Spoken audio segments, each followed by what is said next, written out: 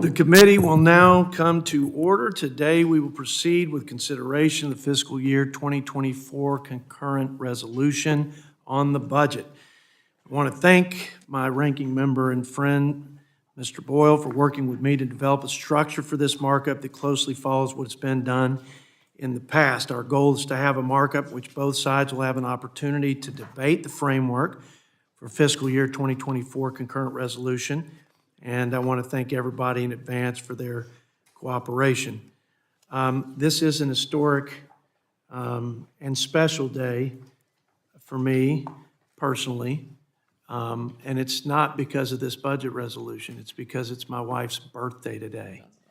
So on 3, if you will just give me a little bit of personal indulgence, this will probably allow me to run for one more term. Okay? Okay, I know I'm looking at my Democrat colleagues. On 3, happy birthday, Ann, if you would. Ready? 1, 2, 3. Happy birthday, Ann. I love you, babe. Okay. Back to the people. You are a saint. Consistent with the agreement that I have reached with Mr. Brendan Boyle, we expect to complete our work no later than 6 p.m. tonight. I think we'll get done sooner. Without objection, the ranking member, Mr. Boyle, we will each have 5 minutes to make opening comments. Majority and minority will then each be allocated 60 minutes for committee members to make opening statements. Members have 7 days to submit additional statements for the record. After opening statements, we will proceed to a 45-minute technical and factual Q&A session with the majority staff on the budget resolution. The document will be considered as read and open for amendment at any point.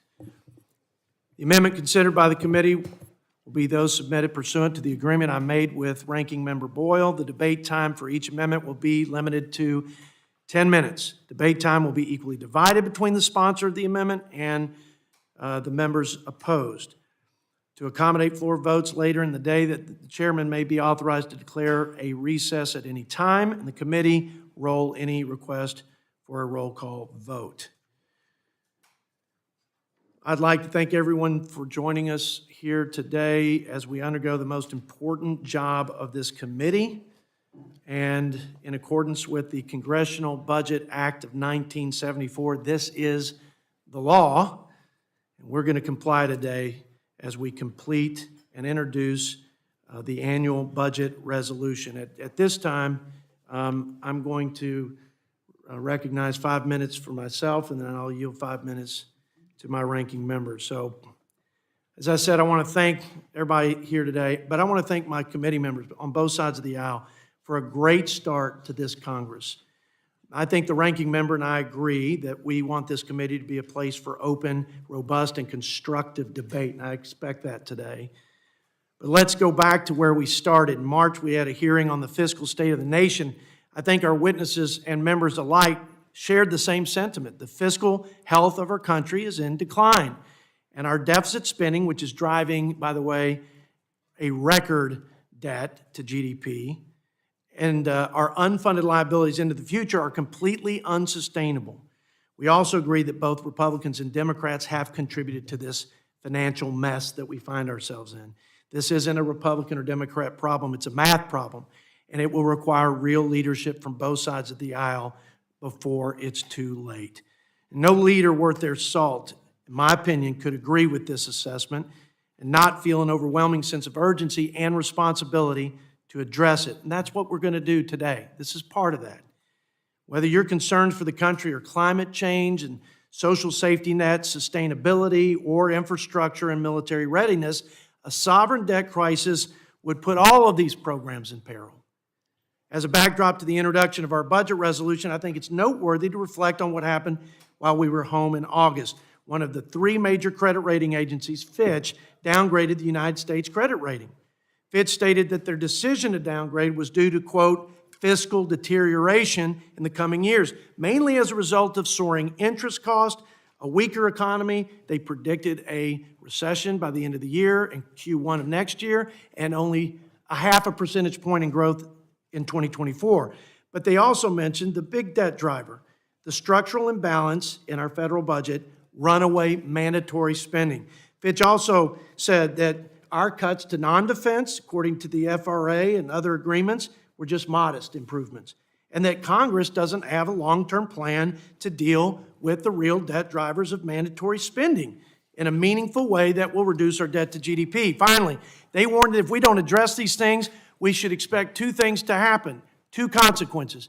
We're going to get further downgraded, or we're going to undermine the dollar as the world's reserve currency. Folks, whether we have a slow economic decline as a result of this massive indebtedness or a sudden economic catastrophe, a sovereign debt crisis will not only jeopardize our economic prosperity, but our security, America's leadership in the world, and worse, our children's future. That's why our founding fathers repeatedly warned about excessive debt. My favorite quote is from our fourth president, James Madison, who said, "A public debt is a public curse." That's part of the title of our budget resolution. That curse, by the way, hangs heavy over our children's heads. It looms large over the horizon of our country.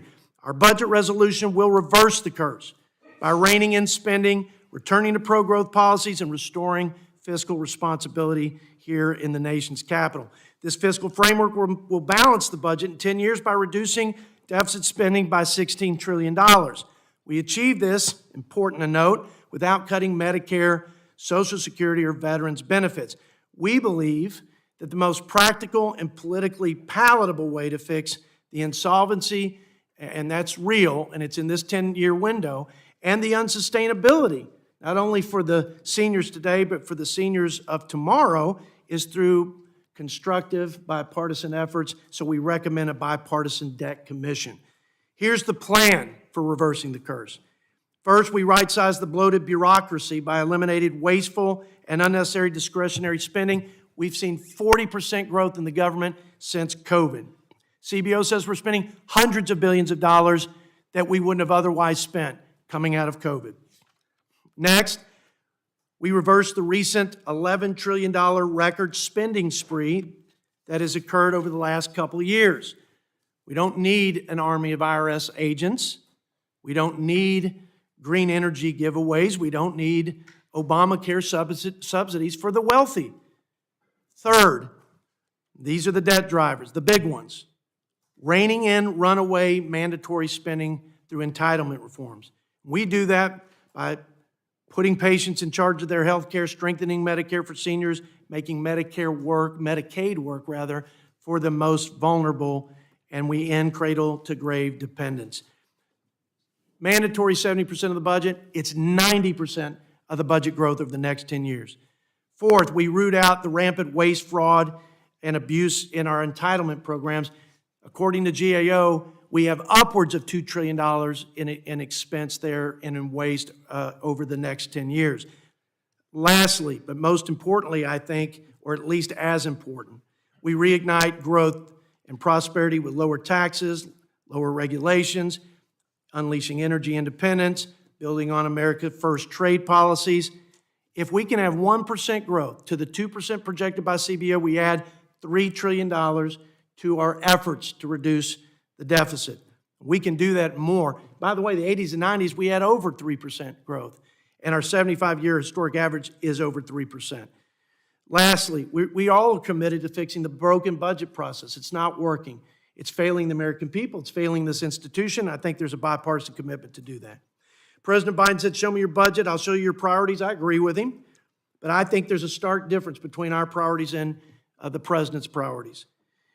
In our priorities, we rein in spending in this budget. We reform entitlements. We return to pro-growth policies. We restore fiscal responsibility by balancing the budget. The president, in his budget, imposes the highest levels of taxing, spending, and borrowing in the history of the country. $90 billion in increased spending in discretionary next year, $2.2 trillion in new mandatory spending and more entitlement programs, $4.7 trillion in new taxes. Instead of balancing, his budget adds $17 trillion to the debt over the next 10 years. Let me close here. Today, we lay out this vision for the future of our country, and I don't think the stakes could be any higher. If we demonstrate collectively, Republicans and Democrats, the extraordinary sense of urgency, persistence, and political courage We will preserve America's leadership in the world and secure the blessings of liberty for our children. But if we don't, we'll be the first of our nation's leaders to leave the next generation with not a better and brighter future, but a worse and weaker country than we inherited. And I know that you feel that's as unacceptable as I do. So let's do it. Let's do it together, and let's do it now. Let's reverse the curse. And with that, I yield to my ranking member, Brendan Boyle. Well, thank you, Mr. Chairman. And before I begin my statement, I will say I recall on our very first day here in January, 9 months ago, we both said almost verbatim the same thing, that we would lead this committee in a way and expect of all of our members that while there might be other committees and other areas where a lot of screaming and invective is hurled around, this committee was for serious work and not for any of the performance art that sometimes goes around here. And I will say, while we will disagree vigorously today on substance, 9 months later, I think that we've kept that pledge, and let's make sure we continue to keep it here today. Now, 10 days. 10 days and a little under 14 hours from now, this government will shut down completely unnecessarily. Back in June, something happened that many critics thought could not happen, and that is a truly bipartisan budget agreement was reached. It raised the debt ceiling for approximately a year and a half. In addition, it set what the funding would be, both discretionary, non-defense discretionary, as well as defense, for the next year. And when I say bipartisan, sometimes, that word is thrown around and it means all of your side and one person on the other side voted for it. I don't mean that kind of bipartisanship. I mean genuine bipartisanship. 80% of House Democrats joined 67% of House Republicans to vote for that piece of legislation, myself included. There were things in that bill I did not agree with, spending priorities that I had that were not reflected in that bill, but I recognized that it was a compromise, as did 80% of my Democratic colleagues and a strong majority of my Republican colleagues. Passed the Senate by an also incredible bipartisan vote, and was signed into law by the president. So why are we here? We are here because Speaker McCarthy has decided to renege on that piece of legislation that passed in June and was signed into law. And by the way, what ultimately funds the government, whether it's in the next 10 days or we have to go through a government shutdown, I will offer you this prediction. It will look largely like that piece of legislation that passed the House and passed the Senate back in June and was signed by the president. So all of this on the Republican side, seeing a rule, again, not pass on the House floor, which hadn't happened in 20 years till this year, seeing intra-party sniping on the other side, all of it is completely unnecessary. And I want people to understand, because I'm not sure everyone around here does, a government shutdown has real-life ramifications. A shutdown actually shaves off documented percentage points. About a rule of thumb is 0.1% every month from our GDP. That's jobs. That's tax revenue. That's money that goes to programs that people rely on. The last 3 government shutdowns cost American taxpayers 56,500 years in lost productivity from our federal workforce being furloughed. Contrary to popular belief, a government shutdown actually costs us money. It doesn't save a dime, it costs us more money. It is the height of fiscal irresponsibility. So, I just go back to when I was growing up, I learned that once you make an agreement, you don't renege on it. You stick with it. We reached an honorable, fair agreement that passed by an overwhelming number despite all of the critics saying it was impossible. It is time for us to get back to that agreement. It is time for all of us to honor our commitments and make sure that this country does not enforce a government shutdown on the American people. Because I say this, the history of the last 3 decades has been clear. The party that forces a government shutdown loses the next election and loses it badly. With that, I'll yield back. I thank the ranking member, and the majority is going to now have 60 minutes for members to make their opening statements. I'll manage that time, then yield your 1 hour allotted time. So we'll start with yielding 3 minutes to my fellow Texan, Dr. Michael Burgess, again for 3 minutes for your opening statement, sir.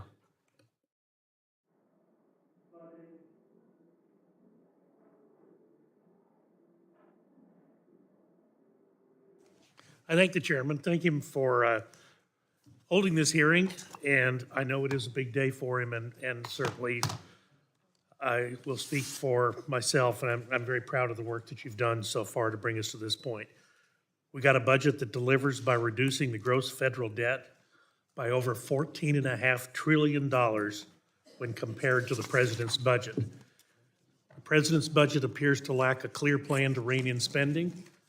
The majority has delivered a resolution that would reduce the deficits by $16.3 trillion and balance our budget over the next decade without reducing Medicare, Social Security, or veterans benefits. It's clear the president's gone too far. We can correct our course if we want to ensure that our children and grandchildren benefit from these programs. While still seeing the $400 billion in savings over 10 years, this Republican budget protects Medicare benefits and lowers out-of-pocket costs for seniors by supporting smart, site-neutral policies, improving uncompensated care payments, and streamlining graduate medical education. The budget does not cut Medicare benefits for America's seniors. As my friends on the other side of the aisle are so quick to allege, this budget actually strengthens Medicare. If we want to look at someone who has cut Medicare, all I got to do is look out my office window in the Rayburn building and see the Department of Health and Human Services. Joe Biden and his administration have refused to prioritize this nation's physicians and the patients that they care for them. Thanks to a Republican majority in Congress, Medicare Part D that was passed in 2003 and enacted in 2006, and we now know that Medicare spending per beneficiary from 2010 to 2019 has not cost as much as what was expected for the past decade. That is according to the CBO. Knowing that transformational laws like Medicare Part D take years to have an effect, I believe this ounce of preventive care in 2003 has yielded more than a pound of cure today. This, to me, proves the case for preventive personalized medicine and should only encourage us to continue this trend. This budget not only strengthens Medicare, but strengthens our doctor-patient relationships. Every American deserves access to affordable, personalized care. We are empowering patients to make informed decisions that best fit the needs of themselves and their families. This budget also supports the doctor within the doctor-patient relationship by supporting policies that really we've been looking at for years, including repealing the ban on physician-owned hospitals to decrease physician burden and bolster physician workforce. This Republican budget also ensures that Medicaid works for the most vulnerable Americans. Currently, the federal government reimburses at a 90% rate for adult expansion populations while reimbursing at a lower amount for the legacy populations, this very safety net program that Medicaid was intended. Most concerning evidence suggests that Obama Medicaid expansion adults are crowding out healthcare services for our nation's most vulnerable. In this resolution, we are ending the special treatment for able-bodied working adults that was enacted in the Affordable Care Act. For Medicaid, this budget follows the example of former President Bill Clinton and his Democrat supporters who championed Medicaid work requirements. There's no reason that this should not continue to be a bipartisan issue today. Thank you, Mr. Chairman. I'll yield back. I thank the gentleman from Texas and yield to Buddy Carter from the great state of Georgia for 3 minutes for his opening statement. Thank you, Mr. Chairman, and thank you for convening this today. Today, we meet to mark up and pass a budget that is desperately needed. This week, our national debt hit $33 trillion for the first time ever. And it comes only 3 months after we crossed the $32 trillion mark in June. Plain and simple, that is absurd. It's unsustainable, and as our chairman has said, it is a curse. This is a curse that is robbing our children of the American dream. With $33 trillion of debt and climbing, our debt is 123% of our GDP. Under the Biden administration's current budget plans, our interest payments grow from an already staggering $661 billion this fiscal year to an otherworldly $1.3 trillion in 10 years. $1.3 trillion in interest. That's more than we spent on any single line item last year. Not too long ago, that was our entire discretionary budget. No matter what side of the aisle you're on, you can see that we are headed for disaster. I refuse to pass that along to future generations. As the father of 3 sons, the grandfather of 6 grandchildren, and 1 on the way, I refuse to do that. I'm proud to have worked with Chairman Arrington and my fellow committee members to bring forth a budget that reverses course. This budget before us will reduce the deficit by over $16 trillion over the next decade. It reduces our federal debt by $14.6 trillion, and it cuts interest costs by almost $3 trillion over 10 years compared to the president's budget. Importantly, it fulfills the House Republicans' commitment to America by balancing the budget by fiscal year 2033 with a surplus in the same year. Compare that to the budget President Biden submitted earlier this year. He proposes an eye-popping $82 trillion in spending over the next decade. With inflation driving up the cost of everything from gasoline to groceries, the federal government cannot continue to spend money and put the burden of this debt onto our children and grandchildren. I feel it is important to end all of this by countering some of the narratives we will inevitably hear from my friends across the aisle. We are able to achieve all these savings without touching Social Security and Medicare, cutting funding for our veterans, hamstringing our national security, and standing up for the American farmer. There are many policy issues that I haven't even addressed, and I know we were over the course of this markup from pro-growth, pro-freedom policies to reining in out-of-control healthcare and welfare bureaucrats. But from the outset of this hearing, I want to make it clear that our fiscal situation is dire, and I applaud the chairman for crafting a viable path to sanity. This committee has produced a roadmap for the American government to be fiscally solvent within a decade and keep our promises to our constituents. I applaud Chairman Arrington and all the staff that have worked on this proposal. Thank you, Mr. Chairman, and I yield back. I thank the gentleman from Georgia for his comments and yield now 3 minutes to General Bergman, president of the greatest class that ever graced the halls of Congress, the 115th, from Michigan. Thanks, Mr. Chairman. The current fiscal state of our nation is unsustainable. We know that, but it's not unfixable. By reducing federal spending and promoting economic growth, we can and will put our nation on a path to balancing our budget and bringing down the national debt. Cutting bureaucracy. Our budget begins to right-size the federal bureaucracy. You can interpret that as meaning reduce, and reins in wasteful spending on budgetary gimmicks and woke Biden administration priorities without negatively impacting our national security or our commitment to veterans. By canceling irrelevant programs and cutting bloated spending, we can begin to make necessary investments to protect our nation, our borders, and our people. Let's talk about reclaiming improper payments. Per GAO, the federal government spent at least $247 billion, that's with a B, on improper payments in 2022 alone. And over the past 10 years, the federal government has spent $1.96 trillion on improper payments. The upcoming budget window projects improper payments to exceed $2 trillion. Our budget reduces improper payments by half, saving $1 trillion. So let's get to the bottom line. We are long overdue to begin reversing this self-inflicted curse. And with that, I yield back.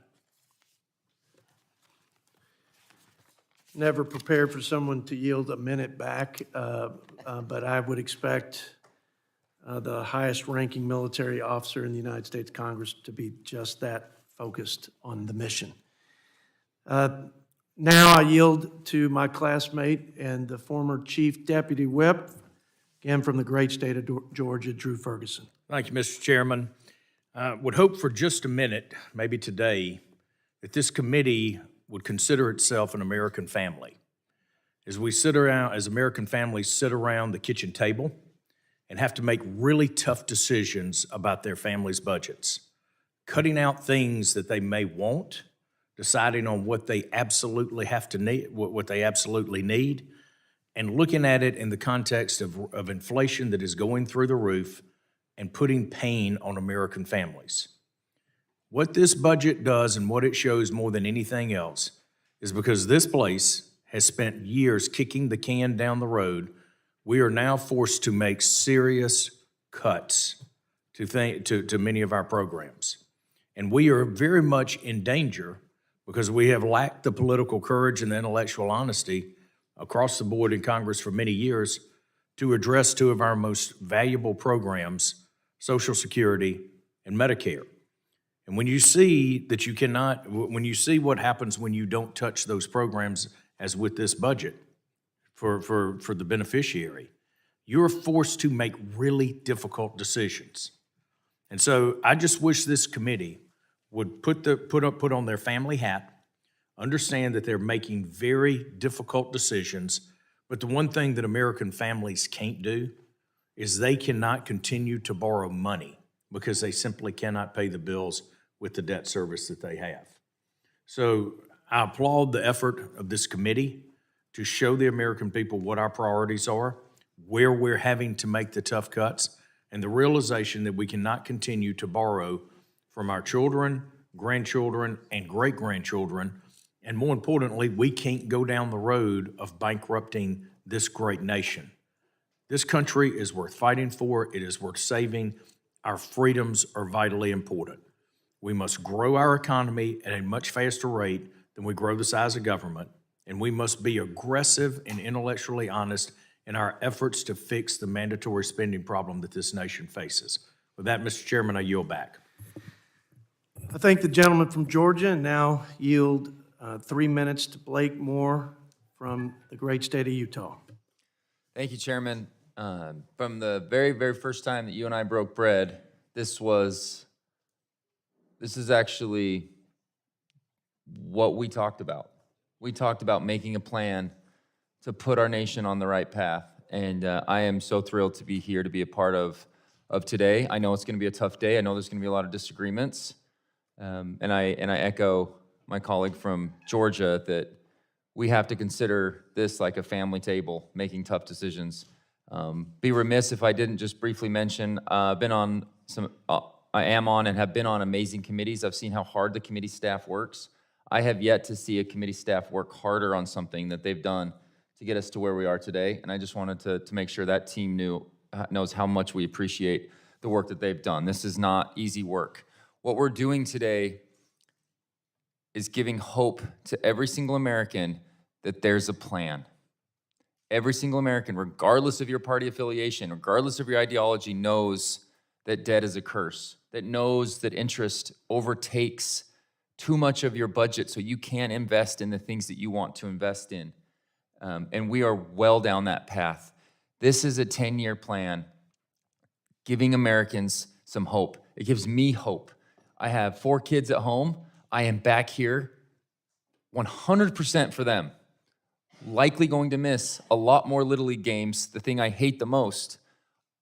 And it is all to do this important work so we can put our country on a plan that gets us back into that semblance of reality where we can even discuss a balanced budget.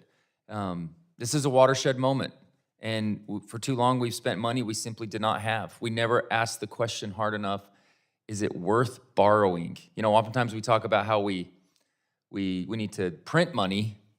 You know, we need to put it in the frame of, is this worth borrowing and putting that burden on the backs of our children? The concept of in 30 years for there to be $100 $120 trillion of debt is just, it's artificial to people. They can't even fathom it. And we've gotten to that point. We need to act now in order to reverse this curse. We're going to have to make difficult decisions. These obligations will force us to make these difficult decisions. And there's tough decisions today. But I am thrilled to be able to say that we have looked at every angle of our budget, every angle of what we're doing going forward, and we have protected the most important aspects of our budget, the people that we need to be serving. Things like Social Security and Medicare, making them stronger so they have a stronger future, supporting our defense.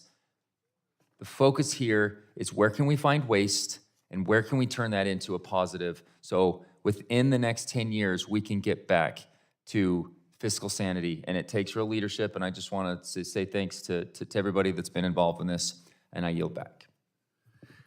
I thank the gentleman from Utah, proud he's serving on this committee, and love his passion, and now yield to my friend and one of the most ardent fiscal hawks, Bob Good, from the mother state of Virginia. Thank you, Mr. Chairman. And I thought I'd hit the button. There we go. Just not close enough. Thank you, Mr. Chairman. And I want to also thank you for the work done by this committee and the staff, the leadership you've shown, Mr. Chairman, in also leading the Republican Party for the pathway forward to get us to fiscal stability as a country. We all know the current spending path for our nation is simply unsustainable. Our national debt's grown to $33 trillion. That's $100,000 per American citizen with 330 million Americans. It's nearly 30% larger than the entire U.S. economy. We haven't had that since World War II. At the same time, Americans continue to feel the strain of the longest sustained period of excessive, reckless borrowing, spending, and deficit growth in American history. And they're being crushed by the resulting inflation and interest rate increases. The Democrats and the Biden administration are clearly not up to the task, but rather seem to be addicted to the out-of-control spending, bureaucratic tyranny, and taxation that has caused Biden inflation to run rampant. And they seem to be oblivious to the harm caused to the American people. But this Congress, this Republican-controlled Budget Committee, is trying to use our majority in the House to chart a path toward righting the fiscal ship. We need effective leadership and a willingness to enact true reforms for this to occur. This budget from Chairman Arrington balances the budget in 10 years and implements many conservative policies to stop the out-of-control spending and start solving the problem for the American people of today and of tomorrow. So we must pass this budget in order to deliver on the commitment the Republican conference and Speaker McCarthy agreed to, resetting spending levels to fiscal 22 and implementing conservative policy reforms. By passing this budget with strict spending levels for the next 10 years, we provide the roadmap for the future Congresses and administrations with the hope and expectation they will be held to the standards set forth in this budget. Passing this budget is a good faith agreement that Congress is committed to balance the budget in 10 years and achieving $16 trillion in deficit reduction over 10 years and implementing the conservative policies that the voters sent us here to accomplish with the Republican majority. The budget includes several of the measures we promised the American people we'd pursue. The REINS Act, which would stop the Biden administration's rulemaking spree that consists of 850 executive actions totaling $1.5 trillion since he took office. It includes the Limit Save Growth spending levels. It includes the Lower Energy Costs Act to restore American energy independence.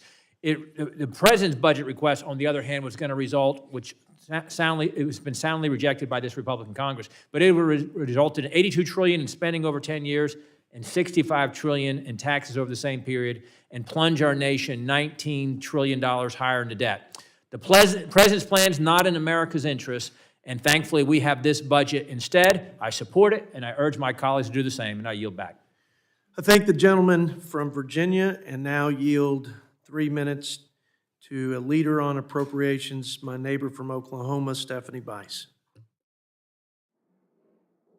Thank you, Mr. Chairman, and I'm going to make this brief. Every minute that goes by during this markup, the national debt raises by nearly $2 million. And currently, the national debt has hit a record $33 trillion. This year, the size of America's economy is projected to be 26.8 trillion. And even with the failures of Bidenomics, America's economy remains the strongest in the world. If the Budget Committee were to vote on the president's budget, gross federal debt would be projected to grow to $51 trillion by 2033. When Americans spend more than they make, they tighten their spending habits. The federal government spending habits should be no exception. This budget will reduce the deficit by supporting pro-growth tax policies, eliminating green subsidies from the president's Green New Deal push, and reduce spending. By 2033, the budget will not only be balanced, but have a surplus of $130 billion. We cannot saddle our children and future generations with a ballooning debt. It is time to restore fiscal responsibility to the budget. I want to take a moment to say thank you to Chairman Arrington and the staff for their hard work over the last weeks and months to put this together. I think it is a wonderful proposal to put forward, and I'm looking forward to the robust debate this afternoon. With that, Mr. Chairman, I yield back. Look at all this time we're getting yielded back. That's well said. In the interest that's been brought up, the interest cost that is clearly running away from us will double, according to CBO, and in the 30-year projection will eclipse the discretionary budget, Social Security, Medicare. It's completely out of control. Thank you, Ms. Bice. And now I will yield to a champion for ag producers in rural America, Ms. Fishbach from the great state of Minnesota. Thank you, Mr. Chair. You know, the spending in D.C., and especially from the Biden administration over the last few years, is hurting families across my district and across the entire nation. Inflation has skyrocketed, while wages have fallen 4.6%, equivalent to more than $5,000 lost in income per worker in just 2.5 years. As the cost of everything continues to rise, families are having to make hard decisions about where to spend their money. And it's time for Congress to do the same. It is time for us to get serious about getting our fiscal house in order for the sake of our constituents that are figuring out how to retire, our constituents that are figuring out how to raise their family, and for the future generations of our constituents. Somehow, despite the ample evidence to the contrary, some of our colleagues still think that we can somehow spend our way out of debt. This is our opportunity, and it is our responsibility to reverse the curse of liberal spending, and this budget gives us the roadmap to do it. As Chairman Arrington said, you can't have responsible budgeting if you don't have a budget.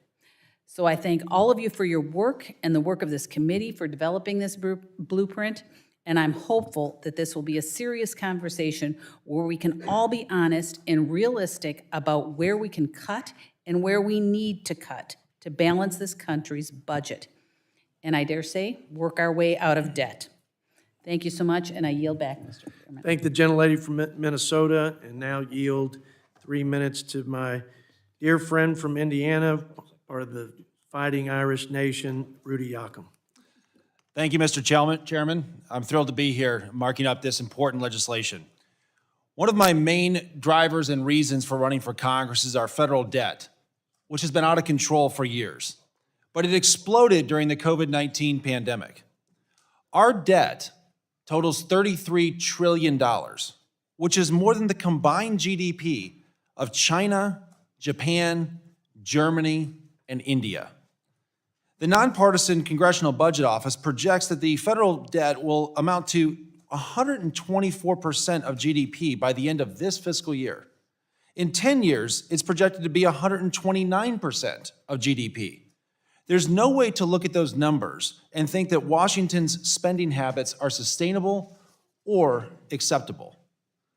In 2022, we paid $475 billion in interest on our debt, and the CBO estimates that our interest will rise to $1.4 trillion over the next decade, meaning that we will be spending more annually on interest payments than on programs like Medicaid or national defense.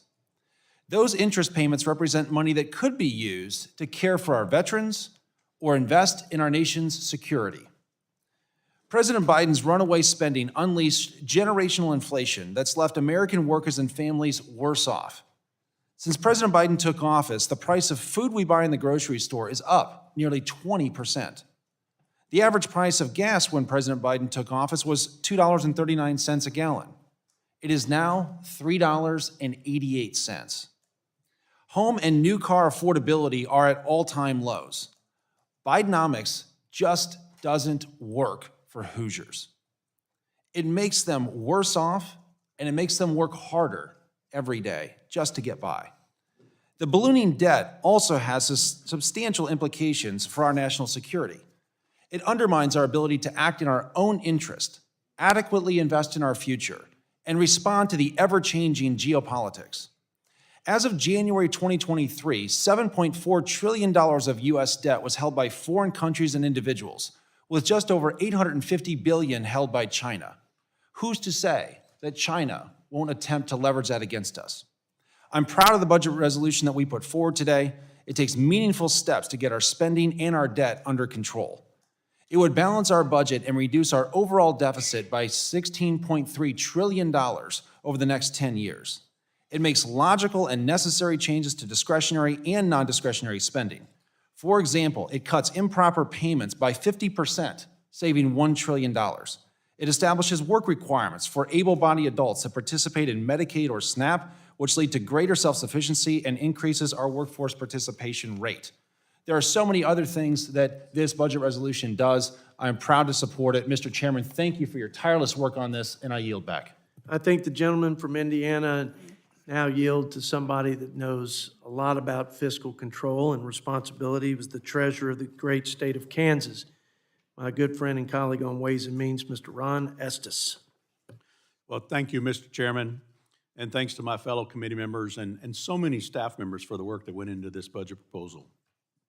Well, I think it's worth pausing to acknowledge what this budget represents.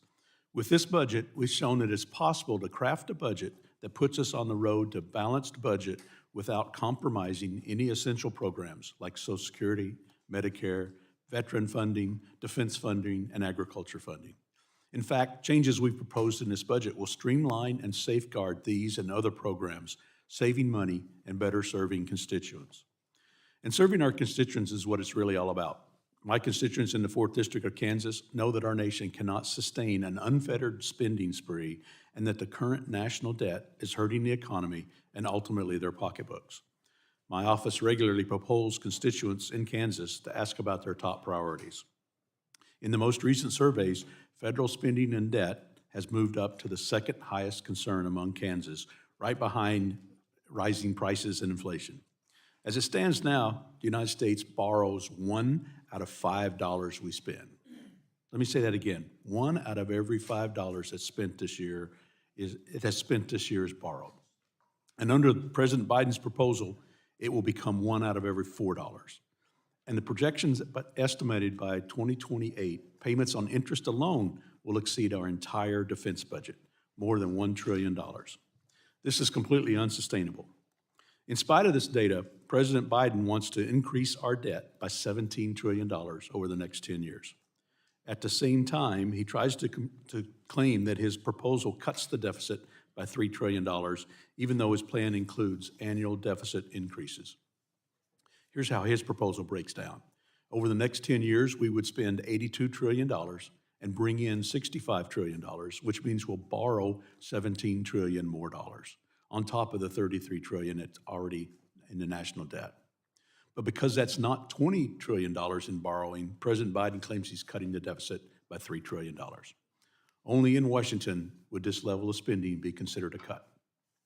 Instead, as our proposed budget does, we need to make real cuts that eliminate waste, abuse, and special handouts, like rescinding $71 billion in funding for 87,000 new IRS agents and repealing $129 billion in green corporate tax breaks. It's important to remember that it took decades of recklessness to get us into this dire debt. So we'll take some time to right the ship. Spending spiked during COVID in what should have been a temporary adjustment to address an immediate challenge, yet my colleagues on the left have made that massive spending their new normal, accelerating our exploding deficit and quickly moved us past the $33 trillion debt limit.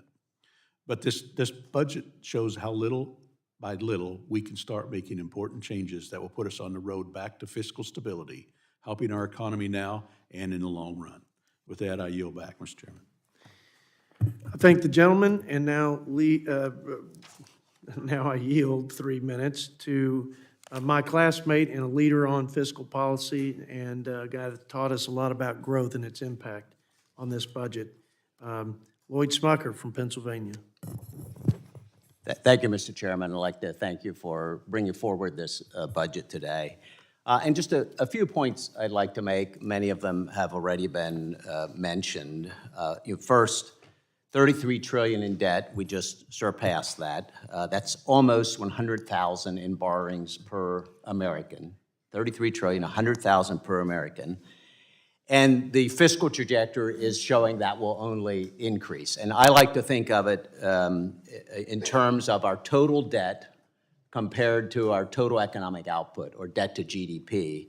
And what I'm talking about is debt held by the public. We're at about 100%. I have a chart that shows the trajectory just for the next 10 years, which is the black line. And if you look at over the next 30 years, that chart would go like this. Debt to GDP is projected to almost double by 2053. We know that will lead to higher interest rates. It'll lead to slower economic growth, reduced economic stability, and it'll squeeze out government services. Not to mention a sovereign debt crisis, which will occur based on history at some point. We don't know when. This budget is a step in the right direction, and that's what this graph shows.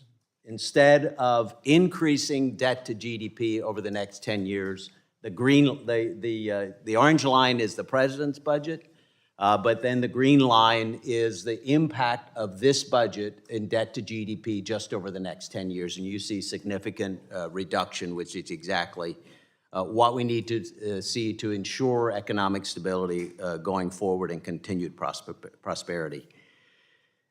Under current policy, we also talk about the mandatory Social Security, Medicare.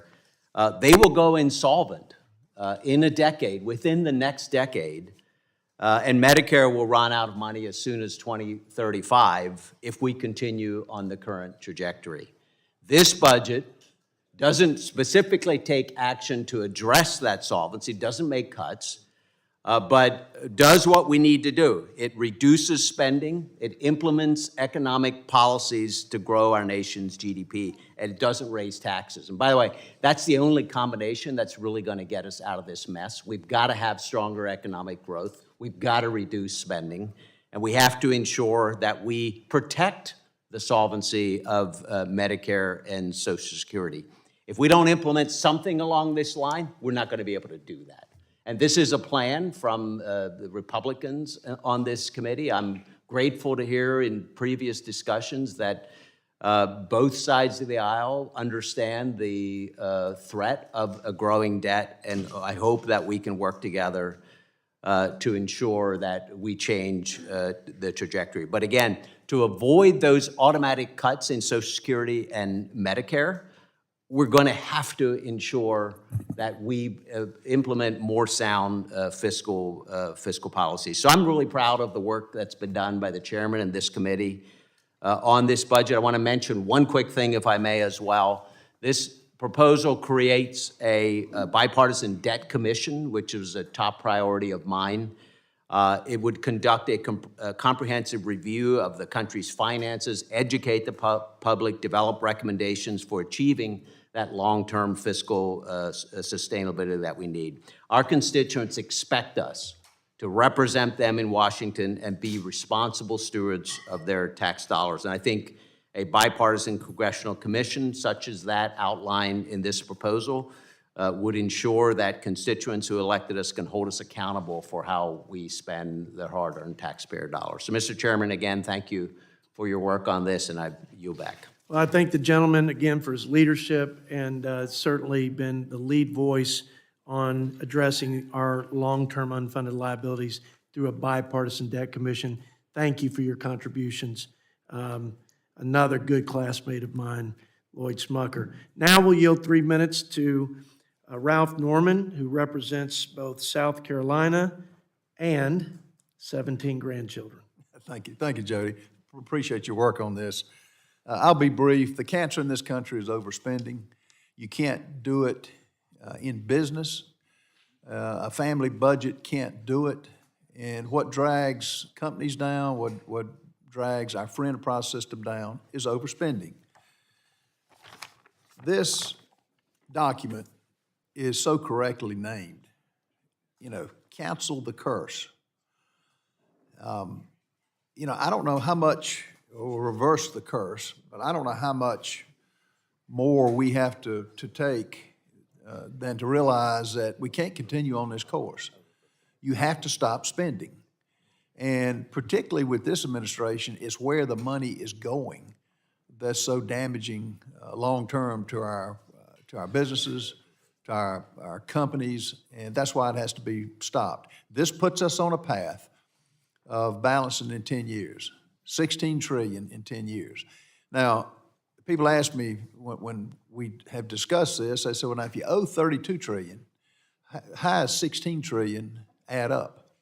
Well, it's very simple. It's a combination of growth in the economy, cutting taxes, and getting this economy back growing, which we haven't had, which will hopefully stop the inflation and will get, again, our country back on track. I don't know what else it's going to take. Our credit's been downgraded. And the 32 trillion, to put it in perspective by another member of Congress, our debt alone is $20,000 per second. Let that sink in, $20,000 per second. Folks, it doesn't take a mathematician to realize that it's not sustainable. So I applaud this committee. I applaud the work that's been done.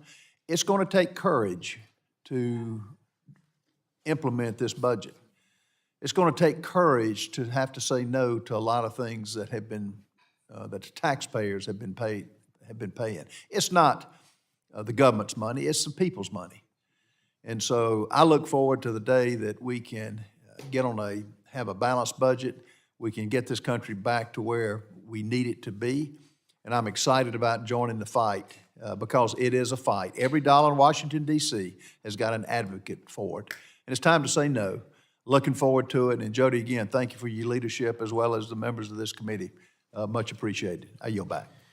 I thank the gentleman from South Carolina. I couldn't agree more. We have to have the public support, and we have to have the political courage. And this document, this blueprint, this fiscal framework will help with both. Bring the American people along and stir in the hearts of our colleagues the courage it's going to take to do it so we can save the country. With that, a guy that I served with as a freshman on this committee was a canary in the coal mine for all this talk about sovereign debt crisis, Mr. Glenn Grothman from the great state of Wisconsin. I yield 3 minutes. Thank you. Well, we've talked a lot about numbers here. I just want to point out a few that should alarm the American public. In the year that's wrapping up September 30th, we're borrowing about 22 cents every dollar we spend. I mean, think about that if in your own personal life, you borrow 22% of which you spend every year. We have reached an agreement on the debt ceiling increase, which is, by the standards of Congress, incredibly frugal. We're going to be cutting discretionary spending about 1%, which is something we haven't seen in many years.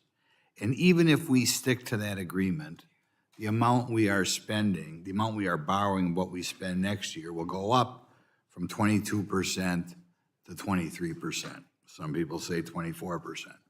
So think about that. We're in a position in which we can cut our spending, and the amount we have to borrow will keep going up, in part because of mandatory spending and in part because increases in interest costs. So that's the crisis we're in.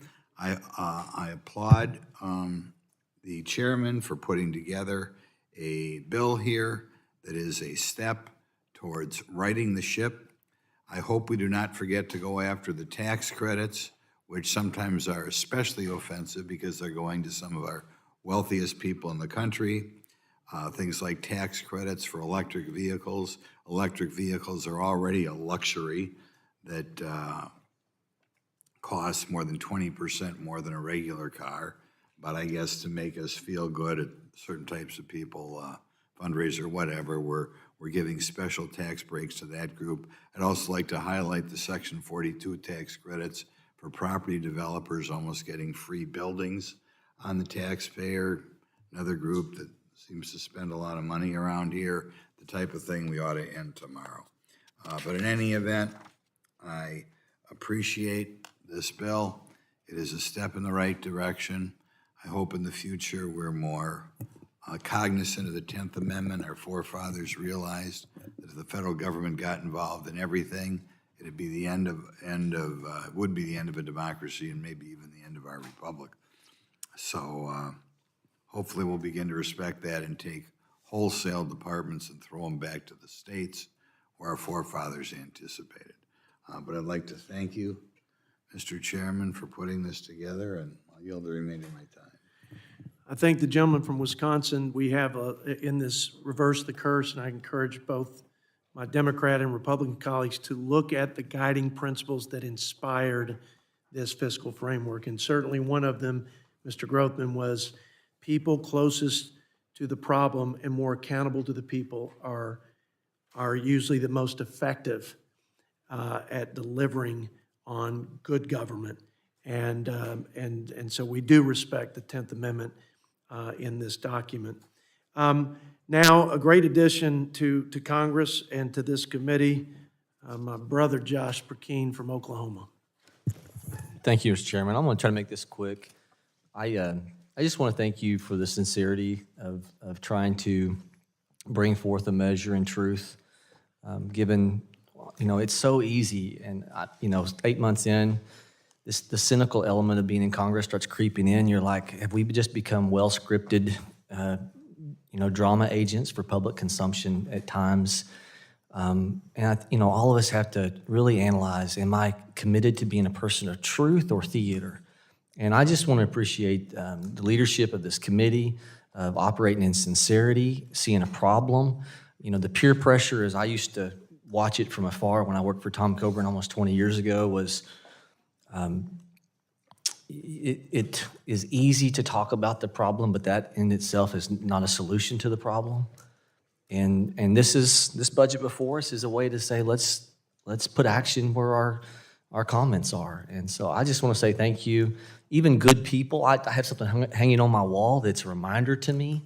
It's a Martin Luther King Jr. quote where it says that cowardice asks the question, is it safe? Vanity asks the question, is it popular? But conscience asks the question, is it right? And I hang that up there as a reminder to me every day. Is this a political calculation moment, or is this a moment of conscience for this decision I'm about to make? And I just want to thank all of us in this room that the peer pressure up here is to be a team player. But I'm thankful for those in this room who operate out of sincerity are saying the peer pressure needs to switch to team player for the next generation. So thank you, Mr. Chairman. Well said, Mr. Burkeen. I've met with a lot of groups that represent a lot of different interests, but I've yet to meet the next generation of American group, or the children and grandchildren of the colleagues I serve with group. And I hope that that's why we call it reverse the curse, because we believe that curse is hanging in the balance, but so is the blessings that we've all inherited of liberty and opportunity. And that is what motivates us every day to just do what's right. And I believe both sides of the aisle on this committee are committed to that, and that makes me proud. Our last member, batting cleanup, who must feel like he landed on Mars because he's a businessman in politics, and business people, just like state governments and local governments, have to balance their budgets, or the lights go out and people's lives are affected on the payroll. Chuck Edwards, take it away. My friend from North Carolina, you got 3 minutes to close us out. All right. Thank you, Mr. Chairman. Chairman Arrington and Ranking Member Boyle and my fellow Budget Committee members, this is a defining moment. Each of our lives and Every civilization's destiny is defined by decisions we make at key moments. It was such that defining moment when George Washington decided on that famous night to cross the Delaware. It was such that defining moment when each of our forefathers signed our Constitution. It was such that defining moment when President Lincoln decided all men and women, regardless of their race, should be free. It was such that defining moment when many of us here decided who would be our life partner. It was such that defining moment when a physician may have placed a child in our arms. Friends, I suggest to you that we're here today at this defining moment.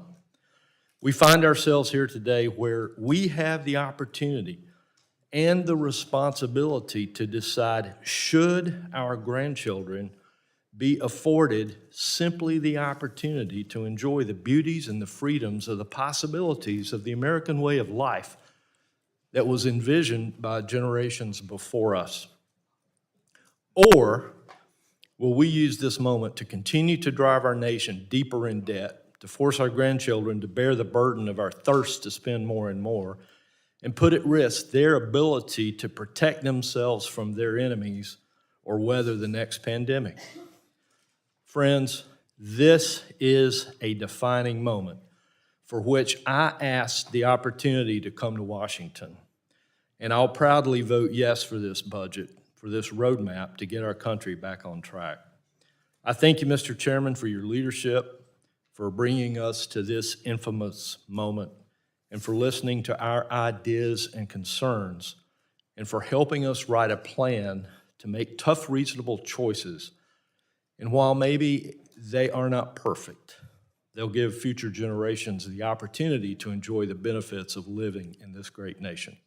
I yield back. I thank the gentleman from North Carolina. We've heard from my Republican colleagues about our commitment to America to rein in spending, restore fiscal accountability to the people, and to reverse the curse for our children and our country's future. Now, we will recognize the ranking member and our colleagues, Democrat colleagues, as he is allowed to yield time for their statements, and it's 60 seconds, and without objection, so ordered. 60 seconds. You only get 60 seconds. I was wondering if you were going to catch that. Sounds like fair and balanced. We want to be I won't equitable continue in on. how we treat our colleagues. Okay, you get 30 seconds. 60 seconds, 60 minutes. All right, and now to correct the record. I will first turn to my friend, the chairman of the Trade Subcommittee on Ways and Means, Mr. Blumenauer. I appreciate the gentleman's courtesy, and it's interesting listening to lofty statements. It's been my privilege to be on the Budget Committee through Republican and Democratic leadership, and have watched efforts to move beyond lofty statements. When Paul Ryan was the lead Republican on the Budget Committee, I joined him in efforts to try and actually make some adjustments dealing with agricultural subsidies. It's easy to talk about things, but it's hard to actually make them work. We have an opportunity on this committee to be able to start us down a path where we're actually going to make a difference. The majority assumes $1 trillion in savings through eliminating waste and fraud. The resolution fails to address a major source of waste and fraud, the federal crop insurance program. And I've raised this before the committee before. We're on track to spend $80 billion on crop insurance this decade. The price tag is only going to increase as climate change makes extreme weather and corresponding crop losses more frequent and intense. Yet there are no virtual guardrails on transparency requirements to ensure these public dollars are going to go to those who need them the most. I had a group of agricultural interests from Oregon yesterday who were lamenting the fact that the crop insurance program doesn't work for them because they have such a diverse agricultural base. The crop insurance subsidies go to only 20% of farmers who can afford to participate in the program. Smaller, more diversified farming operation can't qualify for coverage. And taxpayers just don't subsidize insurance premiums. They also subsidize crop insurance agents and private companies. If you really want to crank down on government spending, maybe you can look at the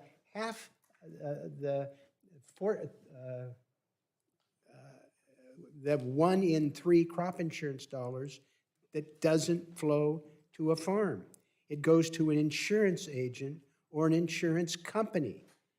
We guarantee crop insurance companies, half of which are foreign, a 14.5% annual rate of return. We guarantee that rate of return for these foreign countries. It's $2 billion a year in underwriting gains alone, profits for insurance companies. There are a few common sense improvements that would save billions of dollars, impact less than 1% of farmers, and protect taxpayers from government waste. This isn't just low-hanging fruit. This is picking the fruit up off the ground. So if we're going to move past rhetoric, and I really appreciate the way that my friend from Oklahoma framed it, here's an opportunity to move past rhetoric. Here's an opportunity to reform a crop insurance program that actually meets the needs of most farmers and ranchers instead of the small minority that can take advantage of it now. Cut back on the obscene guaranteed 14.5% profit. Be able to actually show that we're going to make a difference. I yield back. Perfect, thank you. Mr. Blumenauer, I now yield 4 minutes to my good friend from beautiful California, Mr. Panetta. Thank you. Thank you, Ranking Member Boyle. Let me start off by commending the chairman for offering a budget resolution, which, despite being required by law, unfortunately has not been done in this committee since 2018. I believe that leaders on both sides have shirked this responsibility, but I am glad that the chairman is taking it on, even if it means opening the resolution to criticism. Now, before I get to my criticism of this resolution, let me commend the goal, one of the goals of this resolution, and that's the creation of a bipartisan fiscal commission, which I have called for as a steering member of the Bipartisan Fiscal Forum, led by my friends Representative Peters and Huizenga, but also as a member of the Problem Solvers Caucus. I do believe that the only way we will get our fiscal house in order and have the opportunity to make tough decisions is to create a bipartisan commission who can truly focus on reducing our deficits and restoring solvency of our trust funds. A commission which can give us the opportunity to look not just at spending, but also look at revenues and present to Congress a real plan on which we can actually have a real vote. Now, that being said, of course I have concerns with the details of this resolution, especially the dramatic cuts that deviate from our budget agreement and the rosy assumptions made in order to preserve the tax cuts that largely benefit the wealthiest in our society. I do, and I think many people up here on the dais, wish this would have been a bipartisan effort, and yes, wish it would have been presented much earlier instead of just days before a new fiscal year is set to begin. I'm very concerned with the cuts to our housing programs, wildfire response programs, and agricultural programs. Those will leave our economy weaker and our constituents worse off. I'm worried that these cuts will reduce funding for law enforcement, immigration services, and border security, and I'm very confused by the cuts to IRS funding, which will increase our deficits and make it harder to ensure all pay what they owe. I'm also disappointed that we're not seriously addressing tax revenues in this budget. Right now, the United States is one of the lowest-ranking OECD countries in revenue collection. I know that raising revenue requires tough choices, and we need to work towards tax policies that encourage growth in our communities. But we cannot reduce our deficits to a manageable level just by cutting spending alone. We need to have a serious discussion about where we can responsibly raise revenues. Contrary to the majority's projections, I do not believe that even these dramatic cuts will result in economic growth. We have seen this play out before, following the passage of the TCJA, which failed to deliver the income boost and revenue needed to pay for itself. Although I appreciate that we have a resolution, I'm very disappointed that it's just 10 days before we may be forced to shut down the government. The current majority has failed to pass all but one appropriations bill and cannot even agree to even partisan spending bills. So I urge Speaker McCarthy to work on bipartisan appropriation bills, which can actually pass the House, and a bipartisan continuing resolution, which can actually pass the Senate. I'm hopeful that we can amend this resolution that reflects levels agreed to in the Fiscal Responsibility Act and move forward with a bipartisan product. With that, I yield back. First two speakers on our side have been exactly 4 minutes. So the precision on the Democratic side of the dais is tremendous. And to keep that streak going, I yield the gentleman, an incredibly thoughtful member from Austin, Texas, Mr. Doggett. Thank you so much. Well, Chairman Arrington is absolutely correct that approval of a budget resolution is the most important job of this committee. Indeed, preparation for such a resolution and its adoption is about the only job of this committee. Unfortunately, Republicans have made consideration of today's resolution not their first priority, but their last priority, hurriedly reviewing it today in the waning hours of this fiscal year. Following the overwhelming bipartisan vote approving the McCarthy-Biden agreement called the Bipartisan Fiscal Responsibility Act, this budget resolution today is largely irrelevant. Within only a few days of that vote, back in the spring, Republicans began running away from it in the House and ignoring it, slashing the agreed-upon provisions concerning health, education, environmental enforcement, and approving yet another budget-busting tax cut to benefit the well-connected and the well-heeled. The normal purpose of a budget resolution, guidance to the Appropriation Committee in establishing spending priorities, is no longer relevant since that committee has already begun doing its job of slashing those appropriations and other vital services. Unlike the Senate, where Democrats and Republicans work together in compliance with the Fiscal Responsibility Act, where they've approved some of their appropriation bills already without a budget resolution unanimously. A week from this Sunday, October 1st, we're on schedule for a very dangerous government shutdown that will have ramifications for families across this country, and like the last Republican shutdowns, will cost our economy billions of dollars and jobs. Some ask, well, why can't the Democrats and Republicans just work together to avoid this kind of catastrophe? Well, the answer is we did just that when we overwhelmingly approved the Fiscal Responsibility Act.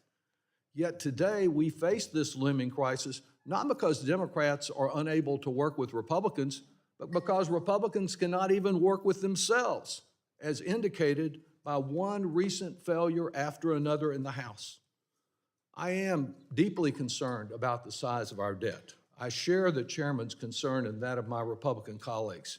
Yet he reads the recent Fitch downgrade very selectively. He omits one very important Fitch rationale for the downgrade, and I quote from that report: "The repeated debt limit political standoffs and last-minute resolutions have eroded confidence in fiscal management." And that kind of erosion of confidence is exactly what's going on at this hour. The focus ought not to be on passing a budget resolution, but convincing the many Republicans who think that a government shutdown is somehow good for our country are just flat wrong, and to adhere to the agreement we approved in the spring. Fitch also makes another very important point that was ignored. It points not only to spending, but to the effect of tax cuts, and I'll have an amendment about that. This resolution promises us only more budget-busting tax breaks. It betrays any interest in true fiscal responsibility and deficit reduction. Their budget is not balanced in any reasonable way. Now, I would say that another reason that this resolution will never make it to the floor is that it is based on fantasy. I would say that it's based on the first law of Disney, that wishing will make it so, but I understand Disney's not too popular with Republicans anymore. But a good example is they're declaring that they found $1 trillion in waste, fraud, and abuse without ever having identified in this committee even $1 billion, and opposing one effort I have made after another to deal with fraud, whether in Medicare or with our defense procurement. I yield back. Well, thank you. I thank the gentleman for correcting the record on the full Fitch's rating statement, which I have right here. He actually read verbatim from the exact line that I was going to read from. And I would point out, literally, the very first thing they cite is the constant drama of debt limit standoffs. That is the one thing that both downgrades have in common. The Standard & Poor's one as well as the Fitch's. So with unanimous consent, I would ask that the full Fitch's statement be submitted to the record. Without objection, so ordered. Thank you, Mr. Chairman. And with that, I yield to the next speaker, someone who in a few short months has really impressed this committee with her strong voice, and that is Ms. Ballant of Vermont. Thank you so much. As my colleagues have mentioned, we're days away from a government shutdown. And in May, our government nearly defaulted on our debt due to a Republican-manufactured crisis. We know this. We struck a deal to avoid catastrophe, and now we're careening towards a costly and painful shutdown because Republicans want to renege on that bipartisan agreement. That's what we're doing here. Senate Republicans, Senate Democrats, House Democrats, and a majority of the House Republicans, including 15 members of this committee, came together to sign on to a negotiated deal to avert a catastrophic government default. So a colleague on the other side of the aisle recently talked about the importance of not giving in to political theater. What are we doing here? This is the height of political theater. A deal is a deal. Your word is your bond. In Vermont, we have a lot of agreements decided over a handshake. Thank goodness, here we got the deal in writing. A deal's a deal. Let's move beyond this stunt, this nonsense, this theater, and do the actual work of governing. I'm disgusted that here we are, careening towards a shutdown when my home state is dealing with a catastrophic climate emergency that we had this summer. We are still dealing with the effect of flooding, landslides, mudslides, and my home state's capital, Montpelier, lost nearly every single small business in its downtown. Its sister city, just a few miles down the road, lost 10% of its housing because of this catastrophic flooding. And here we are, debating what? Debating whether our word should be our bond, whether we should stick to an agreement that, as I remind you, 15 members on the other side of the aisle in this committee agreed to. And now it's a backtrack. And Vermonters know that that is more than a stunt. It's a dangerous game that we're playing with people's lives. So if there's a government shutdown, FEMA will be unable to continue delivering disaster relief to my home state. This money is urgently needed to rebuild lives and small businesses. The backbone of Vermont is small businesses. People are reeling. And Vermonters, rightly so, are counting on us to actually do our work and show up for them. Counting on us to put aside these stunts, to fund the government so Americans can get the help that they need and deserve and count on to simply rebuild their lives. So families in my home state can put a roof over their heads and put a new furnace in because winter is coming. This budget resolution is just another way to kick working people to the curb. It goes after people on the margins, folks who are looking to come back from the pandemic, from climate disasters, from economic challenges. The federal government should be rushing to their aid and not sitting here in this farce of a hearing. We need to be showing up for Americans who need it the most. Working families in rural America are counting on us to give them the resources they need to get through this difficult time. I yield back. Thank you, Ms. Pallant. And now yield 4 minutes to the gentleman from the other Commonwealth, the Commonwealth of Virginia, the ranking member of the Ed and Labor Committee, Mr. Scott. Thank you, Mr. Chairman. Mr. Chairman, this budget resolution comes just days before government spending levels are set to expire and we experience a costly government shutdown. Instead of investing in our future, these draconian cuts will hurt the economy and American families. The resolution backtracks on the agreement with the Fiscal Responsibility Act of 2023 and does not move us closer to funding the government for the coming year. This resolution includes steep cuts to Medicare, Medicaid, education, infrastructure, undercutting the massive and much-needed investment we made in our nation's roads and bridges last year. In addition to these cuts, the budget relies on gimmicks to claim balance. This budget claims $3 trillion in savings from macroeconomic feedback, the claim that cutting programs for families will create economic growth, an idea that has failed time and time again. These assumptions are far outside of what experts and simple arithmetic would predict. Responsible budgeting includes making choices that are in line with our values. In fact, every Democratic president since Kennedy has made these choices, leaving for their Republican successors a better deficit than they started with.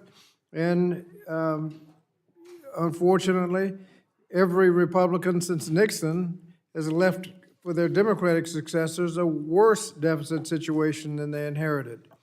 The Democrats under President Biden passed the American Rescue Plan, the infrastructure law, and other legislation which produced more jobs in 2 years than any president has produced in 4, while at the same time making the budget deficit better than the one that he inherited. One thoughtful tax policy was the child tax credit, which reduced child poverty significantly, almost in half. Since it has been expired, we weren't able to continue it. The child poverty rate has crept back up. Instead of building on the successes and investments like the expanded child tax credit, the budget cuts more than $10 trillion in non-defense and entitlement spending on the backs of working families and seniors. This is neither a credible nor responsible plan to reduce our deficit. Thank you, Mr. Chairman. I yield back.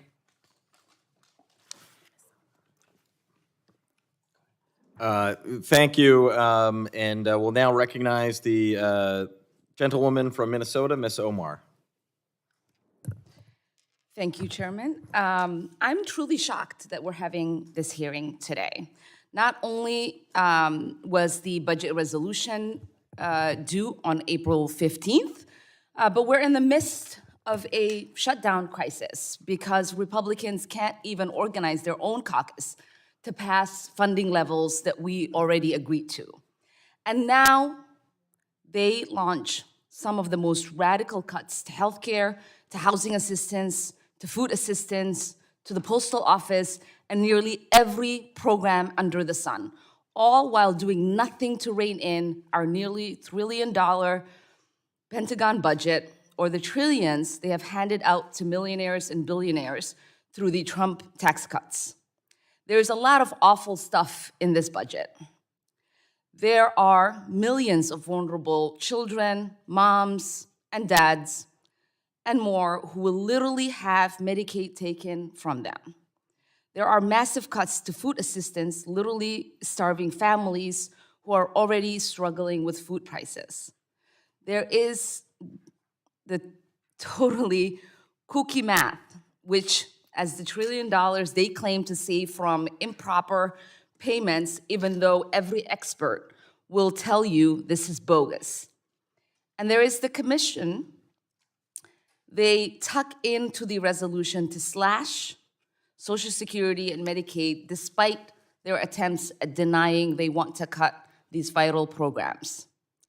But what is most sickening is that they entirely leave in place the Trump and Bush tax cuts to benefit them and their friends, which have cost over $10 trillion and are responsible for almost all of the increasing debt ratio. Permanently extending the Trump tax giveaway would benefit households in the richest 1% more than twice as much as those in the bottom 6% as a share of their income, providing roughly $41,000 tax cut for the top 1% at a cost of around $300 billion per year. This is on top of handouts to millionaires and billionaires already receiving from the permanent provisions of the Trump tax cuts. Oh, and on top of that, they defund enforcement of high-earning tax cheats. In his opening remarks, the chairman even said, "We don't need an army of IRS agents." Well, guess what, Chairman? Increasing tax enforcements would raise over $1 trillion over the next decade, according to the most recent research. So you have to ask, who stands to benefit from all of this? Well, it turns out millionaires look out for one another. It's the Republican members of this committee, at least 9 of whom are millionaires, according to the latest data from Open Secrets. That includes Buddy Carter, who has vocally pushed to slash Medicaid and take away health care from his constituents, who himself is worth $33 million. And it includes Ralph Norman, one of the most extreme advocates for taking away food assistance from working people, who's worth whopping $43 million. In his opening remarks, the chairman said, "There's a difference between the president's priority and ours." He is right. President Biden is worried about taking care of the country. The president is about making sure the economy works for everyone, that kids have enough food to eat, and that millionaires and billionaires pay their fair share. As Humphrey once said, the moral test of government is how it treats those who are in the dawn of life, the children, those who are in the twilight of life, the aged, and those who are in the shadows of life, the sick, the needy, and the handicapped. Clearly, Republican colleagues are failing that test. Thank you, and I yield back. Thank you, and now yield to my friend from Buffalo, New York, Mr. Higgins. Thank you, Ranking Member Brendan Boyle, and for your factual and forceful setting of the record straight. The House Republican 2024 extreme budget cuts $5.4 trillion over 10 years. Medicare, Americans who are 65 and older, disabled Americans, depend on these programs, $400 billion cut. Cut to Social Security services, Medicaid, a $2 trillion cut to health care, education, a $200 billion cut, a $217 billion cut in infrastructure investment, cancer research and medical research, a cut, law enforcement to keep families and neighborhoods safe, a major cut. You know, the whole purpose of an economy is to create a middle class. 50% of Americans, or 165 million Americans, are considered middle class. Why is that important? They pay our taxes, they fight our wars, they teach our children, and they protect our neighborhoods. Bloomberg Analytics said earlier this year that Joe Biden is on his way to becoming the greatest jobs-producing president in the history of America. The federal budget is $6.27 trillion. It's 25% of the U.S. economy. A shutdown forced by Republicans' inability to govern will cost the U.S. economy $6 billion every single week. Under the Biden administration, 13 million jobs have been created, 800,000 manufacturing jobs, 10 million small businesses, startups in the last 2 years. America has seen the strongest growth since the pandemic of any nation in the world. The U.S. dollar is the go-to currency in the world. 35,000 new infrastructure projects have been started. 300,000 new clean energy jobs were created last year. Record low unemployment, income up 3.8% over the last 2 years. 92% of Americans now have health care because of Democratic policies as it relates to the Affordable Care Act. Before the Affordable Care Act, an insurance company could deny you coverage because your kid was stuck with childhood cancer. You can't do that anymore. It's against the law because of Democratic priorities. Any way that you look at it, the way you reduce debt and deficit is to grow the economy.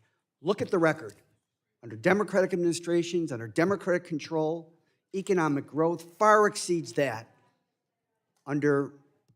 compared to Republican control of the House, Senate, and the administration. You look at the 1990s, we didn't have budgetary deficits, we had budgetary surpluses. Each and every year, the economy grew by 4%.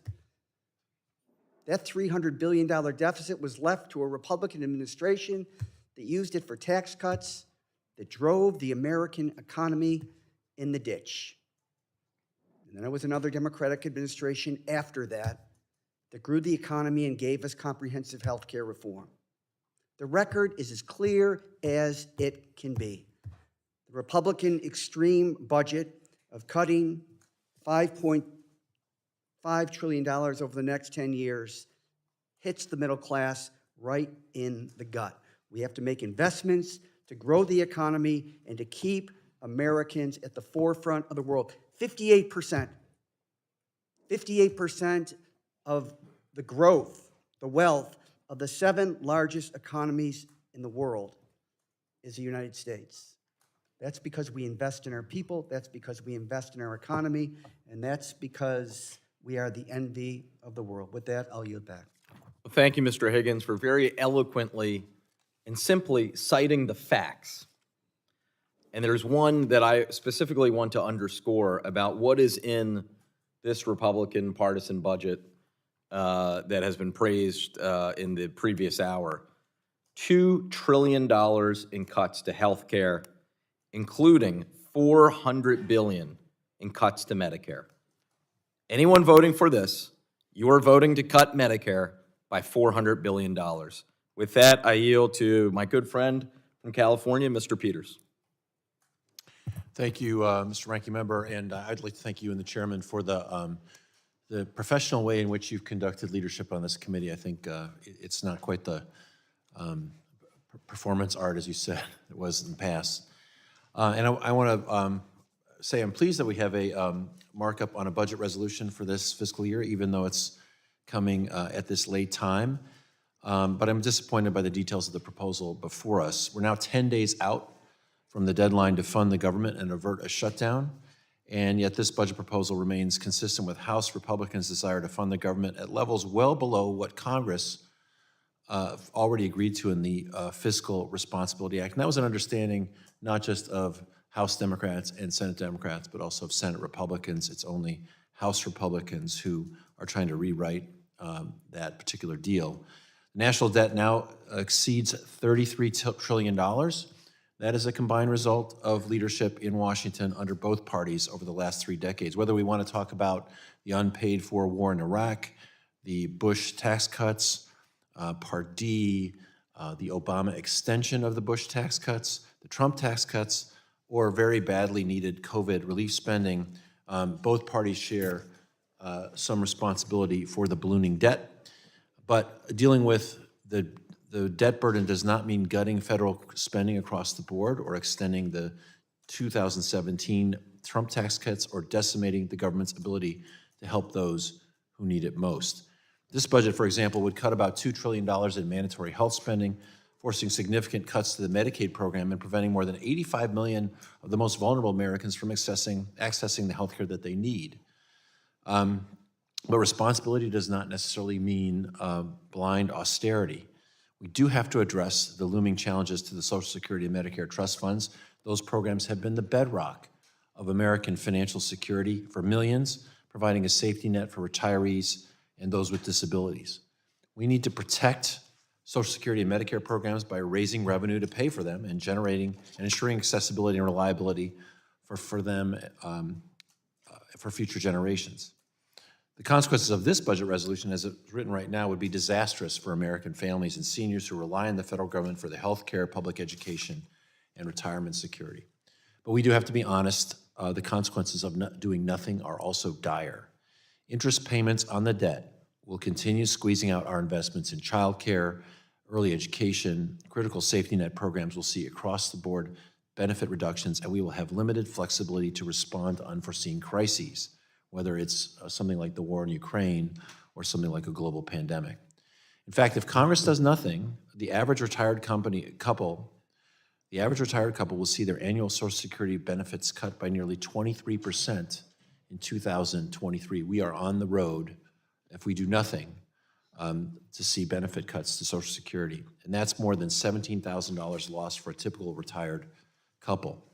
So it's clear we have a serious fiscal problem and some very difficult decisions to make. We have a solemn obligation to our children and grandchildren to pass along a nation that is financially stable, but a serious and durable solution will require buy-in from both parties and the courage to make tough decisions about how we raise revenue and invest in our future. This budget resolution is not the answer, but it's one we may be able to come together around. One we may be able to come together around is the concept of a fiscal commission. If structured and executed properly, a bipartisan commission will help us make significant strides toward fiscal responsibility. And I'd ask Mr. Chairman if Mr. Arrington, I would just ask you as part of my my piece on this, that I hope you'll commit to working with me and my colleagues on a separate bipartisan comprehensive fiscal commission so we can improve our tax code, shore up Medicare and Social Security, and strengthen America's long-term fiscal solution. I know that that's what's in your heart and that's your goal for America, and I think together we can make some progress on that. And I ask you if that's something you'd be willing to do with us. Let me yield 30 seconds to the chair so we can respond to Mr. Peters' question. Mr. Peters and I started a bipartisan caucus to address process reform problems. There are many. There's consensus out there. I couldn't agree more with you, Mr. Peters. This is something we've got to do. They're the two big drivers, and this is the right mechanism doing it. You have my total support on that. Let's get it done. Let's work both sides, not only of the aisle, but both chambers, and let's get it done. Thanks for your leadership on that. Thank you very much, and I yield back, Mr. Rankin. Thank you. We'll now yield 4 minutes to Mr. Espaillat, my friend from New York. Thank you, Mr. Boyle. Thank you, Mr. Chairman. So we're facing an impending shutdown, and we're here discussing this bill that may not have the votes on the floor as it was manifested yesterday, the difficulties of getting a majority of the votes to pass legislation on the floor. And it certainly won't have any traction or movement in the Senate. And though those in the other side of the aisle insist that they are the party that knows how to drive economic development and the party of fiscal austerity, we are facing, if we go through the shutdown, work furloughs, we'll see a stalled economy, and a drastic delay in crucial services. And this is just about 2 weeks away. So here we are discussing a bill, although there was a handshake, an agreement between the Speaker and the President of the United States, intended to avert, at that time, a major economic meltdown, not just in our nation, but in the world. Meanwhile, the bill that we are discussing here today further reneges on a bipartisan budget agreement that was reached, as I said, earlier this year. And it demands additional cuts. And my colleague from Buffalo itemized these cuts, and it's death by 1,000 cuts. And despite the promises that Medicare will be protected, and we heard how everybody complained that it was a farce, that Medicare and Social Security will be protected. Well, guess what? This budget disincentivizes providers from seeing underserved communities, making accessing care harder for nearly 3.8 million New Yorkers in my state of New York who use Medicare. The bill also cuts SNAP, Supplemental Nutrition Assistance Program, and TANF, the Temporary Assistance for Needy Families Program. So we're trying to say that this may incentivize people to go to work. I think it will make people go hungry, Mr. Chairman. And so this is, again, another attempt that will hurt the neediest among us. The only people that this bill helps are wealthy people. And Americans should be offended that we are debating this instead of coming up with real solutions to drive economic development and support the average American. Again, Mr. Speaker, Mr. Chairman, this is an exercise in futility. We don't know if the votes are there, and certainly it will not move in the Senate. And yet, we're facing an impending shutdown. We should be working to prevent the shutdown at any cost. It will hurt federal workers. It will hurt communities across the country. Everyone will feel the pinch. No one will be spared. And it will be in our hands if we're not able to avert that. This is a total waste of time, and I yield back.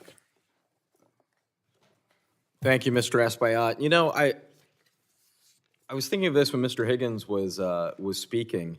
I'm reminded of something that I apologize. You've heard me say before, but it's sincerely true. You can always tell when there's a Democrat in the White House, because that's when Republicans rediscover the debt issue. There's a Republican in the White House, you don't hear a peep about deficit and debt. But oh boy, this is suddenly a hot topic whenever there's a Democrat in the White House. Let's remember the record of the last two terms. One Republican in the White House and one Democrat, a term each. Under that Republican president, more added to the national debt than any previous presidential term. While his successor, Democratic President Joe Biden, more jobs added in one term in office than any other previous term in history. What a contrast between the two. So, as Mr. Peters and Mr. Espaillat then went on to point out, when you have the unpaid for tax cuts, a couple wars put on our credit card, it is estimated that that is more than, in fact, one of our witnesses sitting right there a few months ago, one of our hearings, used the figure of approximately $10 trillion of our national debt is right there. 3 rounds of unpaid for tax cuts and 2 wars that were never paid for. So no one on this side of the aisle, and certainly none of us are perfect. Both parties have made their share of mistakes, but let's just be clear.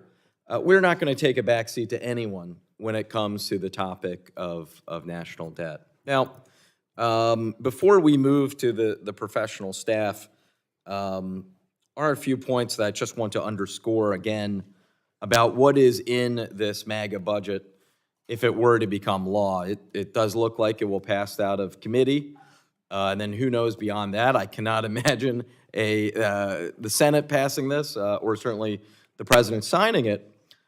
But it is significant that if a congressional committee passing a budget that does this, $400 billion in cuts to Medicare, $2 trillion cuts overall to health care, including drastic cuts to Medicaid, which, by the way, a point about Medicaid, because I know that in the last 9 months, there are some on the right and the far right to have developed an enthusiasm for going after Medicaid, thinking that it just helps the poorest of the poor.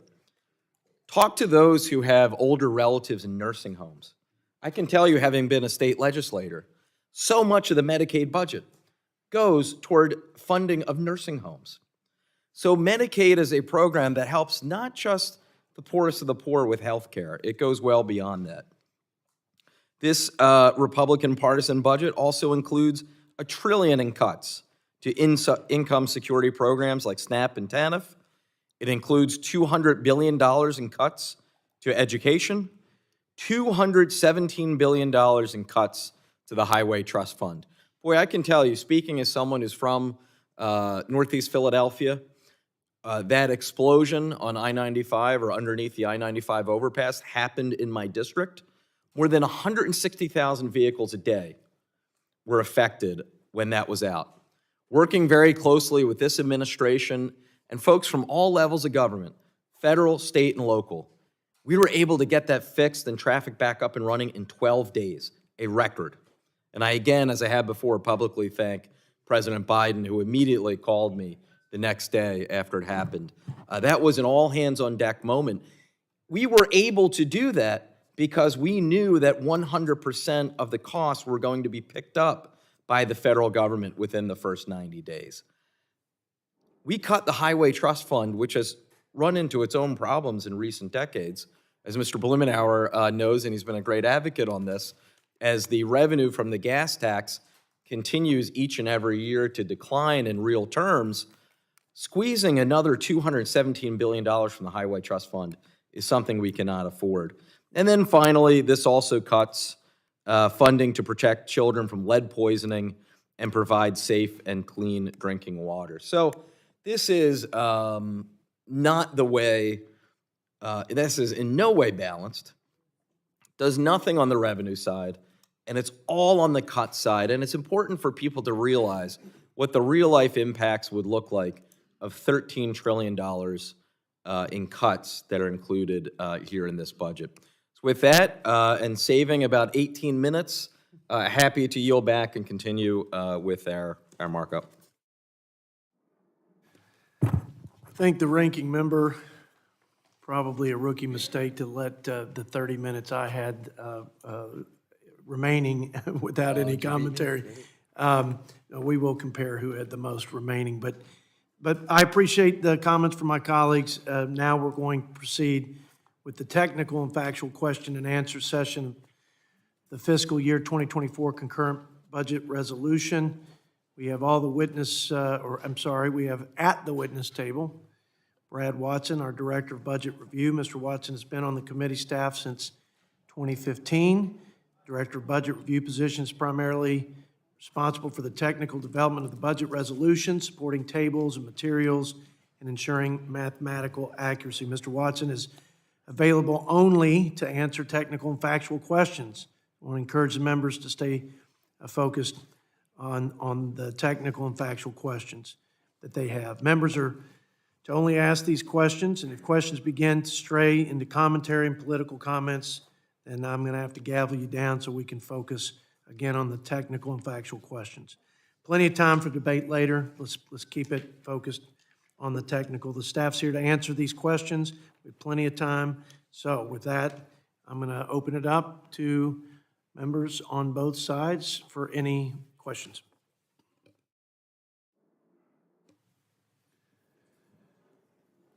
Oh, okay. Sorry, I thought my understanding was staff would do a walkthrough. I'm thinking of our Ways and Means experience. Is that not the case? We're going straight to questions? We are going to go straight to questions. Okay, all right. With that, well, thank you, Mr. Watson. Let me take this opportunity to just say I completely agree with the chair. I recognize that you are not in the position of an elected official, so we'll not harangue you as I'm making these points. But I do want to take this opportunity to sincerely thank the staff on both the majority and minority sides. I know Jody will fully agree with me in this, that we have excellent, hardworking staff on both sides, so want to say thank you. Now, I'm going to lead this off, and I have a number of questions, and then we'll yield to my colleagues, and then we'll return to the balance of my questions. First, it seems like this is kind of the most logical place to start off. The Congressional Budget Office's May 2023 baseline, the starting point for budgetary levels, is that in this resolution? Budget resolution works off of the May 2023 baseline. Was your question with regard to economic growth? Yeah, I mean, that's where I'm getting to next, but, so I mean, there's obviously not alignment between the nonpartisan CBO numbers and what's in this resolution. Your documents indicate in this resolution, it assumes an average annual economic nominal growth rate of 5.1% over this coming decade. That is higher than the rate assumed by CBO, which is anywhere from 3.7 to 4.9% across the decade. So how do you get such a large jump from what CBO is estimating to the 5.1% you have in here? Yes, sir. As you mentioned, CBO's economic projections, which are based on current law, paint a fairly pessimistic future in terms of U.S. economic performance. You would have the lowest sustained economic growth in American history. Our budget would propose, under a different set of policies than current law, higher economic growth. The best predictor of the potential future performance of the U.S. economy is its past performance. It's averaged 3.1% since World War II, and so the objective of the budget is to achieve 3% economic growth. The specific policy areas to achieve that higher economic growth would include pro-growth tax policies, deregulation, domestic energy production, more labor force work participation, and then finally deficit reduction. A lower debt burden would lead to higher private investment, higher productivity, and that leads to higher growth also. So I have to ask you then, when was the last time the U.S. experienced nominal growth of 5% a year every year for a decade? Yes, sir. In the early 2000s, that was achieved in the first decade of the 21st century, and then also in the last half of the 20th century was achieved in every decade. There'd be other occasions as well. Do you have the corresponding estimates for assumptions based on the CBO figures of what these numbers would look like? Yes, sir. The budget would project a lower interest rate flowing from lower interest rate projections, and that flows from the lower debt burden in the budget. The $16.3 trillion of deficit reduction that we achieve, which reduces the debt to GDP percentage by almost 50 percentage points, would reduce interest rates by 0.7 percentage points. Yeah, sorry, I think you answered a different question. I'm talking about the estimates, if you were to not depart from the nonpartisan CBO figures, do you have the estimates on what these numbers would actually look like if you took their growth rates into account? Oh, yes, sir. The economic projections in our budget from the policies in our budget would lead to $3 trillion of budgetary savings over the 10 years. The macroeconomic feedback that flows from it is $3 trillion over 10 years. So that's the difference between CBO's budgetary baseline and our budget. Sorry, say that. I missed the figure. So say that again. Yes, sir. The difference is $3 trillion. Our savings resulting from the higher economic growth in the budget is $3 trillion over 10 years. I was going to ask about that later. Is that the sort of, I mean, immediately, jumped out on the table is a big round number that just happens to make everything add up. You have it as, quote, the macroeconomic impact on the deficit. Is that what you're referring to, this $3 trillion? Yes, sir. Yes, sir. I hope you're right. All right. Well, I have further questions, but let me yield to some of my colleagues. Again, these are for the technical, the staff walkthrough. I have others, but would like to yield. Mr. Scott, were you looking to recognize? I'd like to follow up on that. usually we budget on arithmetic. This is what's called dynamic scoring. Is that how we get the numbers? Well, I would say that the basis for the 3% economic projection is the historic performance of the U.S. economy, where we have achieved 3.1% economic growth since World War II, and that shows the potential of the U.S. economy under appropriate policies. And what growth do you project in the budget? 3% annual average, sir. Where was the 5%? 5.1, what was that? That's a reference to the nominal GDP rate. The 3% is a reference to the real GDP rate.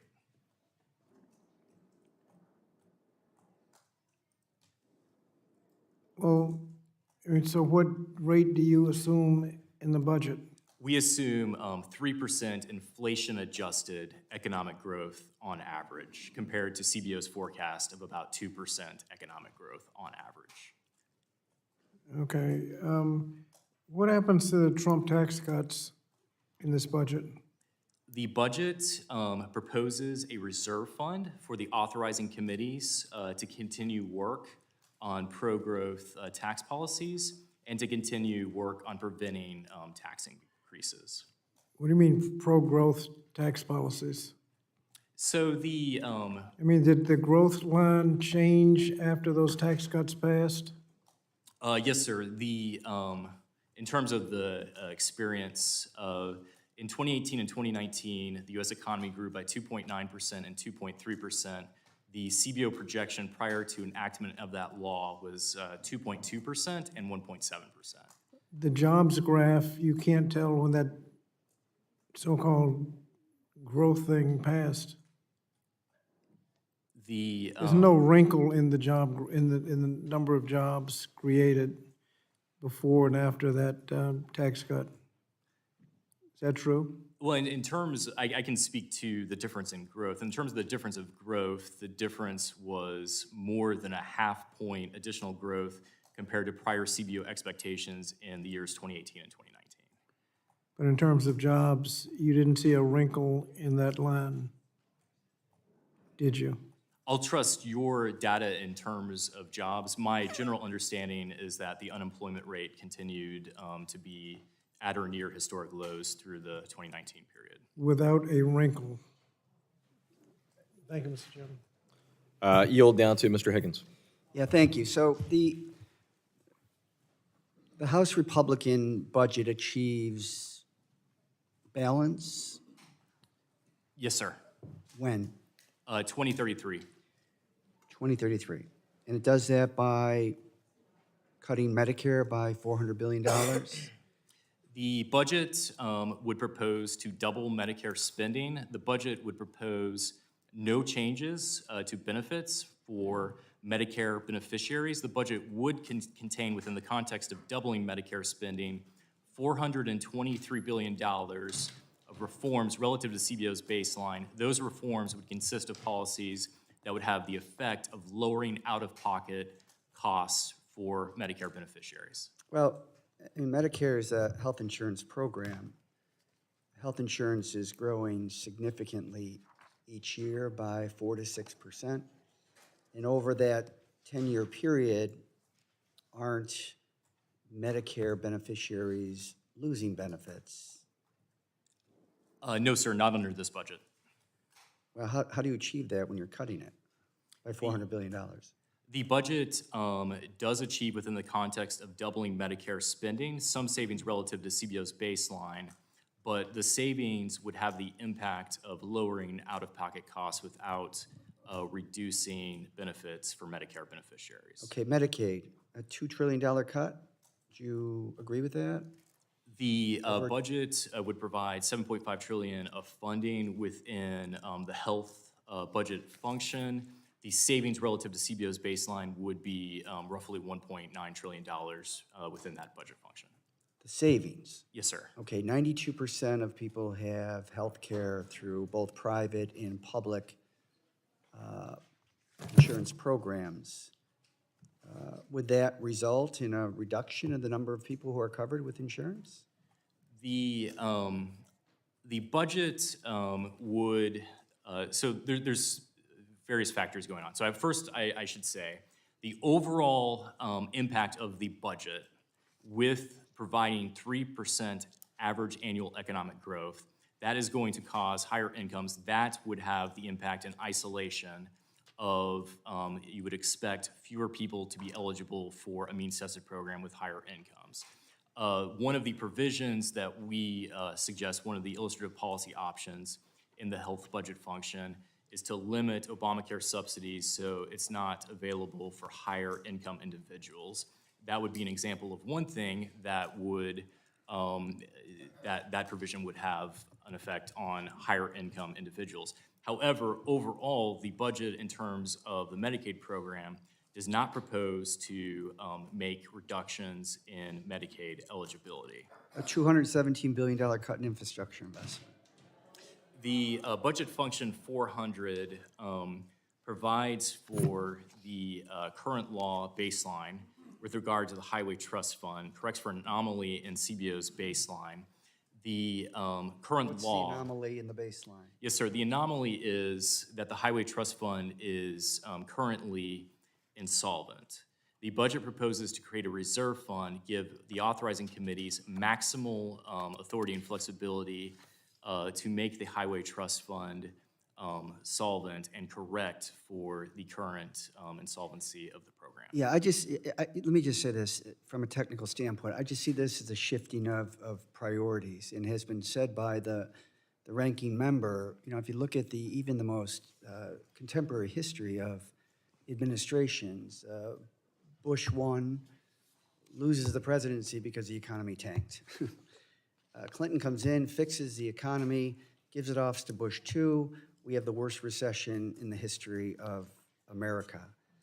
Obama comes in and fixes what Bush 2 broke and creates among the strongest economies and hands it off to another president. There's a trend here, and my concern, back to the technical aspect of this, is the very things that you're talking about will serve to reduce growth over the years, because it pushes the burden on middle-class families. And as I said previously, 50% of Americans, 165 million people, are in the middle class. That's why we believe of growing the economy from the bottom up and the middle out, because of all of the financial responsibilities for the growth of the economy that falls onto the middle class. With that, I'll yield back. Thank you. I want to shift gears to defense. The figure that you have in here is $921 billion, right? I'm sorry, in reference to which policy again, sir? Sorry, this is the budget authority for defense funding 2024. Yes, sir. That would be the number that is reflected in the budget function for 050. 050, correct, yeah. So, and the CBO baseline is 921 as well. But that is actually $35 billion higher than what was agreed to and passed out of the House and the Senate in June. What accounts for that $35 billion more in defense spending? The budget would provide an allocation of the Appropriations Committee of $1.471 trillion. The budget would intend, under the process, to allow the Appropriations Committee to subdivide its allocation between the subcommittees and make funding decisions within the allocation. So I just want to make explicit here what's implicit. The defense spending in CBO's baseline assumes the continuation of emergency funding for Ukraine. And that is, you don't dispute that, right? CBO's baseline does assume that continues, correct? Yeah, CBO's baseline assumes the continuation, as you said, of emergency spending. Our budget would not assume the continuation. Oh, no, excuse me. That wasn't my question, but if you're using exactly the CBO figure, $921 billion, which is $35 billion higher than what passed in June, and that $35 billion is the exact amount of our emergency supplemental for Ukraine, this de facto is assuming the continuation of emergency funding for Ukraine. And by the way, I'm not taking issue with that. I think that's wonderful. I believe that the United States of America leads the transatlantic alliance. I'm proud of the coalition this country has led in terms of standing up to Putin and his war and aggression. And if we don't do it in Ukraine, we will be have to do it elsewhere in Eastern Europe. I just think it might be of some interest to note, because there are 7 members of this committee on the Republican side that voted not too long ago to prohibit all security assistance to Ukraine. So I think it is worth making explicit and pointing out that in voting for this resolution, they will be voting for the continuation of emergency appropriations to Ukraine. Unless you have something to add, I can add, or excuse me, I can switch gears here to revenue assumptions, but if there is another member who wants to be recognized, well, Ms. Omar hasn't gotten in yet, and then I'll recognize Mr. Scott for a second time. Thank you. I just have 2 quick questions. You indicate no changes to revenue in the material. However, you indicate a large reserve fund for tax policy. Is your pro-growth tax fund deficit neutral? Yes. Okay.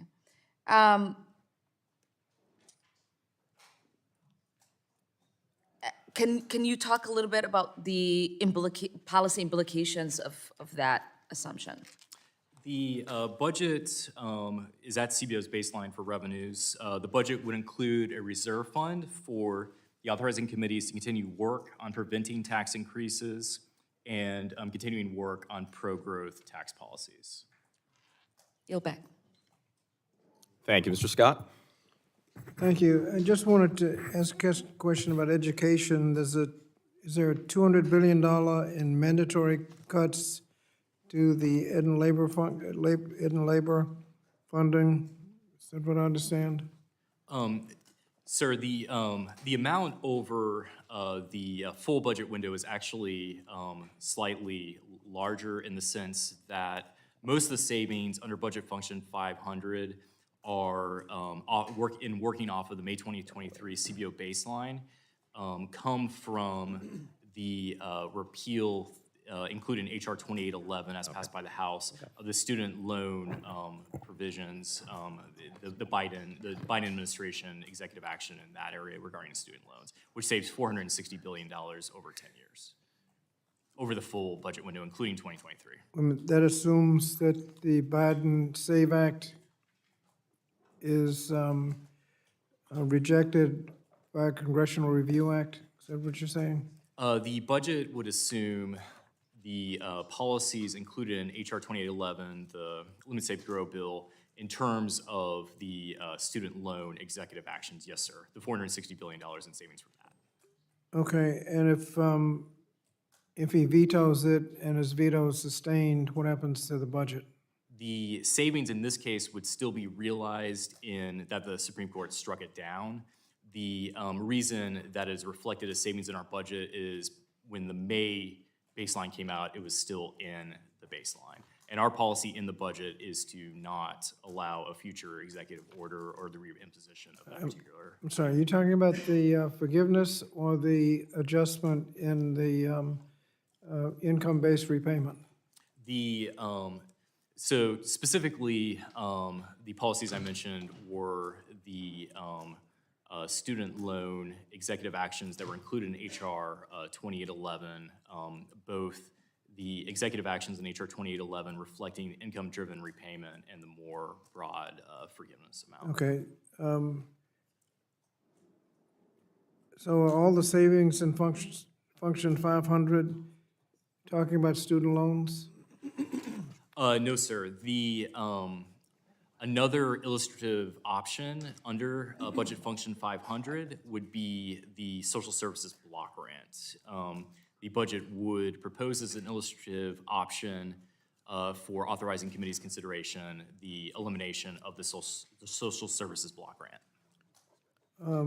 What about school lunches? The budget would not propose any policy changes in that area. Pell grants? No, sir. Doesn't make any changes in Pell Grants, the mandatory part of Pell Grants? No, sir. No suggested changes. And in the Justice 750, what are the programs that could be affected by the $26 billion cut in justice programs? Well, within budget function 750, there are a couple of fees that expire under current law. Those include the COBRA fees, as well as the merchandise processing fee, sir. You said COBRA? And the budget would propose to extend those fees under current law. How do COBRA fees get under justice? Well, they're reflected by the Congressional Budget Office and OMB as being under budget function 750. And so they're reflected in our budget also in budget function 750. COBRA, is that health insurance, COBRA? No, it's, but they were originally created under the Consolidated Omnibus Budget Reconciliation Act, and I think that's the reason they have that particular acronym, sir. Okay, so what programs would be affected? Well, the fee in this case is, it's a fee that is on, it's Customs Border Protection, they collect these fees. The Customs Border Protection is the agency that collects these particular fees. Thank you. Thank you, Mr. Scott. I just have, we'll be able to finish this portion up also early, because I just have one additional area I want to explore. You have in here a point of order that restricts spending, is that right? Yes, sir. But there's no corresponding point of order that penalizes for reduced revenues via tax cuts, is that right? Yes, sir. The budget would create no new points of order on tax cuts, sir.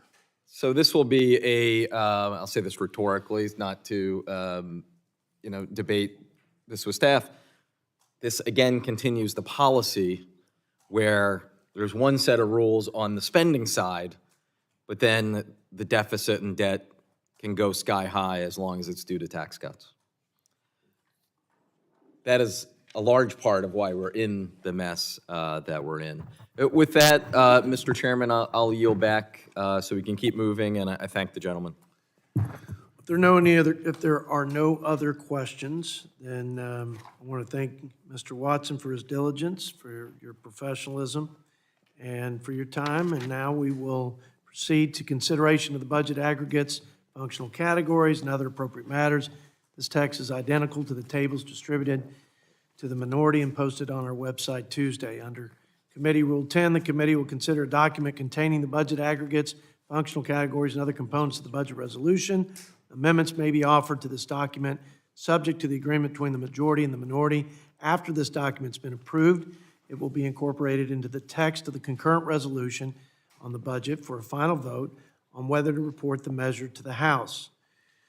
The committee will now begin the amendment process. The document will be considered as read and open for amendment at any point pursuant to the agreement laid out earlier today.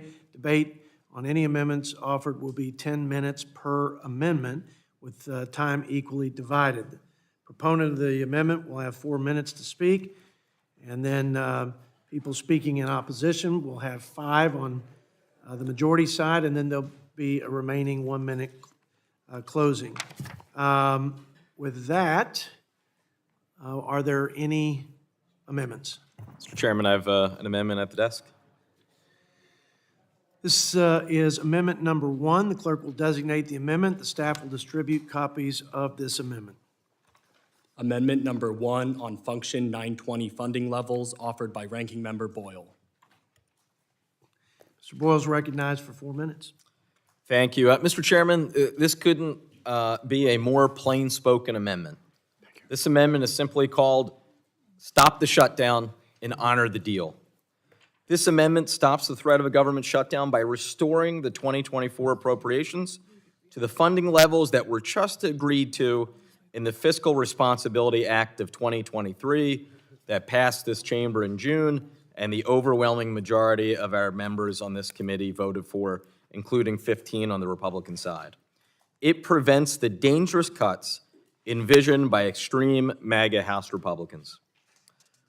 Government shutdowns are damaging, costly, and foolish. When Congress fails to do its job, the consequences are real. Families suffer, the economy takes a hit, and government costs rise, all completely unnecessarily. Government shutdowns hobble economic growth. The 2013 Republican shutdown cost our GDP upwards of $6 billion in terms of lost output. It resulted in the creation of 120,000 fewer private sector jobs, and it disrupted private sector lending to individuals and small businesses.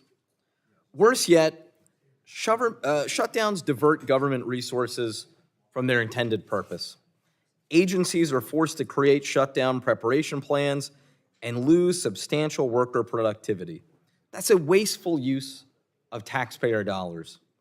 In the 2013 shutdown, $2 billion were lost just in work hours alone. The House spending committees have written appropriations bills for 2024 that are now $119 billion below the level that the overwhelming majority of this chamber agreed to in the FRA.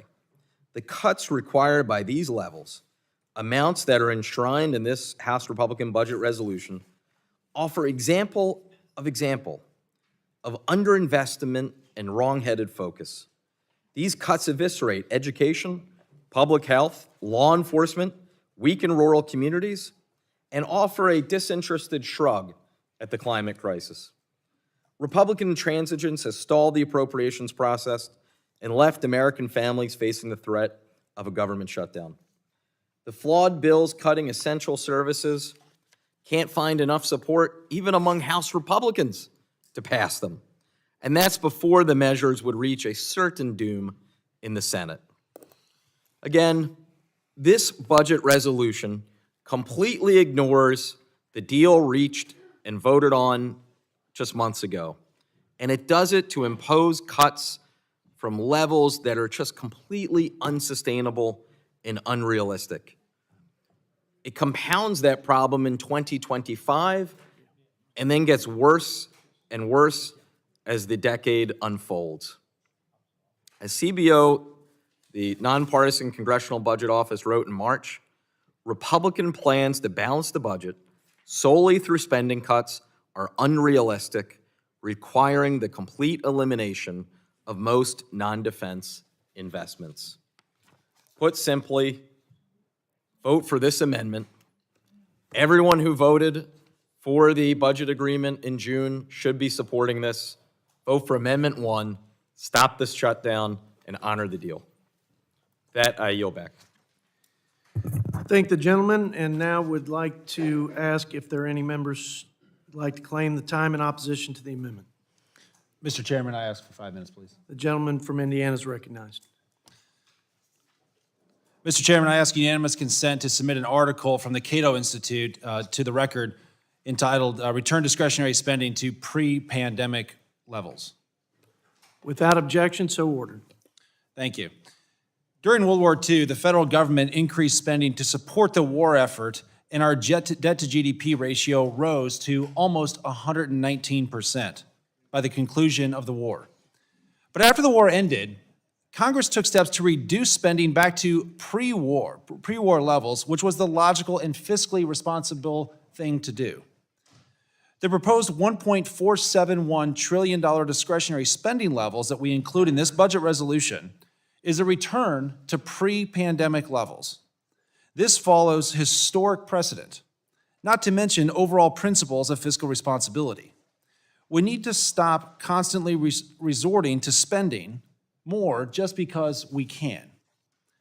Out of control government spending and the failed Bidenomics policies have led to the highest inflation we've seen in decades, which in turn led to higher interest rates and cost of living, making it much harder for Americans to provide for their families and plan for their futures. Since the federal government's out-of-control spending habits have forced many of my constituents and all Americans to make tough choices on how they can spend their money, don't you think it's time that we make our own tough choices with regard to how we spend taxpayer money? We need to cut wasteful spending, like the IRA's $71 billion in additional IRS funding and $580 billion in student loan bailouts. We're more than $33 trillion in debt. If that isn't a sign that we need to implement serious changes to our spending habits, then I don't know what is. Our proposal provides a strong blueprint for reducing spending while protecting vital government programs. While I'd like to thank my esteemed colleague, ranking member, and fellow Notre Dame grad for his amendment, I do urge my colleagues to vote no on this amendment, and I would like to yield the balance of my time to my dear friend and chairman, Mr. Arrington. I thank the gentleman from Indiana. Look, the FRA agreed on a cap. We have not, if we were to go over that cap, we'd violate the law. It's a ceiling on spending, not a floor, and here's what's important, I think.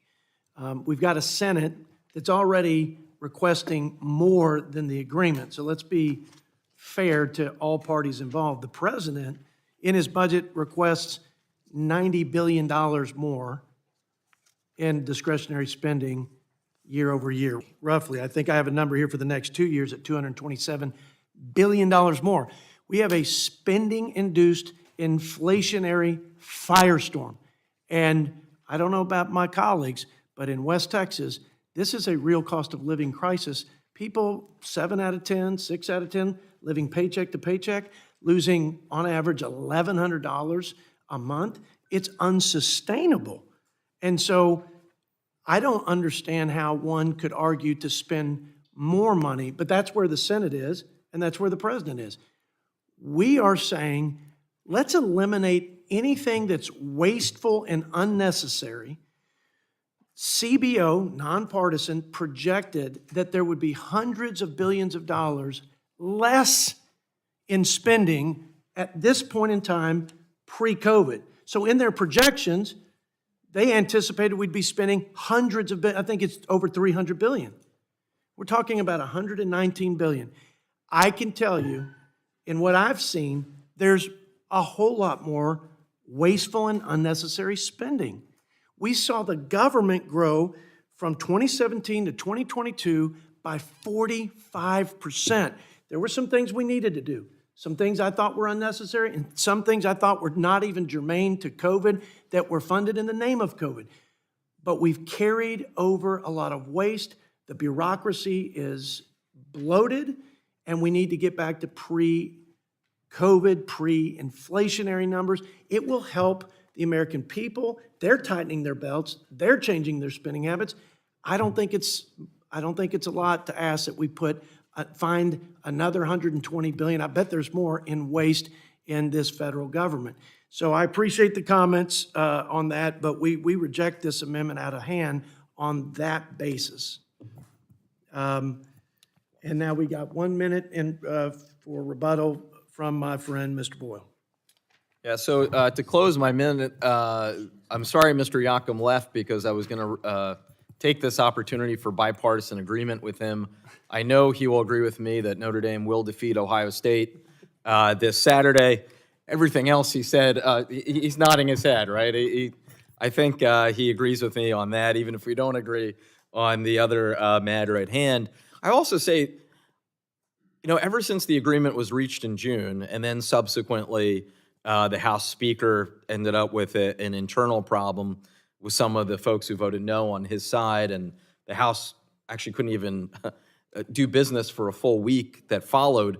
Then suddenly this fairy tale was invented that, the 1%, the cuts that were in there are a floor, not a ceiling in terms of what the cuts will be. That is nowhere in the agreement. No one was saying that at the time it passed. But now suddenly, to solve an internal party strife issue, this sort of fairy tale has come about. Let's stick with the original agreement that passed the House, passed the Senate, and was signed into law. That is what the ultimate resolution of this is going to look like. This amendment honors our deal. Thank you. I yield back. I thank the ranking member. The question's now on agreeing to his amendment as offered. And all those in favor say aye. Aye. Those opposed, no? No. Well, in the opinion of the chair, the noes have it. And we will be asking for a recorded vote, which I believe will be at a later time when That's we do them correct. consecutively. That's right. Thank you. Roll call vote is requested, but pursuant to our agreement, we will postpone all recorded votes till after the markup. And I appreciate that bipartisan agreement. So here we go. Next one. Any other amendments? I have an amendment at the desk. Sorry, with the gentleman. It's Amendment 14, or I believe this is, Mr. Chair, did you? This amendment is number 2. It's been renumbered to 2? Okay.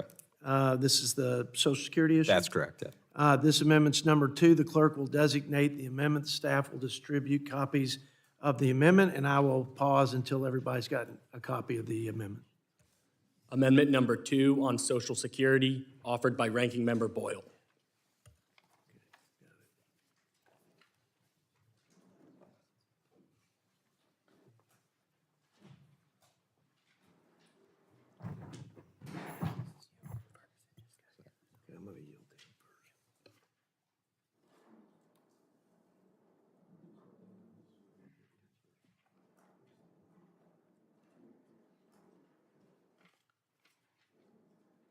Got me with the 4 minutes. Yeah. Mr. Boyle, you're recognized now for 4 minutes. Yeah, so on the, what was Amendment 14, but now recognized as Amendment 2, look, you actually heard some bipartisan agreement this morning a few times. One of which was, while we completely reject a cuts-only approach, we recognize that our growing national debt is an issue. Second point of agreement is we all recognize the reality that Congressional Budget Office and the folks who administer the Social Security Trust Fund have both verified that at some point in approximately a decade from now, CBO I think says 2023, the Social Security trustees say 2034. Nonetheless, about 10 years from now, the trust fund does become insolvent. This is a problem for all of us. This amendment works to solve that problem.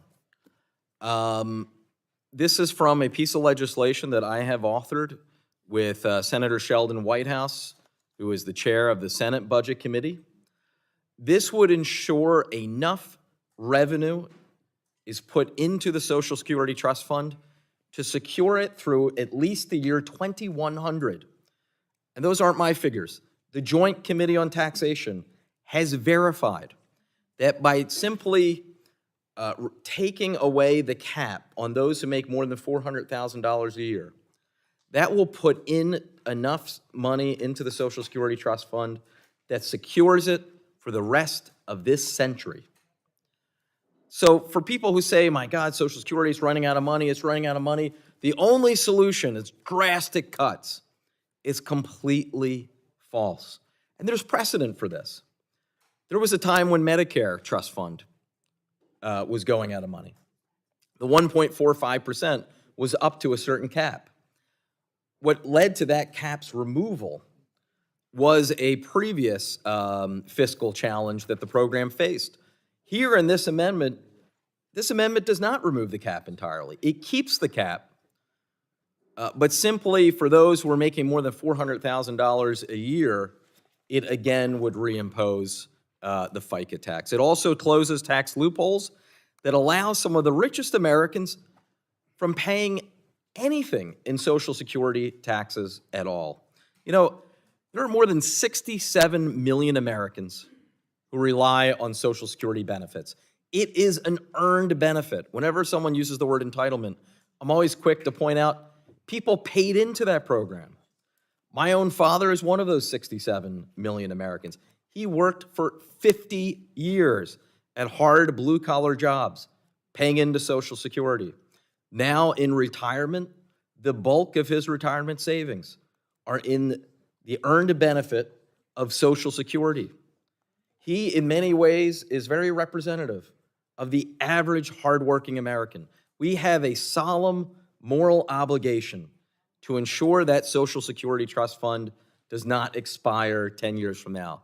Vote for this amendment. It ensures that it will be there for generations to come. I yield back. I thank the gentleman from Pennsylvania, Ranking Member Boyle, and now ask if there are any claims from other members in opposition to this amendment.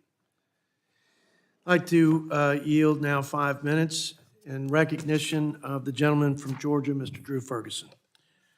Thank you, Mr. Chairman, and I want to make a couple of comments here. Again, when we look at this budget, it does not touch benefits and Social Security, and we all recognize how important this program is, and it's important that we protect our seniors.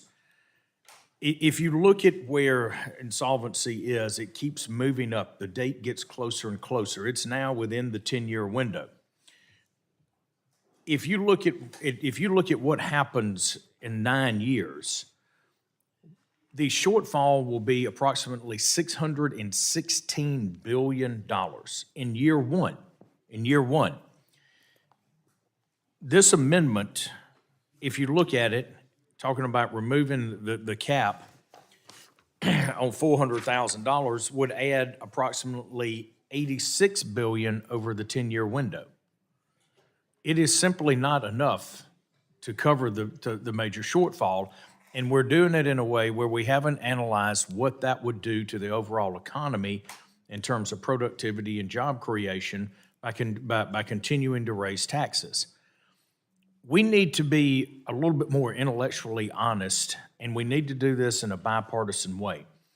My colleagues on the other side of the aisle, and my dear friend from Connecticut, Mr. Larson, keeps talking about wanting to expand Social Security.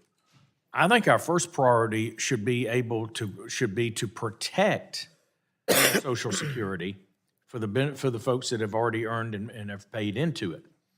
And also, I think we need to be honest about what this program is. When the ranking member talked about his dad paying into the system, just as my parents have as well, they made payments into the system to help support other retirees. And what we're running into is that we don't have enough workers right now paying into the system for the current number of retirees, and that math is only getting worse. And I'd like to add one other thing. If we simply do this by saying we're gonna raise taxes, we are missing the boat on something that's happening in our economy that's pretty dramatic, and that is the advent of artificial intelligence and the impact that it could have on the workforce. And every single one of the jobs that potentially could be eliminated by AI is another hit to the solvency of both Social Security and Medicare. So I simply think that just raising taxes will have a negative impact on the economy, and I think that we need, and it's going to create fewer workers. We've seen this time and time again. As taxes go up, productivity goes down. We see closures. We see way too many pressures on business, and our job creators can't continue to add people to their payrolls, which is actually, under the current funding formula, what we need to extend solvency more than anything else.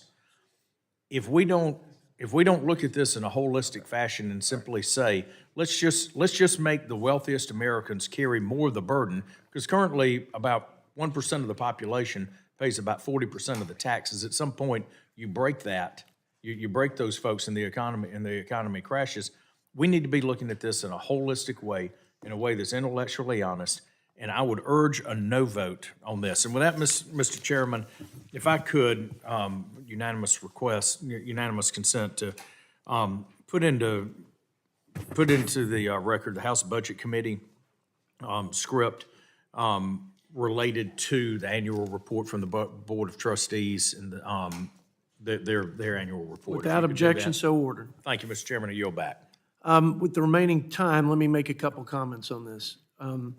It is critical to our seniors, not just the seniors of today, but of tomorrow. We need to make this thing solvent, give seniors peace of mind, and we need to make it sustainable for the future. A couple things.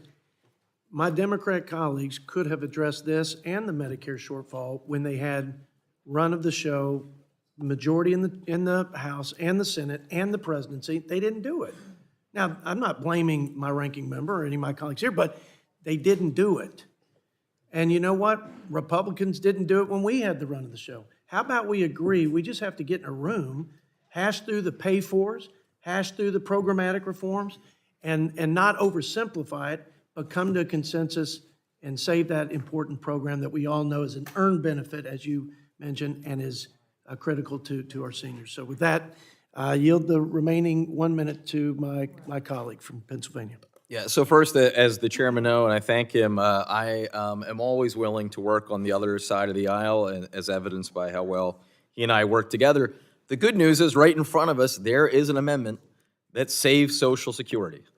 We can do this now and start the process. My amendment ensures 100% of benefits will be protected for current and future retirees.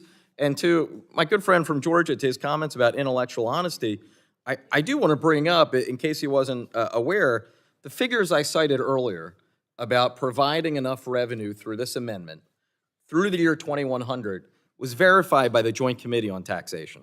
So it is simply not the case that we also need benefit cuts. And I also say, the chairman will indulge me, I know I haven't heard it from anyone today, but out in the presidential debate, I heard one Republican member, Nikki Haley, make a passionate case for why she wanted to raise the retirement age. She thought it was too low at 65. The full retirement age for Social Security hasn't been 65 for decades. It has already been raised. It is 66 and a half, and effective in 2027 and beyond, it'll be 67. So those who are looking to raise the retirement age really should actually learn more about what this program currently looks like today. With that, I yield back. I thank the gentleman from Pennsylvania. The question's now agreeing to the amendment offered by Mr. Boyle. All those in favor say aye. Aye. Those in opposition say no. No. It's the opinion of the chair. The noes have it. And as we agreed to, we'll postpone that recorded vote. And just for the record, ask for a recorded vote. Absolutely. Let's move on now to other amendments. Are there any other amendments? Yes, Mr. Chairman, I'd like to offer an amendment. This amendment is number 3, I believe. The clerk will designate this amendment and distribute copies, and we'll pause until they've been distributed. Amendment number 3 on Medicare, offered by Mr. Higgins.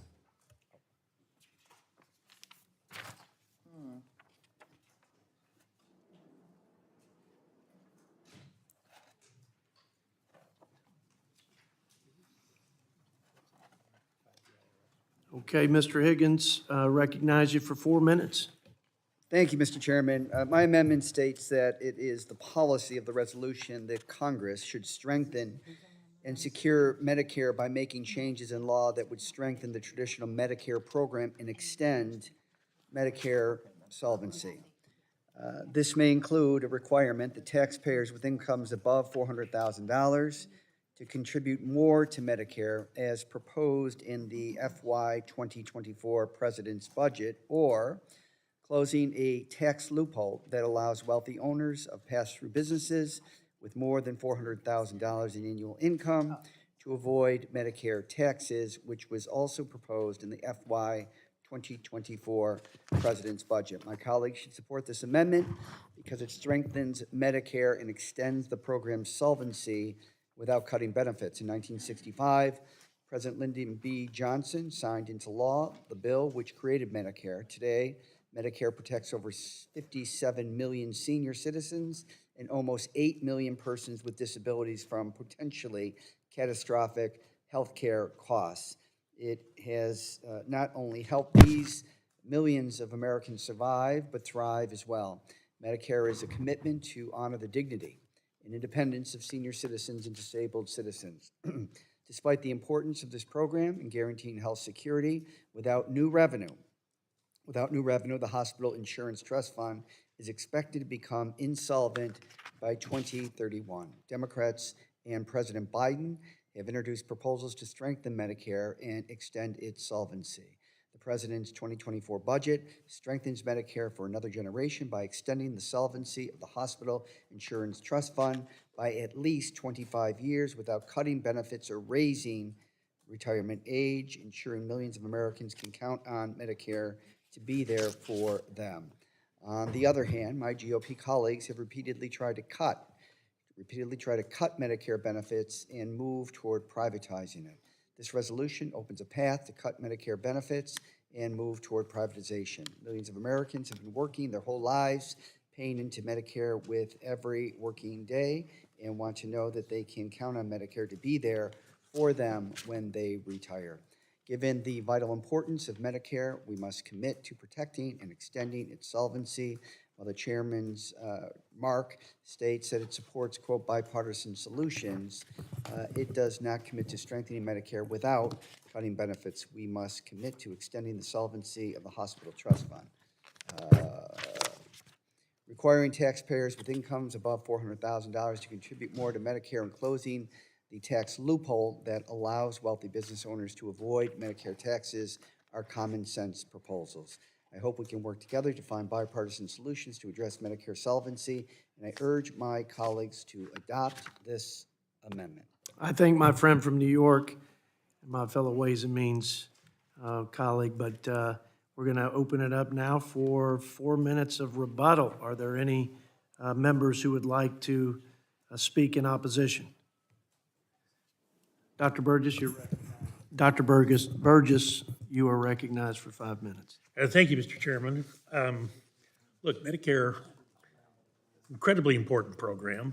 It's the promise of health security, and it's critical that we preserve, protect, and defend the Medicare program.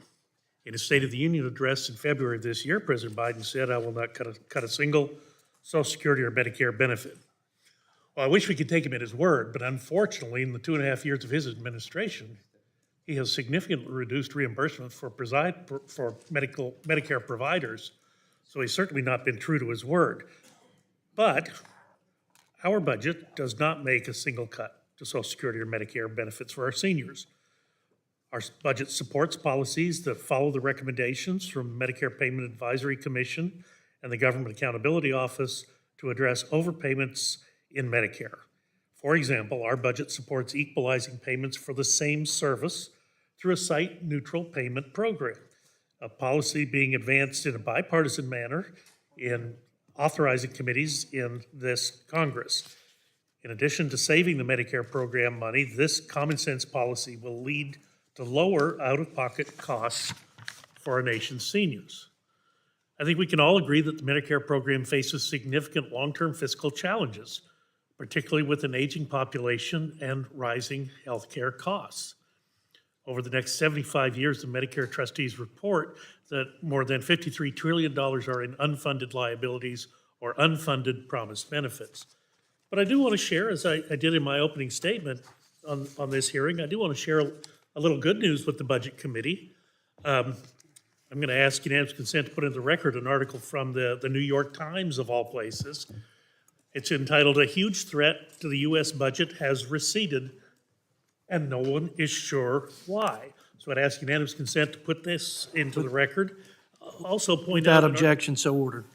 Also point out an article in the Fiscal Times that, along the same lines, said that if the per beneficiary expense had continued from 2010 to 2019, the spend would be some $3.9 trillion higher than it actually is. So what happened over that decade that resulted in that lower spend? And I would submit there are a number of factors in play here, but one of the principal ones was the Medicare Part D program that passed in 2006 that where the benefit actually began to be used by people. We know that if you treat disease earlier and consistently, you will actually, the healthcare spend will be lower. So finally, I would like to ask unanimous consent to put into the record, this is a CBO report prepared for the chairman of the Senate Budget Committee, Mr. Sheldon Whitehouse, actually detailing this lower spend in the last decade in Medicare than what had been anticipated. Without objection, so ordered.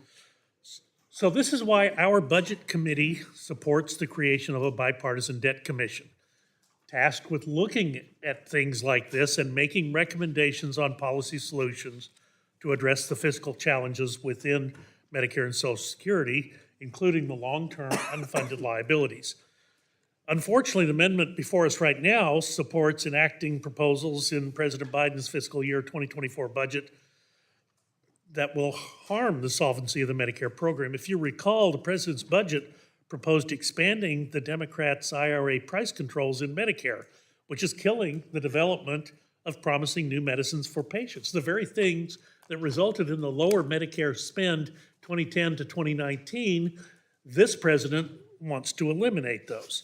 The president also proposed applying the Obamacare net investment income tax and the self-employment taxes to small business income for those earning above $400,000, which would hit more than 1 million small business owners, according to data from the Internal Revenue Service. So we need to approach these difficult issues in a bipartisan manner. Today, seniors depend on it, those nearing retirement plan on it, and a future generation of Americans deserve it.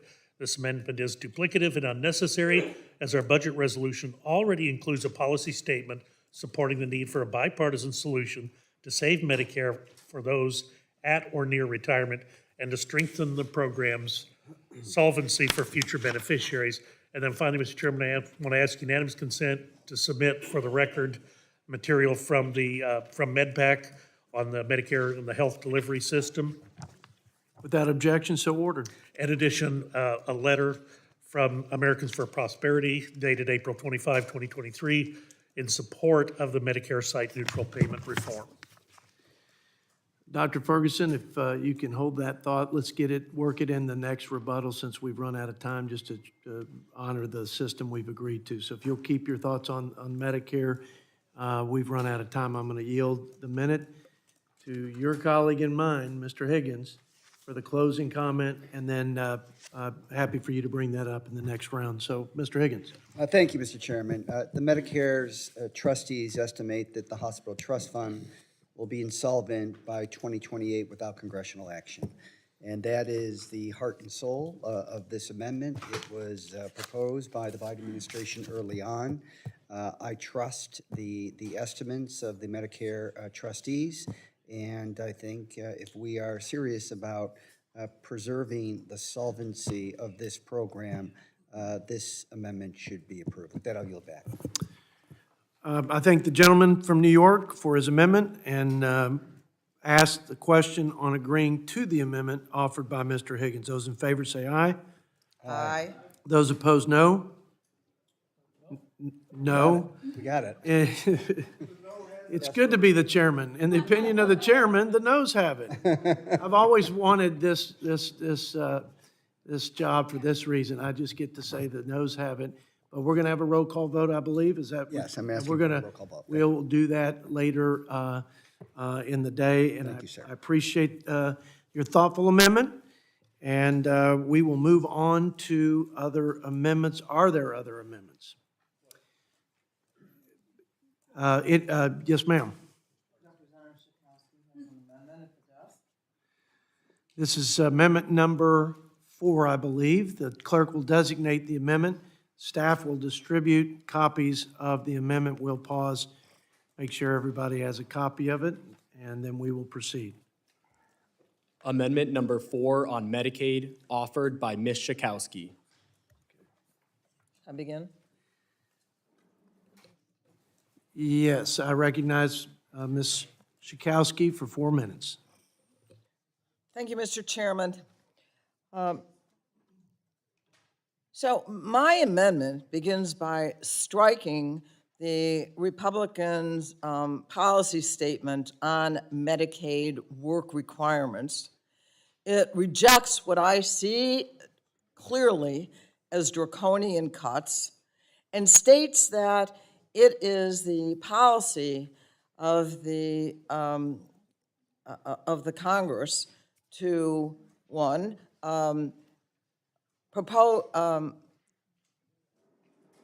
protect Medicare beneficiaries who are eligible for Medicaid right now, to and to improve Medicaid benefits for vulnerable populations. That would include new mothers, seniors, and people with disabilities. Make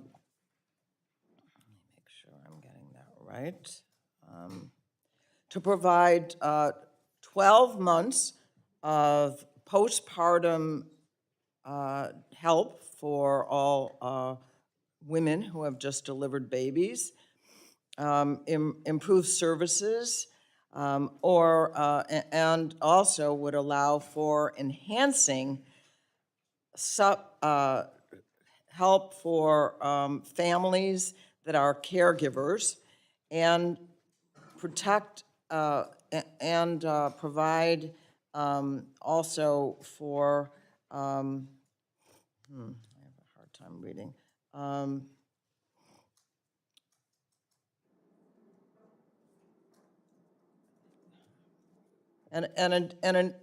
In addition, just make sure that Medicaid is there for all people. We want to pay for this. The question always comes up, so how are we going to pay for these Medicaid beneficiaries? First of all, let's acknowledge that these are low-income people. That's how you get eligible for Medicaid. And so we want to make sure, and we have for generations now, made sure that Medicaid is available. And what we want to make sure is how we pay for it in the fairest way possible.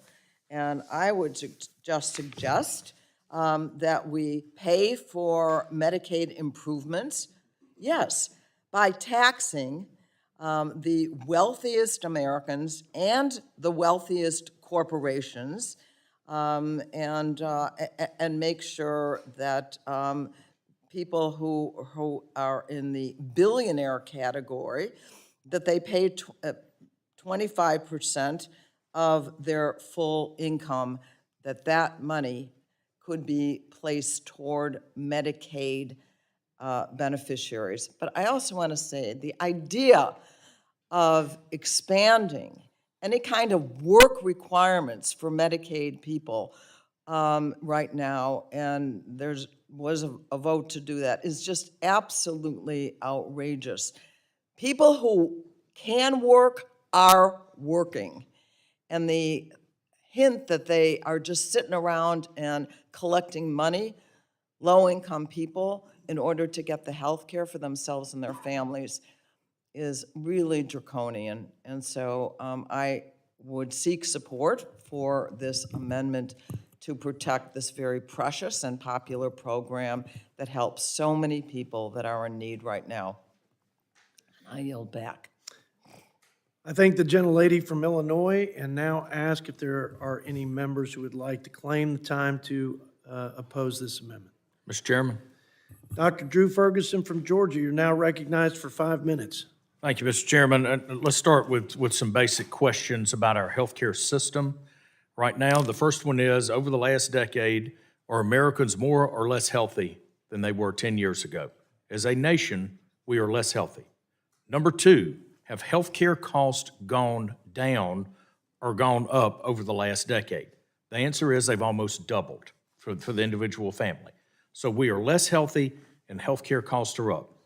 Thirdly, we have way too many of our fellow Americans that they may have access, but they are not utilizing the healthcare system. So the answer cannot simply be to mandate higher taxes to solve this problem. Because what we've seen over the past decade is as you tax more and as the government spends more in this space, the results is that we are less healthy and we are paying more, and every single family is paying more for their health care costs and getting poor results. And by the way, along the way, the doctor-patient relationship has been destroyed, and we continue to hit this and say, we're going to cut provider payments. I think we should all recognize that when you force a private practice physician to sell to a hospital, productivity goes down and costs go up. That's irrefutable. So I think whether it's, and look, to me, asking able-bodied adults capable of work to participate in work, I don't think is draconian. We need our fellow Americans in the workforce. We need our fellow Americans to participate. Not saying cut it out. I'm not saying eliminate the benefit. We're simply saying help participate in the American economy. And by the way, it also addresses the need that we spoke about just a minute ago, which is we need every single American working so that their payroll taxes can go and fund Social Security and Medicare, right? Now, the rhetoric from the left of we want the richest corporations to pay for this and the richest individuals. 1% of this country pays 40% of the taxes. Think about that. 1% of this country pays over 40% of the taxes. That's a pretty heavy load, right? Now, I also think that if you look at the last provision that was offered and under the Medicare side and say, if you're over $400,000, keep paying, that's going to hit almost 1 million small businesses. Almost 1 million small businesses. We should add small businesses to the most vulnerable in our society right now. We should. Inflation, supply chain issues, labor issues, interest cost because of inflation and this ridiculous chase to drive down inflation by raising the cost of goods without addressing productivity, to me, is a futile exercise, and it is a guaranteed pathway into a sustained recession. And more importantly, as we look at where we are right now, we have more revenue coming in than we've ever had, but we're spending way too much money. We should be doing things like cutting the waste, fraud, abuse, and improper payments in our systems to protect our most vulnerable. We should be looking at how to reduce administrative cost. If you look at where the bulk of where money is going, unfortunately, it's not going to patient care. It's going to administrative cost and improper payments. So before we ask our fellow Americans to pay one more dime in taxes, don't you think we have the responsibility to weed out the waste, fraud, and abuse and the improper payments in the system before we ask our most vulnerable, including our small businesses, to pay more? With that, Mr. Chairman, I yield back. I'd like to yield the remaining time to Dr. Burgess. Thank you, Mr. Chairman. Look, it is important that we refocus the Medicaid dollars on the most vulnerable. People forget there are two populations here. There's the safety net population, blind, aged, disabled, pregnant women, and low-income children, and then the expansion population under the Affordable Care Act. Well, what this budget proposes is enacting a per capita cap model that sets funding based on state-specific Medicaid populations to give the states more control of that. Now, look, I do want to introduce into the record a letter from Senate Democrats to President Bill Clinton, signed by then Senator Joe Biden, expressing strong support for per capita caps. Additionally, I want to introduce into the record a record from the Mercatus Center report on how Obamacare's Medicaid expansion is shifting resources from the most vulnerable. And then finally, just to wrap up, I would say, pay your fair share in taxes, absolutely. Maybe it should begin with the president's family. Maybe the Justice Department will work on that one for us, and I'll yield back. Without objection, so ordered. And now I yield a minute for rebuttal to the gentlelady from Illinois. You know, if more states had done the Medicaid expansion, we would be able to have more people that are getting the kind of care that they need. And the very idea that somehow people who can work aren't working, and that we have to raise the age, which has been recommended, of the people who go out and find a job, as if people at age 45 are easily going to be able to go out and find themselves a job to work at. So it just seems to me that this richest country in the world at the richest time in history absolutely has the ability to be able to make sure that the most vulnerable are protected. And if we are looking for resources that you think are going unused, fine, we can look for them. But otherwise, I absolutely think that the richest, including the billionaires in this country, can make sure that we take care of the people who really need it the most, Those are the Medicaid patients. And I yield back. Again, I thank the gentlelady. The question is on agreeing to the amendment offered by Ms. Schakowsky. All those in favor say aye. Aye. All those Aye. opposed, no. In an opinion of the chair, the noes have it. In accordance with our agreement, we'll postpone the recorded vote if the gentlelady should desire a recorded vote. Are we asking for that? Yes, sir. We'll postpone the recorded vote until after the markup. I appreciate that. And now we'll open it back up for any other amendments. Are there any other amendments? I have an amendment at the desk. Mr. Blumenauer has an amendment. The amendment is number 5. The clerk will designate this amendment, and the staff will distribute copies. We'll wait just a few seconds, and then Mr. Blumenauer can proceed. Amendment number 5 on Function 800 funding levels offered by Mr. Blumenauer. Mr. Blumenauer is now recognized for 4 minutes. Thank you very much. I've appreciated the spirited exchange about the level of taxation and adding new taxes. My amendment is much simpler. It's just having people pay the taxes they owe. That ought to be a proposition that we all agree on. Every time somebody evades their responsibility, it shifts it to everybody else. We sadly have a pattern in this country where the wealthiest Americans who file the most complicated returns have the highest rate of evasion. And as the income level goes up, the evasion level does as well. The top 1% fail to pay $163 billion a year, 28% of all unpaid taxes. The budget resolution that has been offered will only increase the amount of tax evasion from wealthiest Americans and will increase the deficit by more than $100 billion. If we're truly interested in reducing the deficit, but more important, equity. What is the rationale for allowing people who are the wealthiest and the people with the most complicated returns to sidestep their obligation? We ought to equip the IRS with the tools to be able to make sure our tax code is fully and fairly enforced. That ought not to be wildly controversial.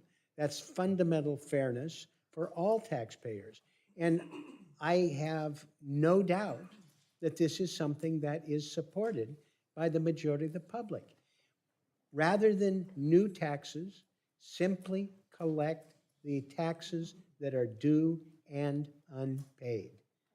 This seems to me to be the simplest approach, the fairest approach, and one that should not be an item of contention. The IRS has lost the ability to deal with some of these most complicated cases. The staffing has been reduced until recently. This is something that is not only deals with the deficit, but fundamental tax fairness. Every cheater, every business that doesn't pay its fair share has an unfair advantage over the people who play by the rules and pay their taxes. I know this has been controversial in the past for reasons that frankly concerns me deeply. I spend a lot of time working with people in my district who are involved with tax preparation. They acknowledge that there's little recently in terms of the audit function. We're starting to replace capacity that is important for a voluntary tax compliance system, which we have, to be able to function fairly over time, generate the revenues we need from people who should pay their taxes. And I will reserve the balance of my time. Thank the gentleman from Oregon, and now ask if there are any members who would like to claim opposition to the amendment. I'd like to yield to Mr. Tom McClintock for 5 minutes, from California for 5 minutes. Well, let's be clear what Mr. Blumenauer was talking about. The Democrats are adding 87,000 new IRS agents to come after Americans. That's larger than the entire population, every man, woman, and child in Flint, Michigan. The Republican budget removes that funding. The Democrats want to restore it. Now, the question, of course, is who are they coming after? Well, the Joint Committee on Taxation found that 78 to 90% of the money raised would likely come from those making less than $200,000 a year. Only 4 to 9% would come from those making more than $500,000. A Senate Finance Committee analysis says nearly half the audits would hit Americans making $75,000 or less. We all remember Willie Sutton's answer to the question, why do you rob banks? Because that's where the money is. Why do Democrats rob the middle class? Same answer, that's where the money is. The wealthy have the resources and all the tax consultants and attorneys to successfully fight the IRS, and they usually win. The middle class doesn't, and they most always lose. It is not complicated. One other point, under the Trump tax cuts, which this budget protects, the share of taxes paid by the top 1% of Americans went up, and the other 99% of Americans saw their share of taxes go down. The average household saved between $1,000 and $2,000 under the Trump tax plan. The Republicans want to keep that plan. The Democrats want to gut it. I yield back to the chairman. I thank the gentleman from California and yield to Mr. Bob Good from Virginia for his comments. Thank you, Mr. Chairman. No one in my district has ever asked me for more funding for the IRS. Perhaps my friends on the other side, that's what they hear from their constituents. And that was before it became more explicitly clear the IRS is targeting conservative individuals and organizations on a partisan basis, knocking on doors of whistleblowers and you name it. As a matter of fact, a few examples. In 2012, the IRS admitted they targeted conservatives for tax scrutiny in the 2012 election. And the Biden administration, of course, continues to politicize these oppressive and punitive tax collection efforts. As a matter of fact, President Biden's budget added $40 billion more to the IRS. Thankfully, that will never be voted into law. In 2021, ProPublica illegally released some wealthy individuals' tax information, and now 2 years later, the IRS leakers still have not been identified. Just last September, the IRS official who was a key player in the Lois Lerner scandal from 2014 and the subsequent cover-up was tasked by this administration to lead the new centralized office to implement the infamous IRA. Last December even, Democrats created a dangerous new precedent by releasing former President Donald Trump's tax returns. And just back in March, just days before testifying before the Select Committee on the Weaponization of the Federal Government, journalist Matt Taibbi had an IRS agent show up at his home. Has anybody in here ever had an IRS agent, Mr. Chairman, show up at their home? Is that a normal practice that the IRS would show up at someone's home? I've been paying taxes now for some 40 years. Maybe I shouldn't say this, but I've not yet had an IRS agent show up at my home. Back in April, just a few months ago, a whistleblower claimed in testimony that the IRS mishandled and, in fact, suffered political interference in the ongoing criminal probe into who? Hunter Biden, of course. So this amendment to increase funding to the IRS's army is bad for the American people and should be rejected. The last thing that we should do is give the IRS more money to go after more hardworking Americans. And I will remind everyone that regular income Americans, lower and middle income Americans, are audited at 5 times the rate that the wealthiest of Americans are audited at. Mr. Chairman, I would like to, I ask unanimous consent to submit the following letter from the Congressional Budget Office, the CBO, mind you, stating that the Inflation Reduction Act, so-called, which we now know had nothing to do with inflation, Mr. Chairman, but that expansion would lead to increased enforcement activities on people making under $400,000, and I ask at this time that it be introduced into the record. Without objection, so ordered. Mr. Chairman, I also ask unanimous consent to submit the following press release from the IRS announcing its intent to hire more than 3,700 compliance agents nationwide to conduct expanded enforcement work. They're there to help you. Without And at this objection. time, I ask that it be introduced into the record. So ordered.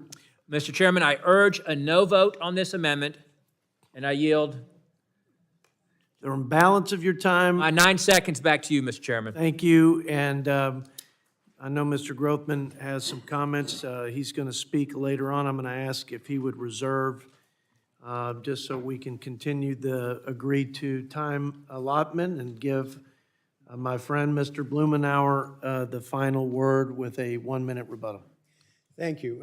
It's interesting listening to the right-wing talking points. The facts are that there is a serious underreporting of people with complex tax returns, and the IRS is not equipped. We did, in fact, release Donald Trump's tax returns, and it showed a pattern where the law was not followed, and there were replete with areas that were serious questions about compliance. The IRS was unable, because of the complexity, to obey the law, which is why that tax return was released, and people can verify that for themselves. But the simple fact is that failing to invest in the IRS creates an unequal playing field for the wealthiest people to evade their responsibilities. And restoring this funding is important to protect that equity. I thank the gentleman from Oregon. A question is on agreeing to the amendment that he offered. All those in favor say aye. Aye. All those opposed, no. No. In the opinion of the chair, the noes have it. And if the gentleman would like a recorded vote, then we will postpone that until a later time today. But that's our commitment. So thank you, and we'll go back to the question of any other amendments. Mr. Chairman. Mr. Kildee. Mr. Chairman, I have an amendment at the desk. Okay, this amendment is number 6, and the clerk will designate the amendment. The staff will distribute that amendment, and we'll give a few seconds and let you proceed. Go ahead, clerk. Amendment number 6 on law enforcement offered by Mr. Kildee.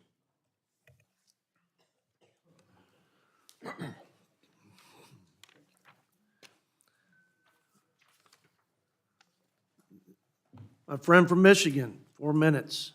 Thank you very much, Mr. Chairman, for holding this markup and for hearing this amendment.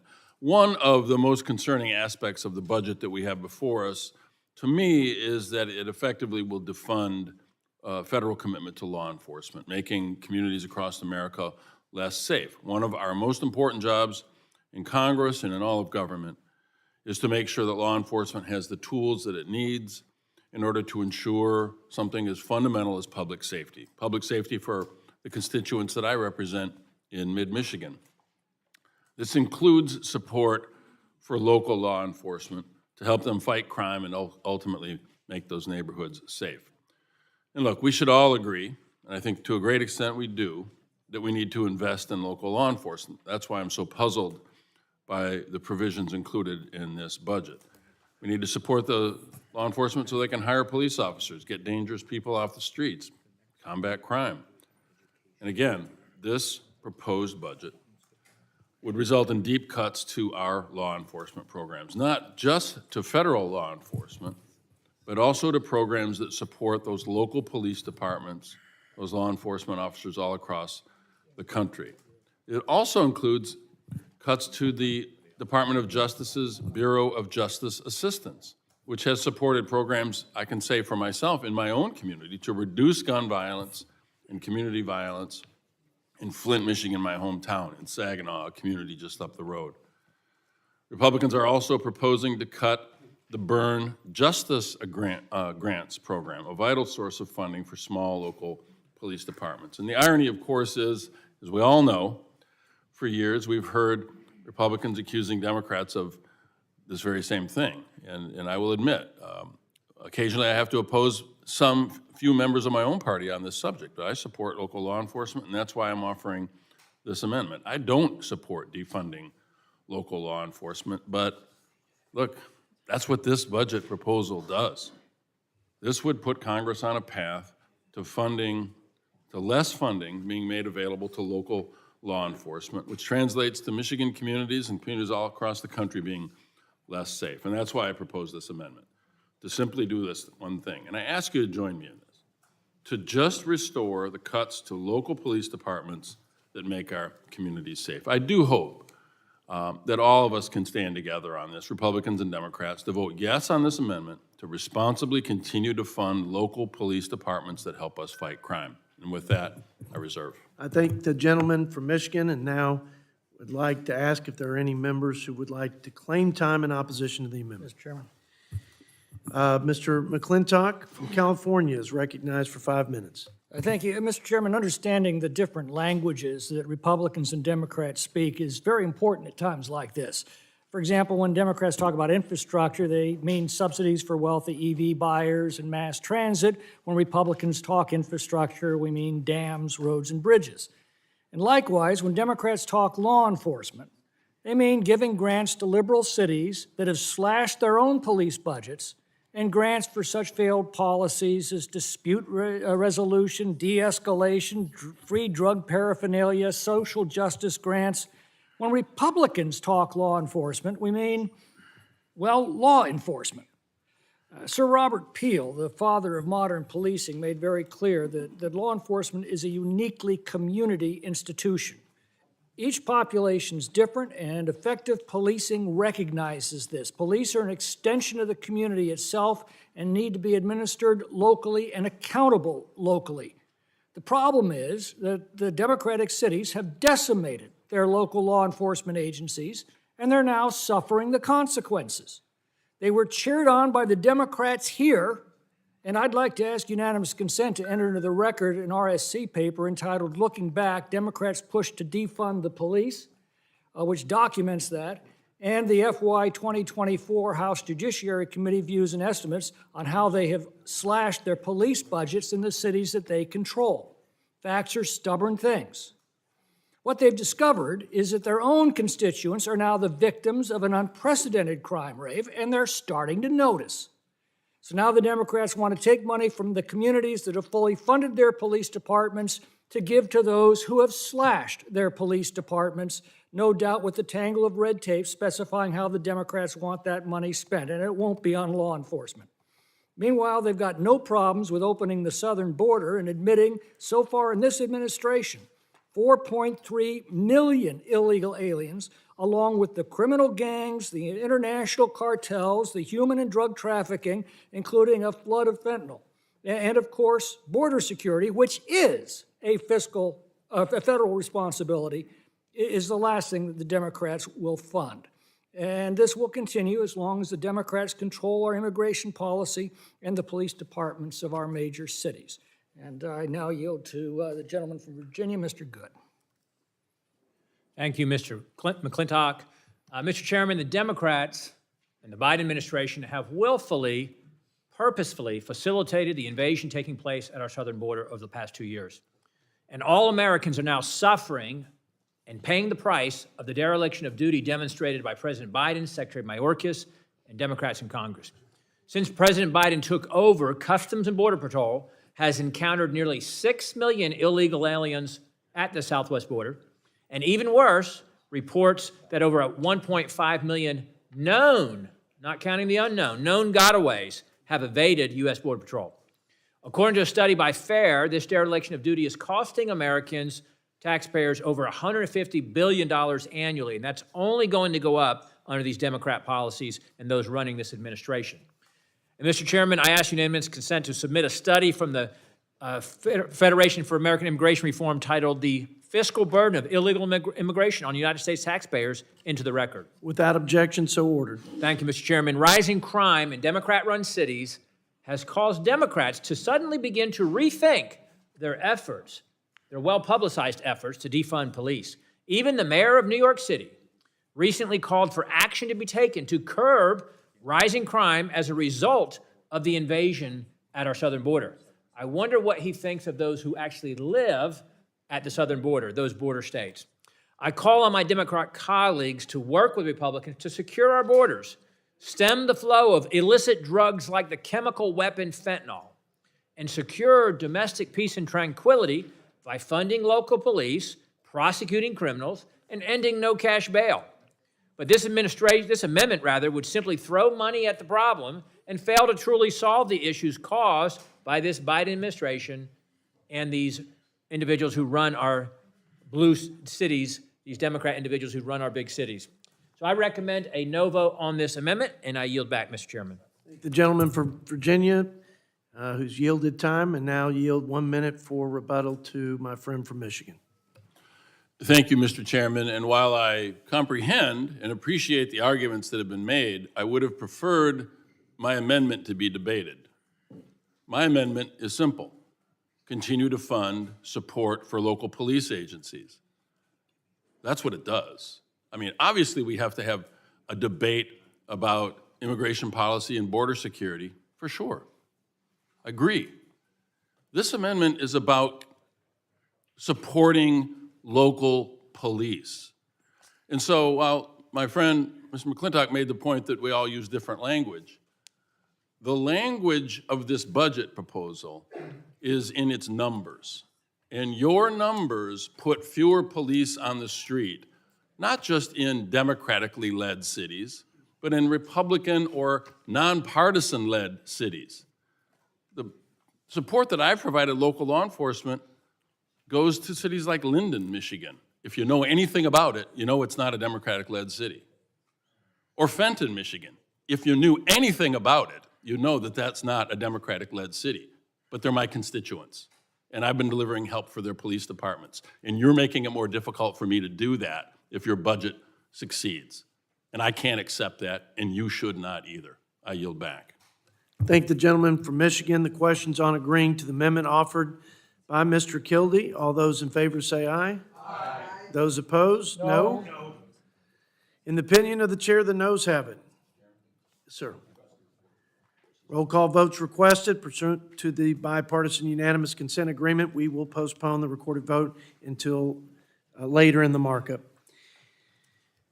Are there any other amendments? Mr. Scott. Mr. Chairman, I have an amendment to desk amendment number 14. This amendment number 14, the clerk will designate the amendment and the staff will distribute copies, and then we'll proceed in just about 20 seconds. Amendment number 14 being considered seventh on education and workforce, offered by Mr. Scott. Okay, Mr. Scott, we yield 4 minutes for your comments.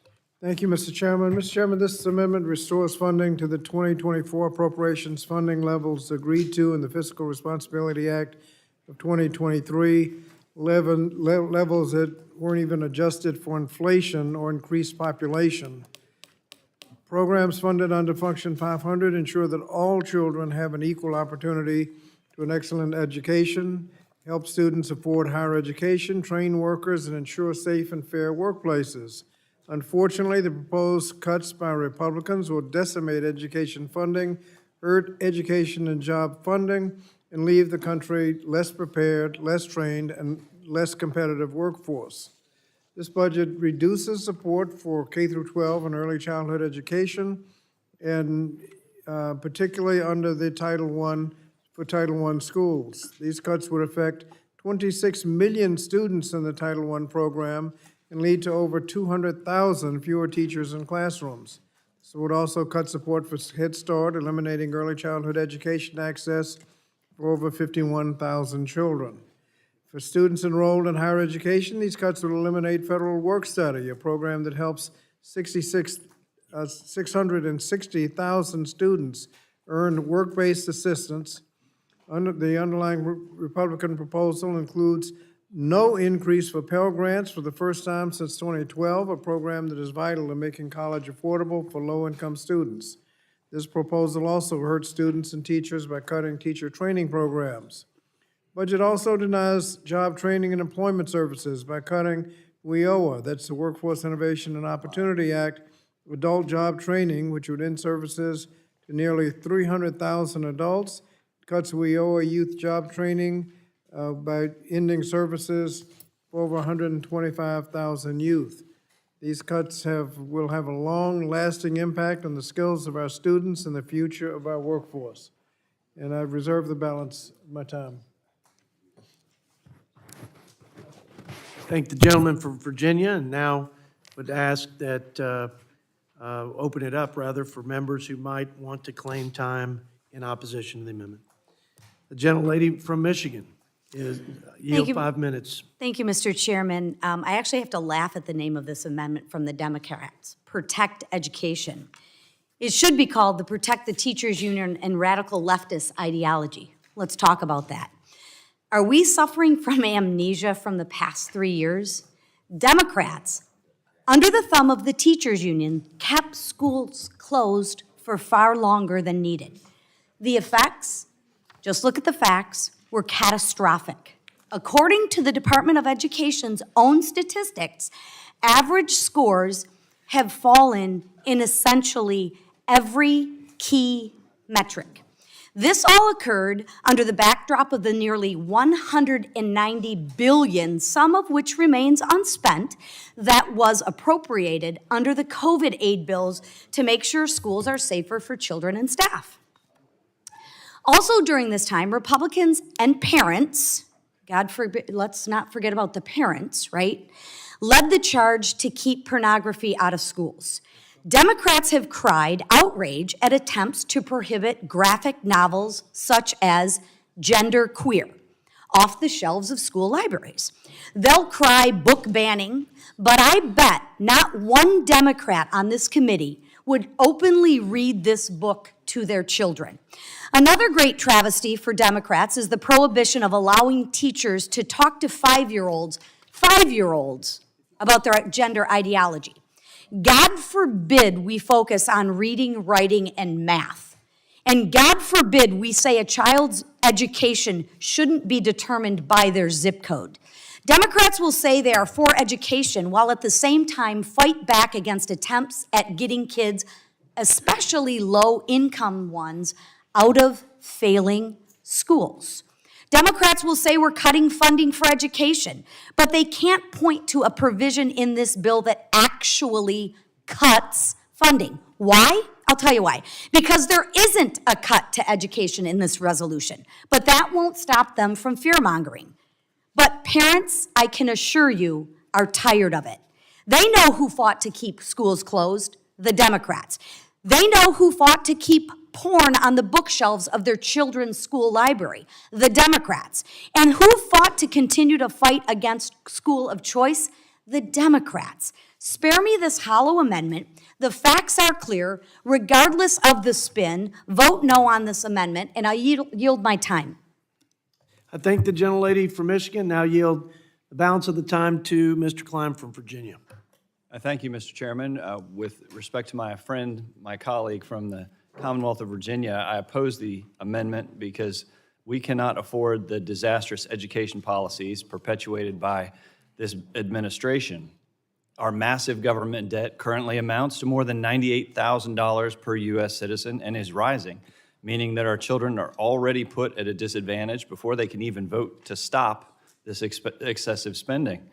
Further, this administration has used taxpayer dollars to send government mediators from the Department of Justice to interject into the affairs of local school boards when they don't like the policies that they're seeking to implement, including those in my district, the Roanoke County School Board, and push for the adoption of policies that they promote their woke agenda. This budget responds to Democrats' failed education policies by reining in the woke, wasteful, and bloated bureaucracy and responds to this administration's unconstitutional student loan policies by protecting taxpayer dollars and ending the bailouts.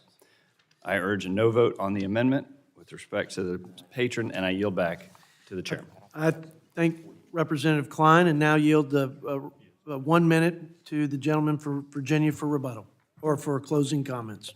Thank you, Mr. Chairman. Of course, test scores have been down, students were out of school. But the historic economic growth and investments in education made possible by the American Rescue Plan Act, which passed without a single congressional Republican vote, provided for the necessary funding to open the schools safely and make up for lost learning. There were no specific cuts in the Republican budget, you could say, because we're only talking about spending levels, but if you come to these levels, you're going to have cuts. Now, the investments made by the Biden administration during the past 2 years led to, respectively, the first and second largest job growth years in American history. Our economy has added more than 13 million jobs since President Biden took office, and Democrats are focused on building the economy from the bottom up and the middle out. We have chronically underfunded these programs, and this amendment would just reject these cuts and at least maintain present funding. Thank you, Mr. I Chairman. thank the gentleman from Virginia. The question's on agreeing to the amendment offered by Mr. Scott. All those in favor say aye.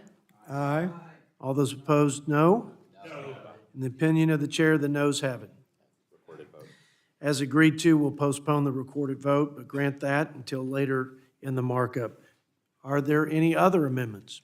Mr. Chairman, I have an amendment at the desk. Mr. Doggett from Texas. This is amendment number 7. I believe, no, 8. My apologies. Amendment number 8. We'll have the clerk report out while the amendment's being distributed. Amendment number 8 on taxes offered by Mr. Doggett.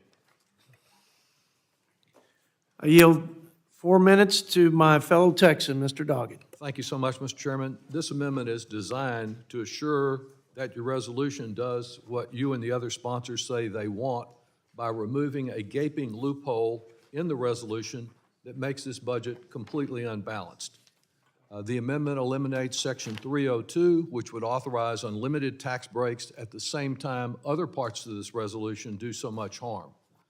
You know, this resolution is really based on an approach that is a little like a scene from that classic horror film, Night of the Living Dead. We're surrounded by zombie Republican ideas. No matter how many times they're knocked down as false and phony, they just keep coming back. Republicans claim, for example, that if we will just disinvest in America, spend less in the American people, that will accelerate growth. They say it's government spending on infrastructure, on basic medical research, on child care, on health care, on educating Americans from pre-K to post-grad so that we have a competitive workforce, that we're just doing too much investment in those areas. Well, I think is really a zombie approach. And Republicans also would replace these vital investments as they slash them in the existing investments in the budget with tax cuts for giant corporations and the ultra-wealthy, with the claim that the benefits will somehow trickle down to working families from those at the very top. The phony claim that tax cuts pay for themselves, all thoroughly discredited, all back from the dead with a vengeance. A tax cut, a tax expenditure is little different than a direct government expenditure. Either one, if not offset, if not paid for, will increase the debt, just as Fitch said in July when it brought down the rating for federal debt securities. Section 302 approves Republicans enacting as many tax benefits for the well-off and the well-connected as they can get away with. Yet their own witness at this table, in this committee, Douglas Holtz-Aiken, told this committee that tax cuts do not pay for themselves, no matter how great that sounds at campaign rallies. They never have, they never will. And we have ample historical evidence of the damage that those Republican policies cause. Under President Clinton, our budget was in a surplus. Independent analysis showed we were on a path to eliminate all federal debt by 2008. Alan Greenspan even testified that Democrats were just paying down the debt too fast. But 2 rounds of Bush tax cuts and the 2017 $2 trillion Trump GOP tax scam, slashing corporate taxes by 40%, changed all that. The enormous cost of tax cuts, mostly benefiting those at the top, can explode our deficit.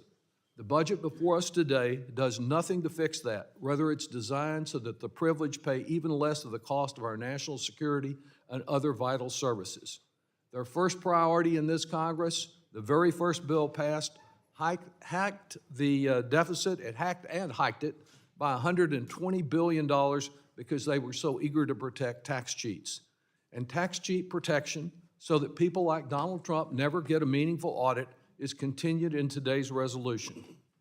Then in June, after a last-minute save from a catastrophic default on the full faith and credit, Republicans couldn't wait for the ink to dry on the proposal before they were offering hundreds of billions of dollars in additional tax cuts.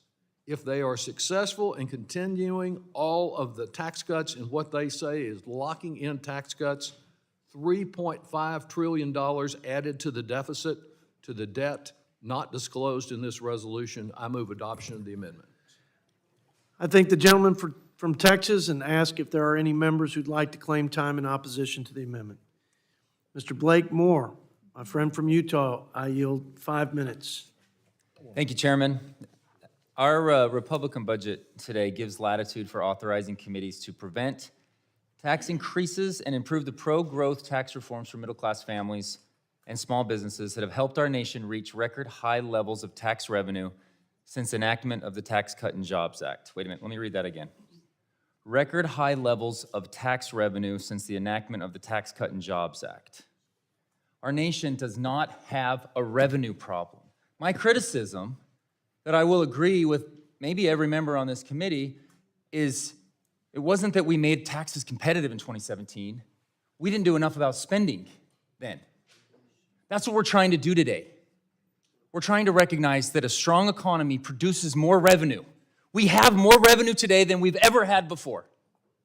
And our spending multiplies by a factor uncontrollable. This is not a revenue problem. This is a spending problem. And every single American knows it, if we're going to be honest with ourselves. And I'm telling you, I don't think my party did enough in 2017 and the years after that to do enough about spending. I know there's a desire to, and I know it's really hard. Today, what we're doing is really, really hard. But this is not about the easy headline of tax the rich or however you want to communicate this. 1% of earners pay 40% of tax in America. We have a progressive tax code, okay? Obviously, I get passionate about this topic. I never hear any criticism about doubling the child tax credit or the standard deduction and what that did for middle-class Americans. Never once from my Democratic colleagues. When you look at what actually took place with the Tax Cut and Jobs Act, it did what we needed to do to make America competitive, to keep companies here so they wouldn't keep offshoring because tax incentives are better. I've lived in Singapore. The top tax rate is 17%. Companies are flocking to Singapore to set up their business. They don't have an unemployment issue over there either because they're able to attract and they grow their revenue. If you have lower competitive taxes, you grow your revenue. And we have the highest revenue in the history of our nation, but our spending is out of control. That's all we're trying to do today. We're trying to find an area. The point that I love the most about this budget resolution is that we're trying to cut $3 trillion over the next 10 years of interest, okay? Interest is going to take over our defense budget. It will be more than we spend on Medicare and potentially Social Security one day if we don't do something about it. We cannot tax ourselves out of this issue. To support this point, I request unanimous consent on another very important topic by an article from the Census Bureau at income and poverty in the United States in 2019. And this found that poverty rate has declined to an all-time low of 10.5% after 2017, after the enactment of TCJA. I can't stress the importance enough that when we empower Americans, we strengthen our economy, and we produce higher tax revenues. And nobody's found this to be perfect. And we've continued to add debt for the last 20 years. I love the talk of the late 90s. And you can't say that that the Democrat administration, led by Chairman Panetta right here, didn't find areas to cut too, right? There's areas to cut. That's what we're trying to do today. And it's just something that we have to be willing to be adults about and recognize revenues have never been higher and spending is growing at a clip that we cannot overcome it. And I yield to Representative Grossman. So ordered on the submission for the record. Yield the remaining time to Mr. Grothman. We'll mention a couple things really quickly that haven't been taken up. First of all, with regard to Mr. Kilby, one of my favorite Democrats, law enforcement should be kept local. We love it when local law enforcement stands up to Michelle Lujan there and tells her we're not going to, play with the guns. We know there are all sorts of people around in your party. If they had a chance, they'd use the local law enforcement to force people to get vaccinated. They'd use law enforcement to collect the guns. In America, we want law enforcement to be local and tell the federal government to keep their hands off. Secondly, this IRS agent thing. It's a big number, 87,000. Big numbers all kind of go together. That's 200 new agents per congressional district. But in addition to the agents you already got, what would you do with 200 new agents per congressional district? I mean, you got to wonder what their plans are. Thank you. Thank the gentleman from Wisconsin and yield to my friend from Texas a final 1 minute to close. The debate shows the basic division. We Democrats don't believe that we will grow America by cutting investment in Americans. I hear defense of the progressive tax code. It is a tax code after the Trump giveaway where major multinationals are paying less than 8% effective tax rate. Police officers, nurses, teachers have to pay much more. This tax code that we have today is so full of special interest provisions and loopholes, it makes Swiss cheese look solid. The Republican resolution we have before us, by supposedly locking in tax cuts, means they are locking in an additional $3.5 trillion that would be added to the deficit if they make all of these Trump tax cuts permanent. And now they threaten to shut down the government if they don't get their way in less than 10 days. Despite the billions that previous Republican shutdowns have cost our economy and the pain they have caused Americans, they want to do it again. One member of this committee says it's not a question of whether we have a shutdown, it's just a question of how long. That's where the attention should be focused, not on this kind of mechanism. I yield back. The question is on agreeing to the amendment offered by Mr. Doggett from Texas. All those in favor say aye. Aye. Those opposed, no. In the opinion of the chair, the noes have it. Yes, sir, but according to the agreement, we will just postpone that recorded vote until a later time after the, later time in the markup. I'll get this down here by the end of the 5-hour markup, so let's go back to the question. Are there any amendments at the desk? Mr. Chairman, I got an amendment at the desk. Mr. Panetta. Thank you. We are on amendment number 9. So clerk, read it out while we distribute the amendment, please. Amendment number 9 on agriculture offered by Mr. Panetta.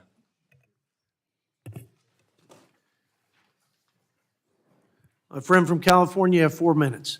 Thank you, Mr. Chairman. I appreciate this. My amendment would help stop the threat of a government shutdown by restoring 2024 appropriations to the funding levels agreed to in the Fiscal Responsibility Act of 2023. It's an amendment that would prevent the dangerous cuts envisioned by this budget resolution to agricultural programs that are absolutely vital to our nation's farmers, be it in California or be it in Texas, Mr. Chairman. Now, the resolution that we have that we're dealing with unfortunately targets agricultural programs that are vital to America's farmers. Rather than fund the government at the agreed upon levels in the Fiscal Responsibility Act, this resolution and a potential shutdown that it may cause would force deep cuts to ag programs that are vital to America's farmers. Cuts to loans for financially distressed farmers, cuts and delays to subsidy payments and other farmer assistance, cuts and delays in the production and release of important commodities, service, and farm wage reports and data releases. In addition, this resolution would result in funding cuts to programs that support our farmers and agricultural innovation. It would cut funding for the National Institute of Food and Agriculture. It would cut Agriculture and Food Research Initiative, AFRI as it's known, and it would limit funding for the Agricultural Advanced Research and Development Authority, AGARDA as it's known. It would also underfund the Agricultural Research Service and research stations like the one in Monterey County close to my district and serves my producers in my district. Now, the resolution could also result in cuts to rural development programs, including a 36% cut to rural water projects, and it would enable a nearly $100 million cut to the Reconnect program for broadband accessibility, and a 30% cut for rural housing loans. Look, Mr. Chairman, when it comes to our nation's agriculture and rural communities, you know best. We cannot risk a shutdown. We cannot force the cuts below what we agreed to in the Fiscal Responsibility Act. That's why I would urge adoption of my amendment that would restore agricultural programs to the 2024 appropriations levels. Thank you, Mr. Chairman. I yield back. I think my friend from California yield 5 minutes to myself. We go back and forth. You're the salad bowl. I'm the cotton king. We both represent God-fearing, freedom-loving ag producers. The folks that, by the sweat of their brow, put food on the table, clothes on our backs, give us food security, which is national security. And I know you care deeply about them, and sincerely. And by the way, I wasn't going to bring up the fact that we hadn't had a budget out of this committee in 4 years. Not a single Republican mentioned that. It was a Democrat colleague that recognized that. You talk about intellectual honesty, like that's how we're going to win for our country, is because you didn't have to say that, Jimmy, and I appreciate it. And so just know that's noted by me and appreciated. But let's talk ag. We don't cut agriculture, and we don't cut the safety nets in the farm programs, not a dime, not a penny. We do reserve those important debates and decisions to our colleagues on Ag Committee. They're meeting out this farm bill, and I don't know if you agree with this or not, but the farm bill safety nets, mainly the weather risk and the market risk insurance programs, are not working. And primarily, look, there's drought and weather-related issues, there's supply chain disruption, but the biggest challenge for our American farmers and ranchers right now are the input costs, the expenses. The safety net is a reference price. It is a price only. It's not a margin-based safety net trigger. So if the economy fluctuates like it has because of inflation, it's not indexed like Social Security, Medicare, and other programs. So what I'm trying to tell everybody here on the committee is there really isn't effectively a safety net right now in agriculture. Why does that matter to you? Why does it matter to the American people and the 20 people that might be watching this right now? You're an optimist. I'll tell you why. Because we can't let happen to the United States in food producing what has happened to the United States in drug production, where we outsourced it to China almost entirely. What we've done with outsourcing the entirety of our computer chip manufacturer, or effectively all of our computer chips, to Taiwan. What happens when we have to beg another country for the basic needs of our families? So the safety net has to work. I don't pretend to have the answers on that, except to say it doesn't right now. And quite frankly, $80 million is not going to make that safety net work. But I think there are savings, and this is what I would submit.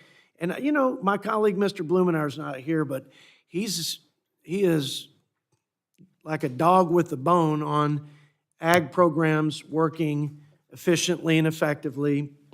And I would say the current system, Mr. Panetta, the current farm bill, it isn't sufficient. And how do I know that? Farmers and the ag community have to keep coming back here every year for ad hoc disaster assistance. Do you know how much we've paid out in transfer payments to producers and ad hoc disaster assistance over the last 5 years of the current Farm Bill? Almost $100 billion. So, I think the good news for my friend Mr. Blumenauer is crop insurance, which is a public-private partnership. Producers pay into it. The federal government does subsidize, but it has an improper payment rate of about 2%. That's almost, it's 2 or 3 times less than the average across the federal government. And the improper payment rate for SNAP is, well, it's $11 billion. I think it's about 10%. We can save money, Jimmy, if we don't do this ad hoc disaster. It's unbudgeted, it's fiscally irresponsible. Let's fix the structural problem with the farm programs, which is going to require some real resources. We can save money that way, we can save agriculture, and we can ensure food security for all Americans if we do it. I appreciate the spirit of your amendment. I support the spirit of your amendment and the principle of it, but it's not the right amendment. We don't cut any monies on it, but we've got to figure out how to make this thing work going forward for the sake of our ag community, rural America, et cetera. Jimmy, I yield a minute back to you for the final word. Thank you, Mr. Chairman. I appreciate your words and obviously your leadership. But also, you understand, being from the rural district that you come from, and the reason why I think both of us like representing and fighting for our men and women in agriculture is because they're constantly pivoting. They're constantly doing what's right to succeed. And they're constantly dealing with unpredictability, be it Mother Nature, be it mandates, be it the markets, be it migration, and dealing with a solid labor force. That's why the last thing we want to do is give them more unpredictability. And the first thing we should do is give them predictability, especially with a budget. And Mr. Chairman, with all due respect, I just don't believe that this budget does that. And so I appreciate the majority's desire to rein in unnecessary spending and ensure that our agriculture dollars are wisely spent. However, at the end of the day, a deal is a deal, and our farmers and ranchers need predictability. We have 10 days left to get a bill that both parties and both chambers can agree to. My amendment would reflect the spending levels that we agreed to so that we can get back to passing appropriations bills and supporting our farmers and ranchers. Thank you, Mr. Chairman. I yield back. I thank my friend from California and look forward to working on ag issues and issues affecting rural America for as long as I'm in Congress. I have tremendous respect for you, my friend. I'm going to submit this with unanimous consent, a GAO report on improper payments for USDA. With that, let's go ahead and tee up the question on agreeing to the amendment by Mr. Panetta. All those in favor, aye. Aye. All those opposed, no. In the opinion of the chair, the noes have it. Granted, and again, pursuant to our agreement, we'll postpone that recorded vote until later in the markup. Mr. Chairman, Yes, ma'am. I have an amendment at the desk. My colleague from Texas has an amendment. Would you report that out, Mr. Clerk, and give us just a few minutes or a few seconds to circulate that? Amendment number 10 on health offered by Ms. Jackson Lee. My friend from Texas, Ms. Sheila Jackson Lee, we yield 4 minutes. And we are friends from Texas, Mr. Chairman, and I wish that we could move and proceed accordingly because I don't think any American benefits from a government shutdown. I'm wearing red today, standing in solidarity with the UAW workers who obviously would be hurt by the continuing conditions they experience, just as the writers in California are suffering from the conditions they're experiencing. This amendment stops the threat of a government shutdown by restoring 2024 appropriations to the funding levels agreed to in the Fiscal Responsibility Act of 2023. It prevents the dangerous cuts envisioned by extreme actions in this House by the majority, particularly reductions to protect or to programs that protect health and well-being of Americans. Let me put into the record, because a good friend obviously cited Singapore, 334,223,854 people are in the United States as of January 2023. Don't think in any way Singapore competes. We like the work Singapore does, but they benefit by the trade they do with the United States. We're trying to fix and help the people in this country. And so my amendment is to emphasize protecting them.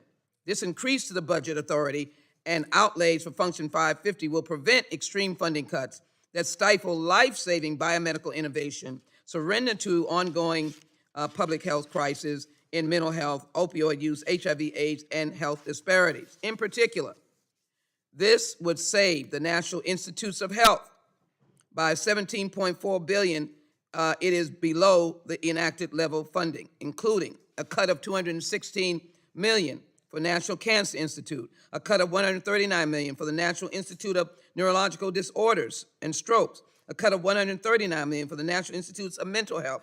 All our local communities like Houston, Texas, and other states and cities depend on. A cut of $1.5 billion for the National Institute of Allergy and Infectious Diseases, Centers for Disease Control and Prevention, funding cut by $1.6 billion. Democrats are working with President Biden to improve access to health care. Last year, I offered amendments in the last cycle to protect Medicaid and Medicare. And we're trying to lower the cost of life-saving drugs for Americans by slashing, but Republicans are slashing investments in health research that improves health and well-being of all Americans. Investments in research, especially those focused on cancer and other diseases such as diabetes, dementia, are critical in improving the lives of hardworking Americans. Surrender to ongoing public health crises. As I indicated, funding cuts to substance abuse, mental health services, and SAMHSA, Centers for Disease Control and Prevention, would worsen the conditions of Americans, harm women's health, provide access denying them access to health services, would harm women's health and deny women's rights to privacy, autonomy, reproductive rights. In addition, this would hurt and cut funding for maternal and child health block grants and eliminated funding. Family planning. So the Jackson-Lee Amendment is responding to the over 334 million Americans, hardworking Americans in this land, restoring our numbers back to the appropriate 2024 appropriations level, submitting to the record a statement, House Fiscal Year 2024 Appropriations Bill, governed by our Republican friends, reveal an extreme agenda that would set women back decades.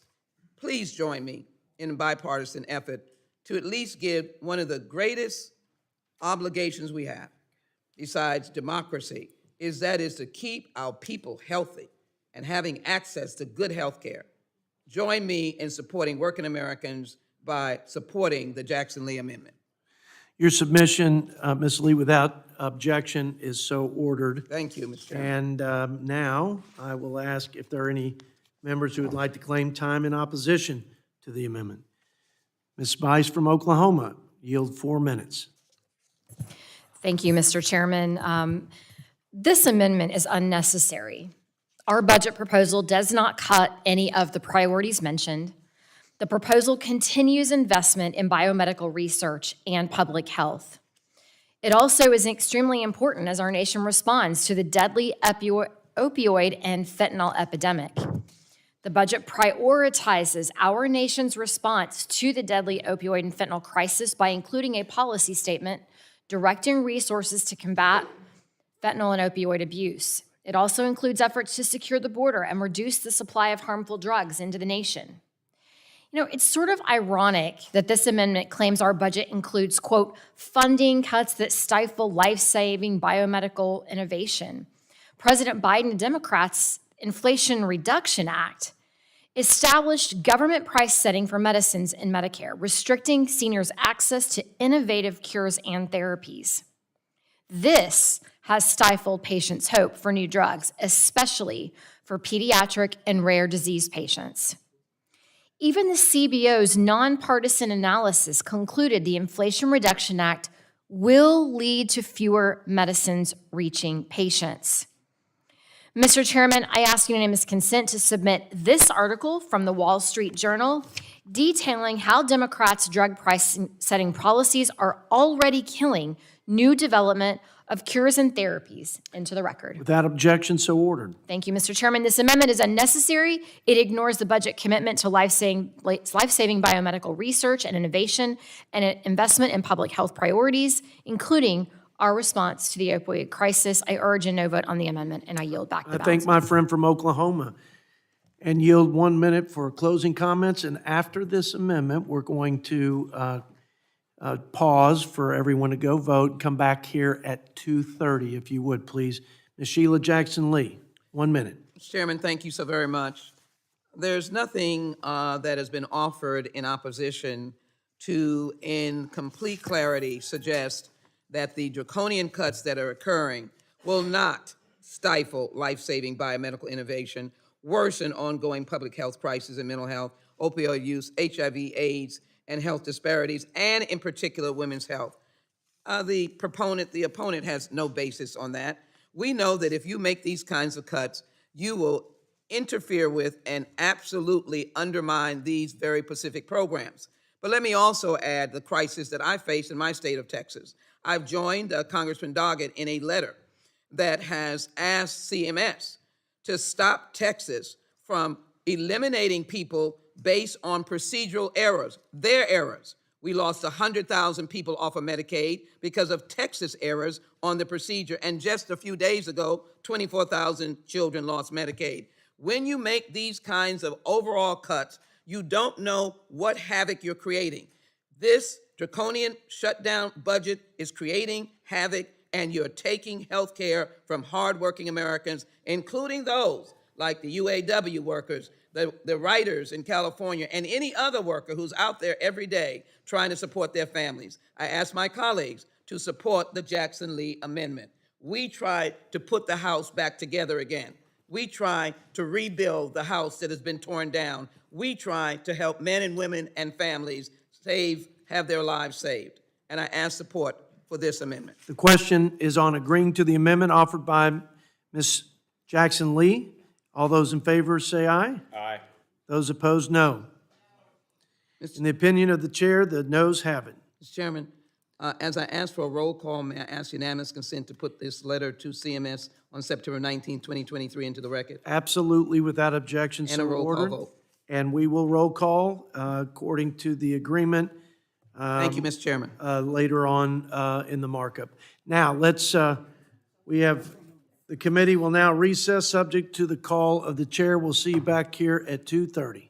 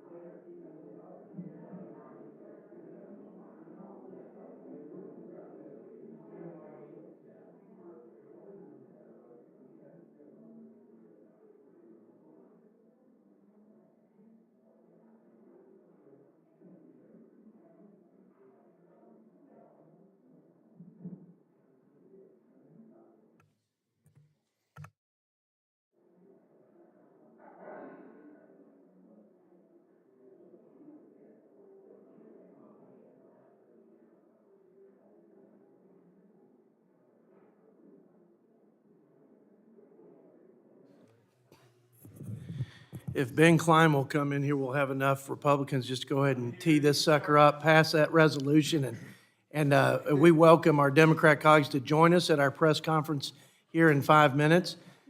5-minute vote.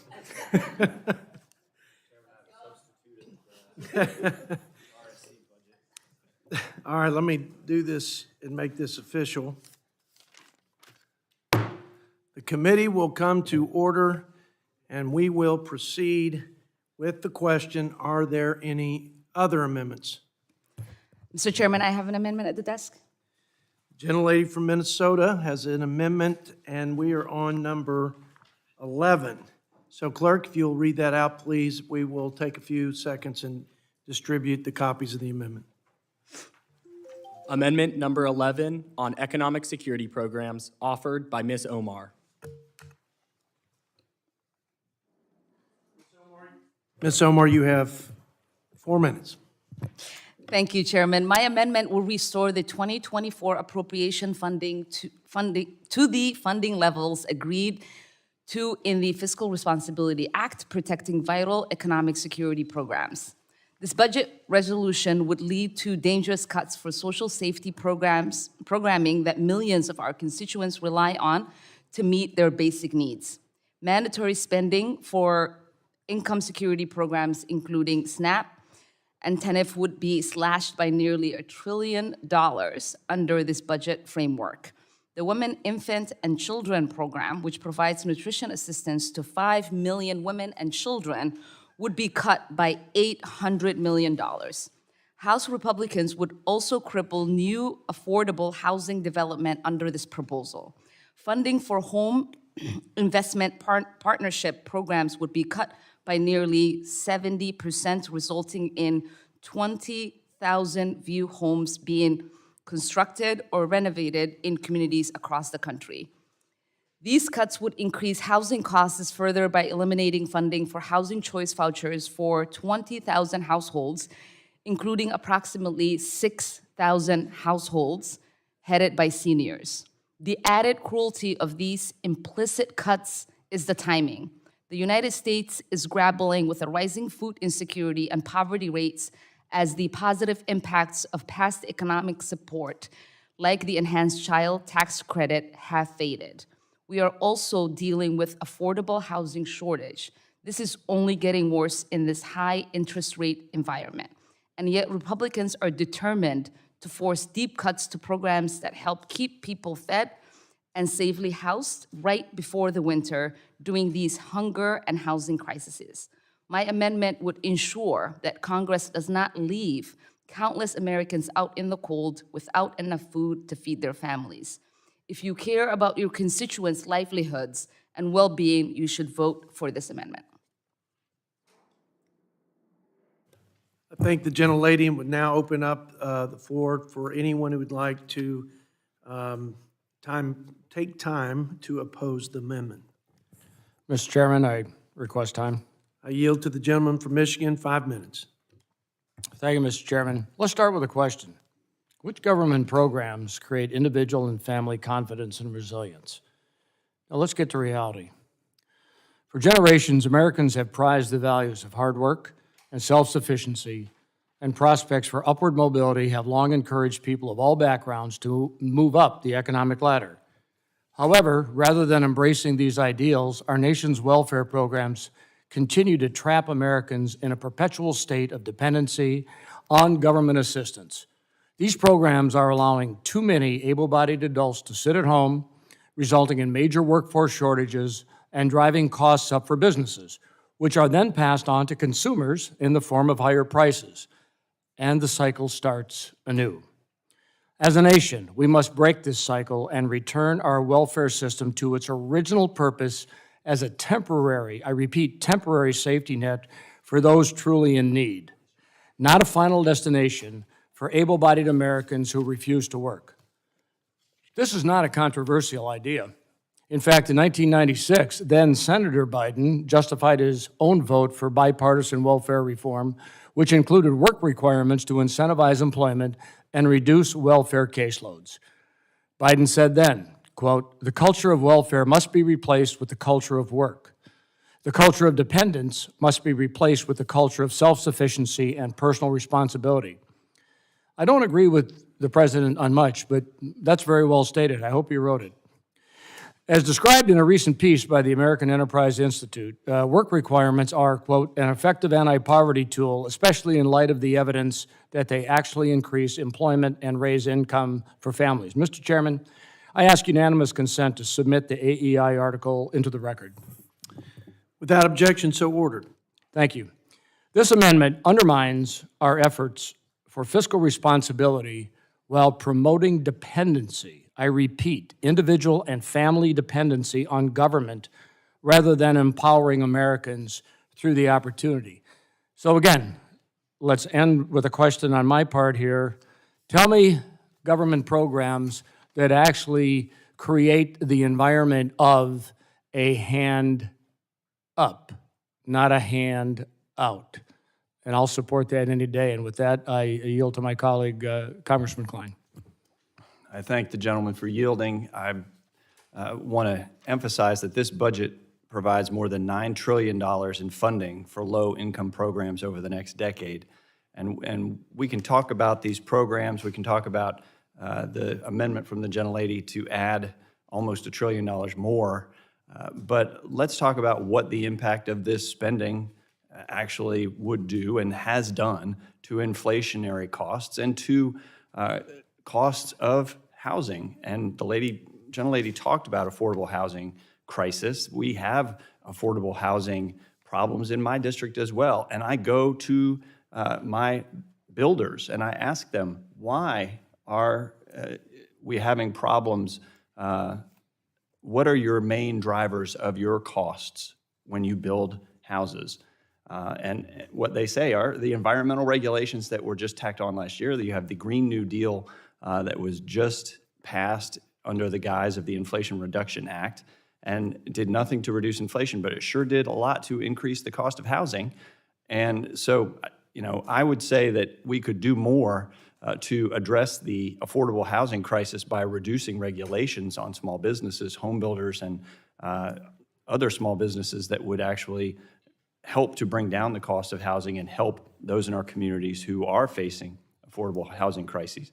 So this amendment would simply continue to fuel that inflationary fire that has raised the cost of housing, raised the cost of building affordable housing, and actually run contrary to the aim of the gentlelady's amendment. So I would oppose the amendment, and with that, I yield back.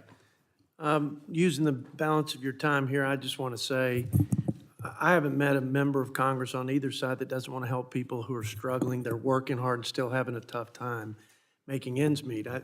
We can argue about making, ways to make it more efficient, ways to get the states involved, ways to make the programs more cost effective. But at the end of the day, I think at a base level, and there's requirement issues, there are benefit issues, there are other things related to means-tested welfare, but I think we have to start. We've got a job participation rate that's the lowest, not the lowest, but I think it's the lowest in about 25 years. We need to restore the dignity of work and the work ethic in this country, not just because it's a fiscal matter, because it's good for people to use their God-given talents to contribute to our great country. With that, I'm going to yield 1 minute for final comments from the gentlelady from Minnesota. I believe the people of this country are dignified people. No one stands in line to get food unless they need it. No one goes through the rigorous humiliation that it takes for you to apply for welfare programs. Dignity is within people. What we are talking about is the work that we have to do here in government to try to support those who need it. I also know that there are countless members on this committee and in Congress who have had the support of government programs who are now wealthy and well off. So the idea that because somebody is on a government program, that they are going to stay on a government program forever is not something that exists. There are many countries around the world who provide government assistance where people are not constantly on welfare. We have to provide the bootstraps if we are saying people need to pull themselves up? Thank you. If Yeah, I may, please. gentlemen, yield, because we're obviously running way ahead of schedule and have done this sparingly throughout. So now it really needs to be good, right? I just want to respond to something that the chairman said, because I sincerely disagree with the comment that we need to restore the American people's work ethic. I think we can cheer the fact, and there is data after data that shows this, we have the most productive workforce in the world today.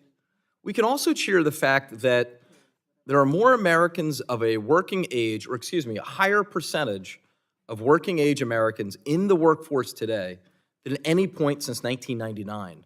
That, quote, great resignation storyline that you would read about a couple of years ago is as out of date as 4-year-old milk. The reality is what has built this country is the American work ethic. And those that have this perception that there's this group of people out there just sitting on their couch watching Jerry Springer all day, and that they're collecting a huge amount of money and that's what's blowing up the deficit and debt, it just isn't so. I can tell you from a perspective of a working class district in Philadelphia, almost everyone I know works hard and comes from a working family. That is the reality of America today. So to the best we can, let's defeat any sort of negative caricatures about the work ethic of the American people. The gentleman yield. We've got some time. Go ahead, Mr. I just Flynn. wanted to ask the gentleman from Philadelphia, wouldn't he agree that the workforce participation rate over the last 20 years, not the last 2 since COVID, but the last 20, has been steadily decreasing? Yeah, so I thought the gentleman was going to make a much more of a smart aleck remark than his sincere and good question, given our sports bantering that typically goes on. Actually, Mark Zandy, when he was here testifying in our committee, spoke to that. Over the last 25 years, our worker participation rate through Democratic and Republican presidencies has declined. He said most of that is explained, though, by also the aging of our population. Even more worrying, though, over the next generation, as the graying of our population continues, that is all. Excuse me. That is also supposed to continue. So again, though, let's just make sure we're not mixing apples and oranges. We do have a population that is getting older, and a higher percentage of Americans will be out of the workforce due to older age. Some of us are graying faster than others. Sorry. Last comment on this. In my district, I can't imagine it's any different than anyone else's. There are people that need it, probably desperately need it, and but for the grace go I. And when they need it, we need to make sure it's working and that the people who need it have those resources. But I will tell you, in my district, there are a number of people that abuse the system. And I hear it from businesses, I hear it from other community leaders who say there are people who take advantage of the system. And I don't understand. I don't think we need to cast aspersion on everybody that's on welfare. We should, like you said, champion and cheer on everybody to be the best that their God-given potential allows. But why not put just a common sense, quality control, guardrail, whatever you want to call it, to say if you're able to work, you should. That, I just don't understand why we couldn't agree on that. And then just say, whether it's 2% or 20%, it shouldn't happen. It's not right for the person and their family, and it's not right for the taxpayer. That I get, I don't think anybody's saying everybody that's on welfare is abusing that system and not working when they can. So anyway, with that, let's go ahead and call the question. Questions on agreeing on the amendment from Ms. Omar. All those in favor say aye. Aye. All those opposed, no. In the opinion of the chair, the noes have it. If you'd like a roll call, we'll do it later before the end of the markup. Yes. Okay. Request a report of it. Okay, request granted. Any other questions? I think we have a few more amendments. Mr. Chairman, Mr. Scott Peters. I have an amendment at the desk. Mr. Peters has an amendment. If the clerk will read that out, I believe that is amendment. Amendment number 7 on infrastructure offered by Mr. Peters. I'd like to yield 4 minutes to my friend from California, Mr. Peters. Thank you, Mr. Chairman. This amendment, my amendment, would prevent the cuts that the majority is pushing for particularly to reductions programs critical for our nation's infrastructure. The amendment stops the threat of a government shutdown by restoring 2024 appropriations to the funding levels we agreed to in the Fiscal Responsibility Act just earlier this year. Investing in infrastructure is not just about fixing roads and bridges, it's about building healthy communities. And the budget resolution before us would cut infrastructure funding for vital projects in my district and across America. And I want to talk about one today in San Diego that I'm particularly concerned about. We have a dangerous and critical health crisis plaguing the San Diego region. This is the raw sewage spilling into Tijuana River Valley, polluting our beaches and neighborhoods. The South Bay International Wastewater Treatment Plant is a critical facility. It's a United States facility managed by the U.S. International Boundary Water Commission under the Department of State. Under an international treaty, by the way, Mexico pays the U.S. to treat sewage originating in Baja California. This is overflow that discharges into the Pacific Ocean and flows upward onto San Diego shores. This is a plant we built in the 1990s under bipartisan agreement with federal money.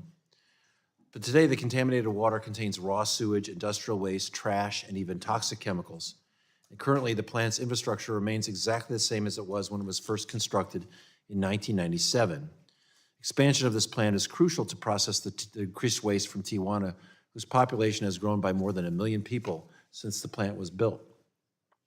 So we've been working on this. In 2020, the congressional delegation from San Diego and our senators, working with the Trump administration, secured $300 million associated with the U.S.-Mexico-Canada agreement to expand the plant's ability to treat wastewater from 25 million gallons a day to 50 million gallons a day. However, in June, IBWC, the federal government, informed the public that the treatment plant is in such bad shape from not being kept up over time through regular appropriations for infrastructure that we need to rehabilitate the plant before we can expand it.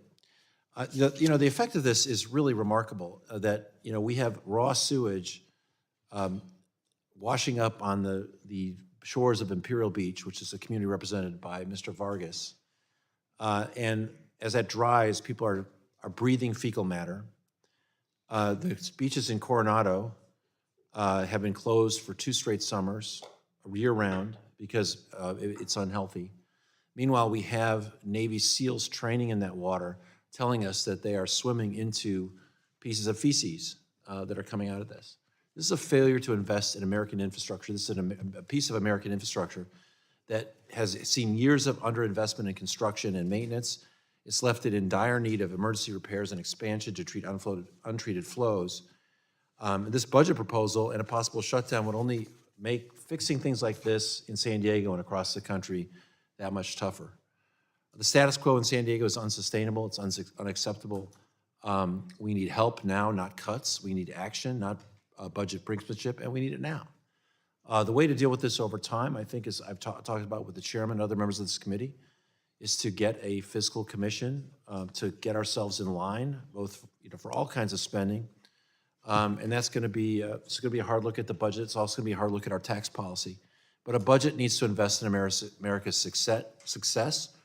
This budget resolution and shutdowns interrupt the tourism and travel sectors, squeeze small businesses, leave behind communities, and put people at risk in places like San Diego, where we're confronting problems that we cannot solve on our own, like cross-border sewage that is literally sickening our community from a plant owned and operated by the United States of America. We got to get this right. This has got to stop. Mr. Chairman, I yield back. I thank my friend from California. Now open it up for any member who'd like to claim time in opposition to the amendment. Mr. Chairman, I ask for 5 minutes, please. Mr. Yakum, I yield to you, Mr. Representative from Indiana, 5 minutes. Mr. Chairman, I ask unanimous consent to submit the Government Accountability Office's report to congressional committees, high-risk series, funding the nation's surface transportation, into the record. Without objection, so ordered. Currently, the CBO projects that the Highway Trust Fund will reach insolvency by 2028. Our budget resolution provides a deficit-neutral solution to the Highway Trust Fund by aligning the trust fund's spending with its incoming revenues. This is a logical step, as it will create fiscal stability, financial stability within the trust fund and eliminate its terrible track record of being bailed out by the American taxpayers. The original design of the trust fund made it so that individuals who utilize our highways the most would help support this fund through taxes on gasoline, tires, and other automotive-related expenses. However, these user fees have lost their effectiveness over time, putting the general fund on the hook supporting the trust fund. The GAO estimates that from 2008 to 2021, the Highway Trust Fund received over $270 billion in taxpayer bailouts. These types of government bailouts need to stop. It's essential that we keep investing in our nation's infrastructure, but in a financially responsible way, which is why the budget resolution we have put forward today includes a deficit-neutral reserve fund for investments in our national infrastructure. When we look towards the future investment into our nation's infrastructure, we need to ensure that it's done in a fiscally responsible manner so it does not compound our debt. When we look back at IJA, congressional Democrats argued that IJA would be paid for through $589 billion in offsets over the next 10 years. However, the CBO's current calculations estimate pay-fors only accounted for $180 billion, leaving an additional $400 billion shortfall. I urge my colleagues to vote no on this amendment, and I would like to yield the balance of my time to my esteemed colleague and friend from Georgia, Mr. Drew Ferguson. I thank the gentleman from Indiana and from a dear friend from California. Having a waste treatment plant in that sort of disrepair is absolutely horrible. I've been a mayor. I've had to deal with such things. I understand what you're going through. But I think one of the things that I would ask first on that is, how much has California and San Diego contributed to that or not contributed to that? I don't know the answer to it. But when I look at this and look at the spending and the choices that we're having to make right now, we can't do that kind of project and pay for $6.4 billion of carbon reduction programs, $1 billion for Reconnecting Communities pilot program, $2.5 billion for charging and fueling stations for electric cars, another $5 billion National Electric Formula Program, $10 million for total energy efficient building technologies, $5 billion at the EPA for God knows what, and another $5.6 billion at the Department of Transportation for low or no emission bus projects. My point is, we as Americans are going to have to make choices about what we can and can't do. And building electric charging stations across this nation doesn't seem to be as high a priority as fixing a sewer plant in San Diego. So I just think that what this budget does is it does highlight that we are now as Americans having to make some choices. We're going to have to make hard decisions. We're going to have to look at things, and we're going to have to ask ourselves, what's it worth borrowing money for that we have to do right now? And I just think that's the position that we're in. So I think this is, I would urge a no vote on this. I think America has got to make some decisions about either having meaningful infrastructure projects that the country needs right now, such as a waste treatment plant, or the Green New Deal. With that, I yield back. Thank you, Thank Mr. you, gentlemen. Mr. Chairman, I do yield back the I balance. thank both gentlemen. Both gentlemen. Been a long day. 1 minute to close to the representative from California. I understand. I really respect the gentleman from Georgia, and I thought he stated his concern well. I wish I'd seen Congress able to do that. I think maybe one thing to think about in terms of our long-term approach is a commission, like it's been referred to in this committee and some other places, to get us on the right track. But I don't think that this fits and starts approach, where we have an agreement during the year that we don't live up to, is really serving us well. And I think it's going to hurt a lot of folks, like it does in San Diego. So I'd urge support for the amendment. And Mr. Chairman, again, thank you for having the hearing. I thank my friend from California. Let's call the question on agreeing to the amendment offered by Mr. Peters. All those in favor say aye. All those no. No. In the opinion of the chair, the noes have it. Would you like you bet. Pursuant to our agreement, we'll postpone the recorded vote until later in the markup. Are there any other amendments at the desk?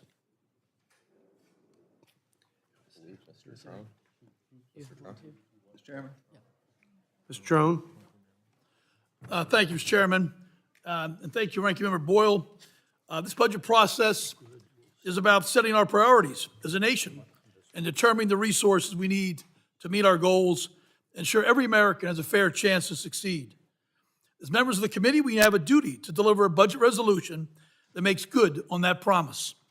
Yet, we're here today to consider a budget resolution 10 days before the end of the fiscal year, a budget we should have worked on 6 months ago.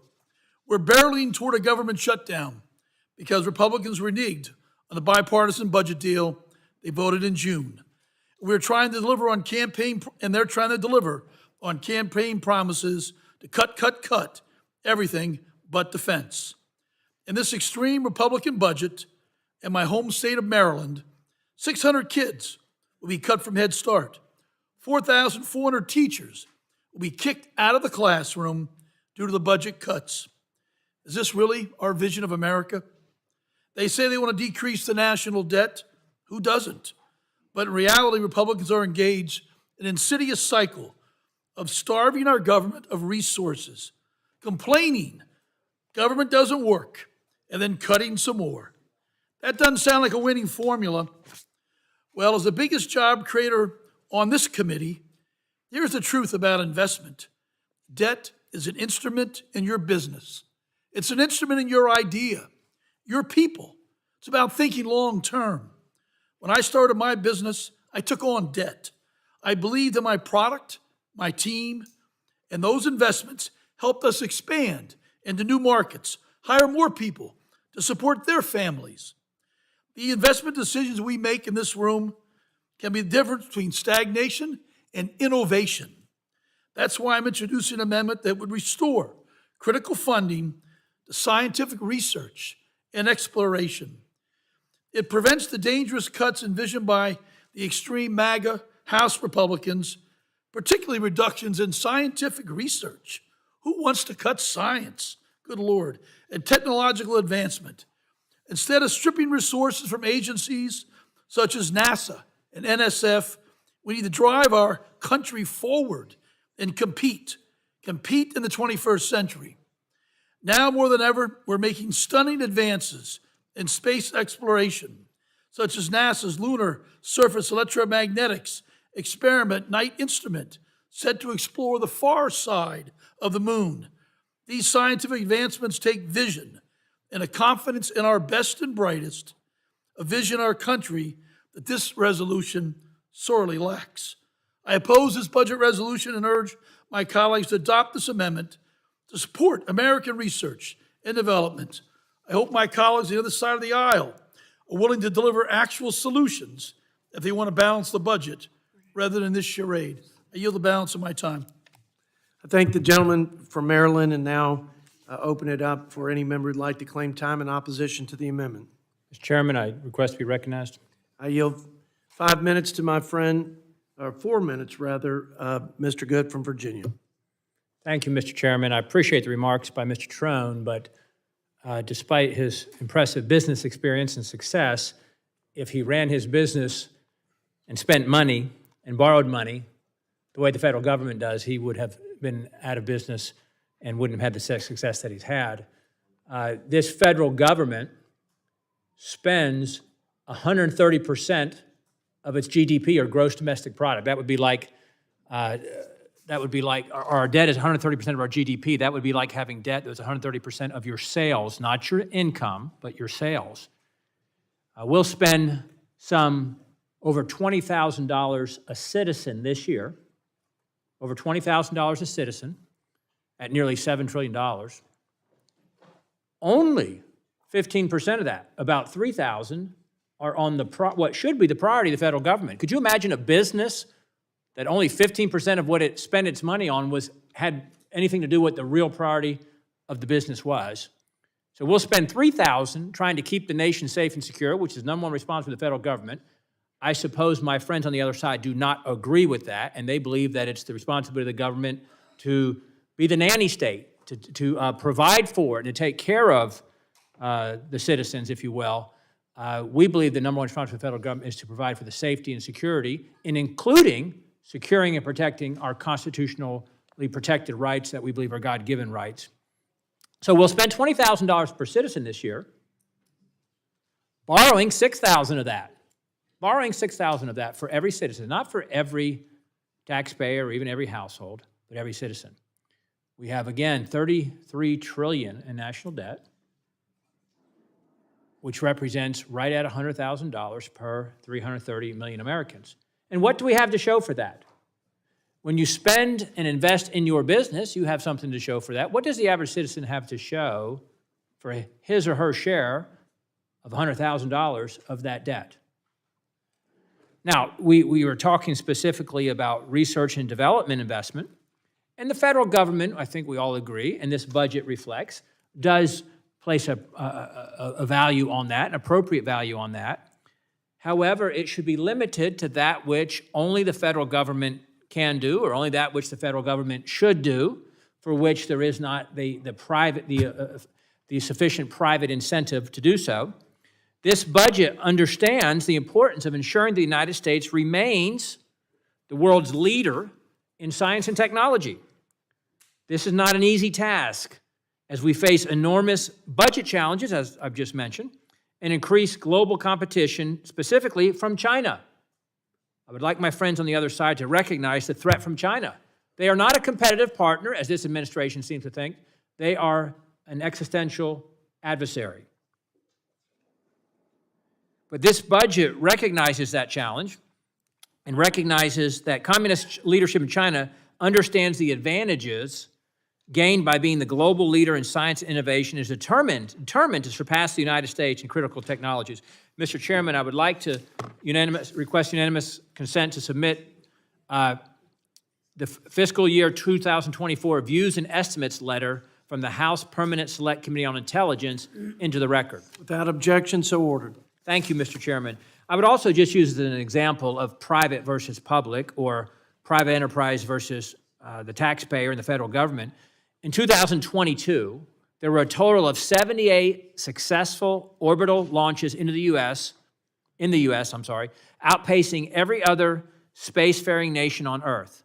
Companies like Rocket Lab, Blue Origin, ULA, and SpaceX are leaps and bounds ahead of government-funded and operated programs in nations like Russia and the aforementioned China.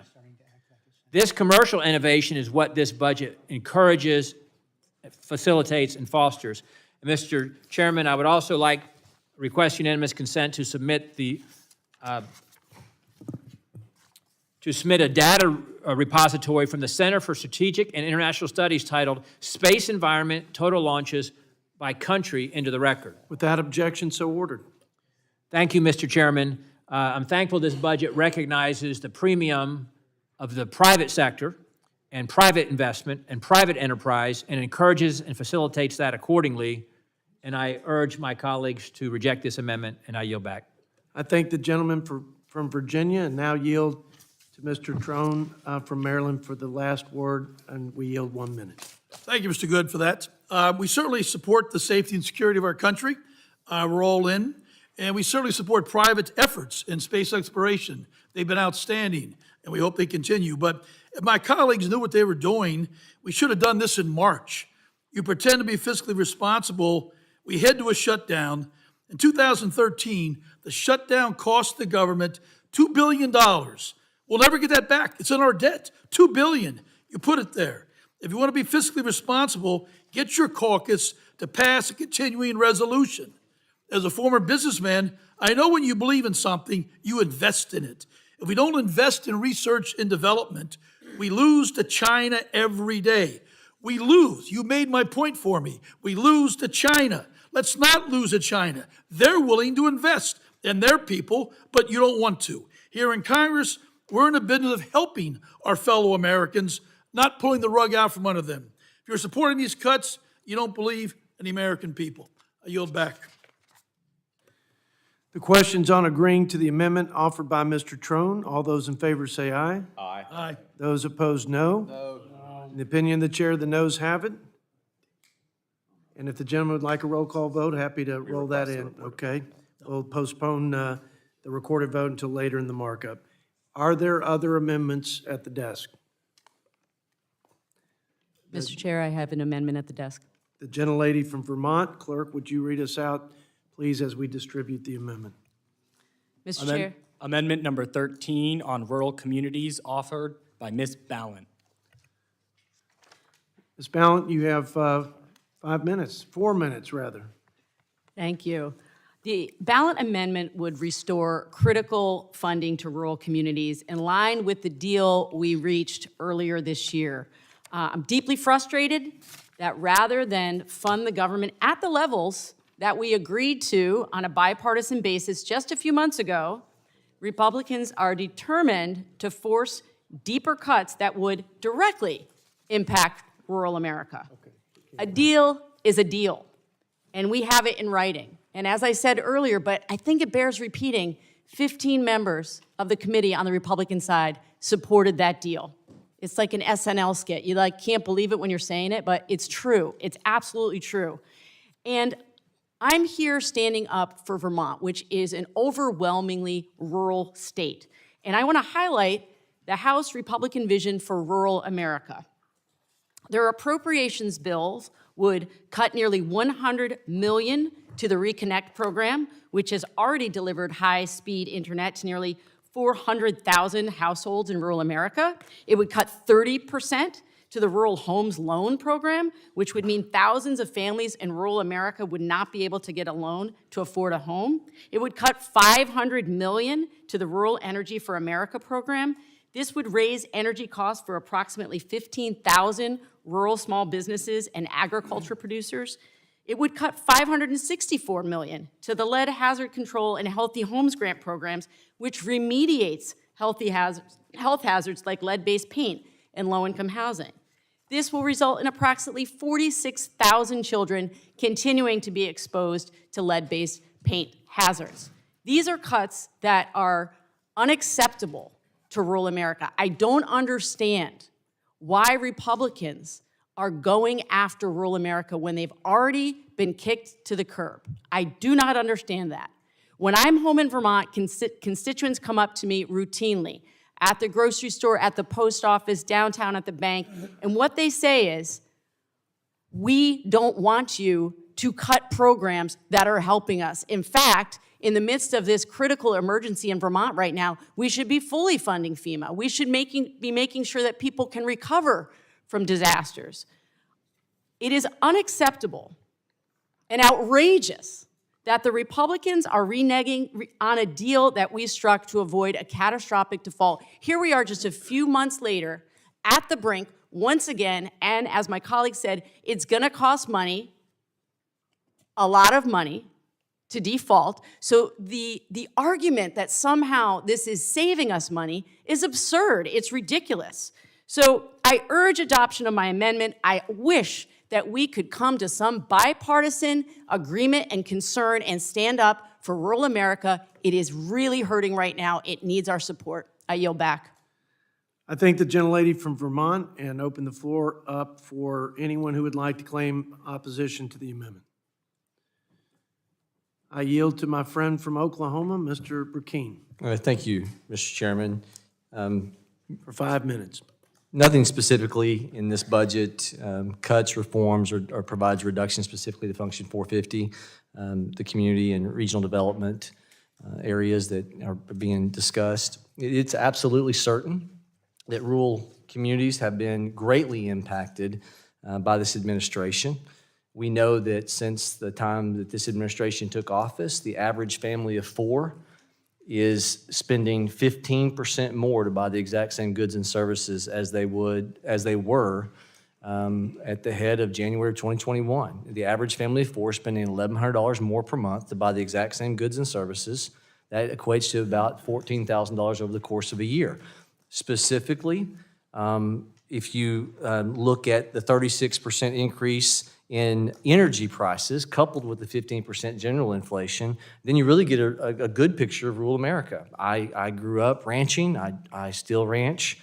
And it's amazing when you talk to people, what is their biggest issue with, what the federal government's doing or not doing? It's the fact that you can't buy a feed truck for what you could just a few years ago.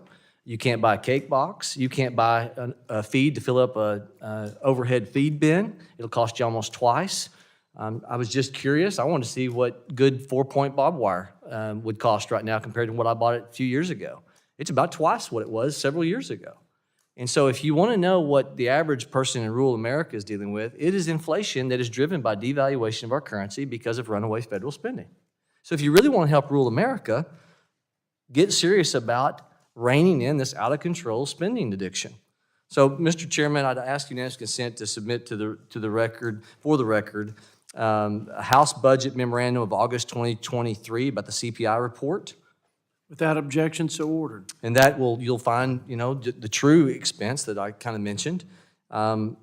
Specific to agriculture, there's a 23% in just 2 years increase specific to agriculture, inflationary costs. I kind of cited some things a minute ago that I can tell you from being in the agricultural industry. And on that front, Mr. Chairman, I'd also ask unanimous consent to submit data from the Kansas City Federal Reserve Bank on interest rates for business into the record.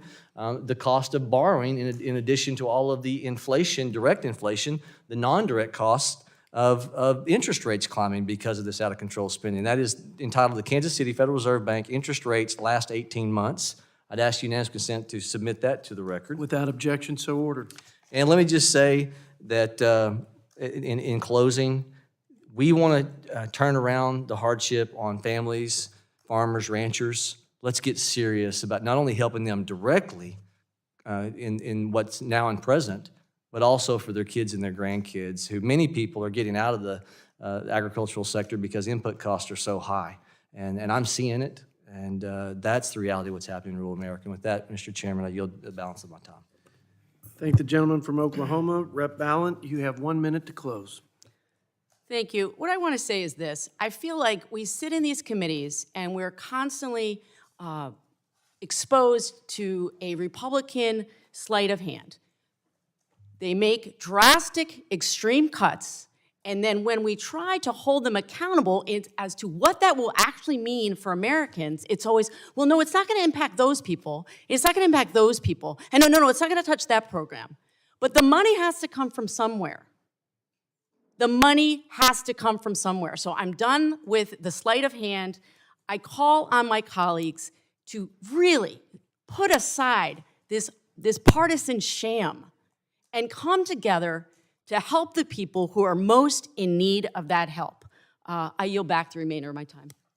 Thank the gentlelady. The question is on agreeing to the amendment offered by Ms. Ballant. All those in favor say aye. Aye. All those opposed, no. In the opinion of the chair, the noes have it. If you request a recorded vote. we will postpone the recorded vote until later in the markup per our agreement. Are there any other amendments? Yeah, Mr. Chairman, I have what is our final amendment, what I believe is our final amendment, unless there are any other members on the Republican side who have one. I think we've come to the final amendment. This would be Amendment 15. And if the gentleman will hold, we'll have the clerk report, we'll circulate the amendment, and then you can proceed. Amendment 15 on the debt ceiling offered by Ranking Member Boyle. I yield 4 minutes to my friend and colleague from Pennsylvania, Rep. Boyle. Thank you, Mr. Chairman. And I know the way that these have been going so far, the previous 14, all Democratic members voting one way, all Republican members voting against. What I really hope is this is being passed out. It's a quick read, all of about 6 or 7 sentences. This is an amendment that builds on an idea that already has bipartisan support. It is about the need to reform the way in which we raise the debt ceiling. To be clear, this does not eliminate the debt ceiling. It simply endorses the idea that we need to reform the way in which we raise it. Because this constant brinksmanship over the last dozen years or so does us no good, only has real harm, and potentially, if at one point we would go over the cliff, would have catastrophic harm. So I have a specific bill that is not reflected in this amendment, which is called the Debt Ceiling Reform Act. It essentially takes an idea that Mitch McConnell had from 2011, which existed for 2 years, and makes it permanent. Our chairman, Jody Arrington, as well as Mr. Peters, have their own debt ceiling reform idea, which also I think has real merit. And I believe there are other members out there as well with their own proposals. So look, we continue to tempt fate the longer we go with these constant destructive showdowns over the debt ceiling. And that was dramatic. That was, I didn't mean to shock you into, we already have, even though we haven't gone over the cliff yet, we see a real financial cost already. Chairman brought up before the downgrade that we got from Fitch's. The very first thing they cited was the brinksmanship over the debt ceiling and the potential that it not be raised in time. That followed on the heels of the Standard & Poor's downgrade that we received during the 2011 debt ceiling debacle. This issue will be back front and center again in January in 2025. And just think, part of the reason why the House of Representatives is greatly behind in its work and the Senate this year on appropriations bills is because the first 5 months were taken up entirely by the debt ceiling issue. So the policy, and I'll read it verbatim, it is the policy of this resolution that Congress must reform the debt ceiling by making changes in the law that would remove the threat of catastrophic default and ongoing manufacturer crises. I am hopeful that people would consider supporting this amendment, and more importantly, that we will, over the course of the next year, work together to identify a smarter, bipartisan solution to the way in which we raise the debt ceiling, because what we're doing now, I think we could get bipartisan agreement in this. What we're doing right now is a mess as it relates to the debt ceiling. It's costly, and potentially it could be very destructive to us all. With that, I yield back. I thank the gentleman from Pennsylvania and ask if there is any opposition to the amendment. I yield 5 minutes to the gentleman from South Carolina, and I know there are others that would like to comment as well. Thank you, Mr. Chairman. I find it interesting that having debate on something as serious as a debt ceiling is a problem. The fact that we're having the debate on something that could sink this country, we need to have more debate on it. And to take the debt ceiling off totally, I can't see I don't understand that type reasoning. Mr. Trone had an interesting comment that he's a successful businessman. You borrowed money. I borrow money. I'm in the business arena. The difference is I have to pay it back. I think you have to pay it back. All of us, unless, really, even if you have family money, you got to pay it back. So that's where we are right now. And we're just not paying it back, and it's gotten to a sustained level that we can't sustain. Now, a little history, the debt ceiling has been raised 78 times since it was first used in the 20th century. Because of the debate, government spending has been curtailed. None of these fights have led to a default on the national debt.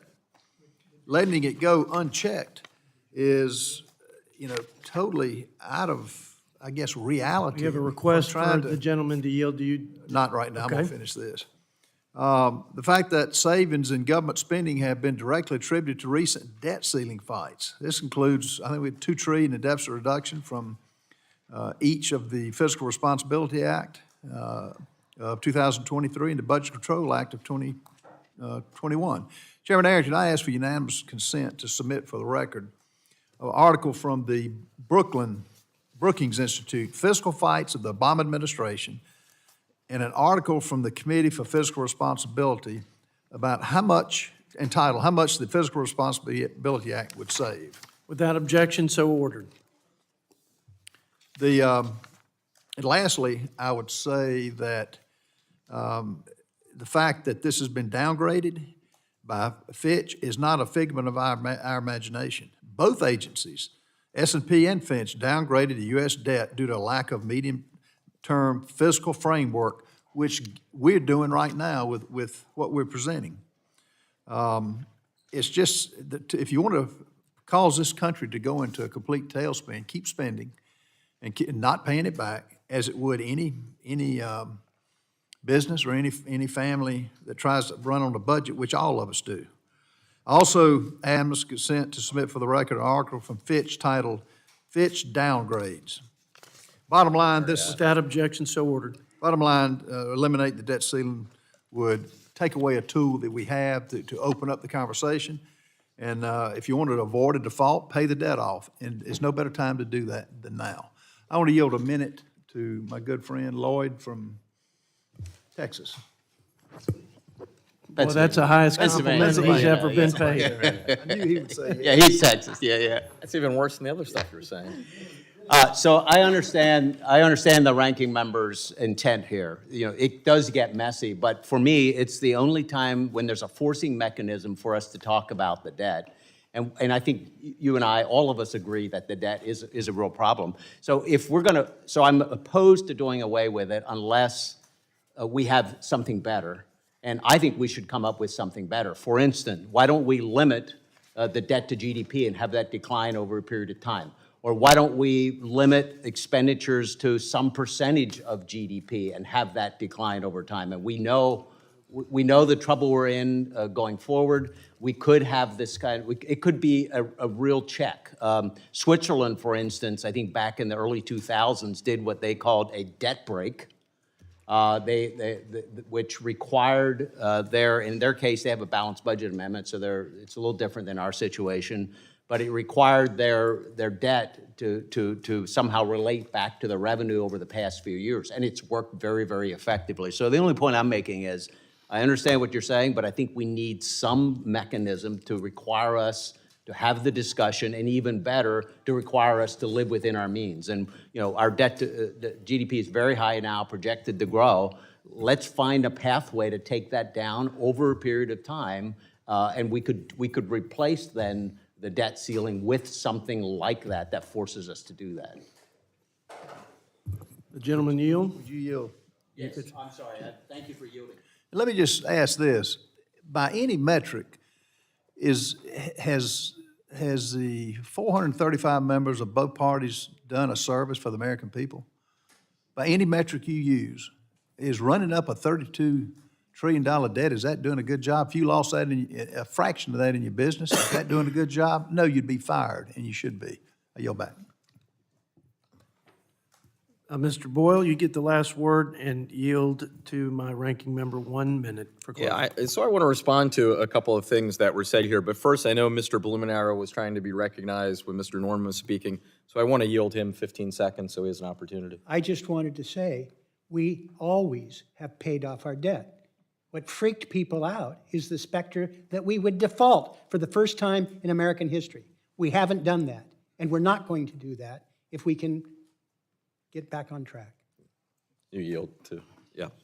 Well, thank you. Let me say a couple points. First, there seems to be, again, and it's right in front of us, only about 6 or 7 sentences, there seems to be a misconception about this amendment. This amendment does not remove the debt ceiling. What it does commit ourselves to is exactly what Mr. Smucker was talking about, a better mechanism, a less messy, less costly mechanism by which we raise the debt ceiling. It could potentially have in there a mechanism that forces us in a more constructive way to deal with our debt. That is something actually that's in one of the reform proposals that Mr. Arrington and Mr. Peters have. I also say to Mr. Norman, your statement is not consistent with itself. On the one hand, you said that our $32 trillion debt, it's unsustainable, but then also, by the way, we've raised the debt ceiling 78 times, and that's the only reason why we're curtailing our debt. Both of those things can't be the case. If we have a debt that's too high, then I would say it's self-evident using this as a mechanism to curtail debt has failed, and has failed spectacularly. So it's only over the last dozen years or so, though, that we have had these very scary, very dangerous debacles in terms of threatening to actually not raise the debt ceiling. In other words, renege on our debt. and renege on our obligations.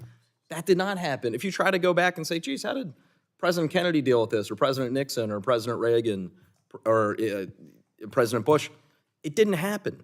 It has been, unfortunately, a function of the sort of, I would say, decline in the sort of norms here in Congress that have only really developed over the last 20 years. So we have time now.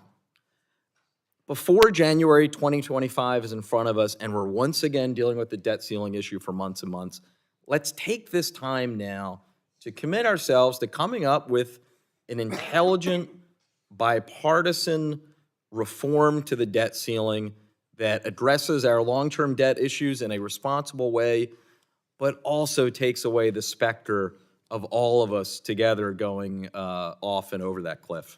I yield back. If I may, Ranking Member, we have agreed to kick off, and we'll spend more time now that we have worked through this in this committee. We'll have to take it beyond that. That will be of interest to us, probably not as much to you all. We need to spend time, because we've agreed that this process is failing from soup to nuts, right? Like, we don't do this enough. I appreciate the thoughtfulness on both sides. We don't have the debate. We don't get budgets out. We don't live by budgets. We waive rules. I mean, the Republicans have waived the spending caps that we fought hard for in 2010. And then we waived them, I know, as a freshman in 2017. And I just thought, where is the party of fiscal responsibility on either side, period? So I think this idea is thoughtful, and I think we have to work together to identify a system that holds us all accountable and forces us ultimately to not push this payment of this government on our children. How we do that? I know there's tax considerations on one side, revenue, and there's a belief that our spending is what's running away and driving it. At some point, the option cannot be, though, the default to having our children paying it. And that's, my friends, what's going to happen at this point if things get sideways, and they're already starting to turn, in my opinion. Last word. Yeah, thank you. And as we've, hope you don't mind me saying this publicly, as we've talked throughout this hearing. As long as you don't commit me to this amendment. No. As we were saying privately, this has been an exchange throughout today that we've both enjoyed, very substantive. We have kicked off on a bipartisan basis already the beginning of our effort to try to identify bipartisan reforms to the overall budget process to improve it, because it has broken down more times than it has succeeded in the 49 years it's been in existence, especially over the last 20. And so having the debt ceiling conversation as part of that overall reform effort, I think we both agree is certainly necessary. I thank my friend and call the question on agreeing to the amendment offered by Mr. Boyle. All those in favor say aye. Aye. All those no. No. In my opinion, and it has been my opinion all day, that the noes have it. For such a young man, I'm concerned about your hearing sometimes, Jody, on some of those votes. Well, if you'd like a recorded vote, Yeah, we will roll request them a all recorded in vote. before this markup's over. And now, I again appreciate everybody working through these amendments. Great discussion. Without objection, the committee will now vote en bloc. Mr. Chairman, Yes, sir. I ask to be recognized. I recognize the gentleman from South Carolina. I move the committee. I reclaim the time, and without objection, the committee will now vote en bloc, as I mentioned before, on all postponed votes, all 15 amendments considered. The clerk, if you would, call the roll, please. Mr. Norman. Oh, no.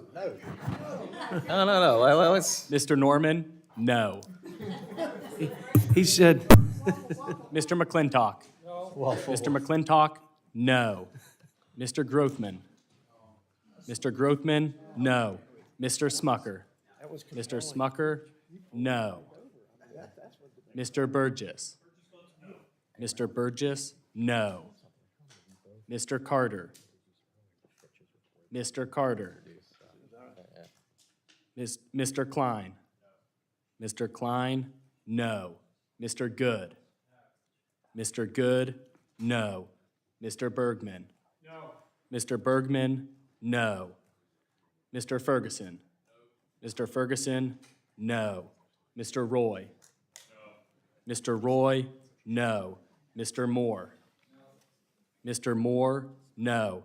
Mr. Valadeo. Mr. Valadeo. Mr. Estes. No. Mr. Estes, no. Miss Bice. Miss Bice, no. Miss McLean. No. Miss McLean, no. Miss Fishbach. No. Miss Fishbach, no. Mr. Yocum. No. Mr. Yocum, no. Mr. Brackeen. No. Mr. Brackeen, no. Mr. Edwards. Mr. Edwards, no. Mr. Boyle. Aye. Mr. Boyle, aye. Mr. Higgins. Yes. Mr. Higgins, aye. Ms. Schakowsky. Aye. Ms. Schakowsky, aye. Mr. Blumenauer. Aye. Mr. Blumenauer, aye. Mr. Kildee. Aye. Mr. Kildee, aye. Mr. Peters. Mr. Peters, aye. Miss Lee. Miss Lee. Mr. Blumenauer, or Mr. Doggett. Mr. Doggett, aye. Mr. Panetta. Aye. Mr. Panetta, aye. Miss Wexton. Aye. Miss Wexton, aye. Miss Jackson Lee. Miss Jackson Lee. Miss Omar. Aye. Miss Omar, aye. Mr. Trone. Aye. Mr. Trone, aye. Miss Ballant. Aye. Miss Ballant, aye. Mr. Scott. Mr. Scott, aye. Mr. Espaillat. Mr. Espaillat, aye.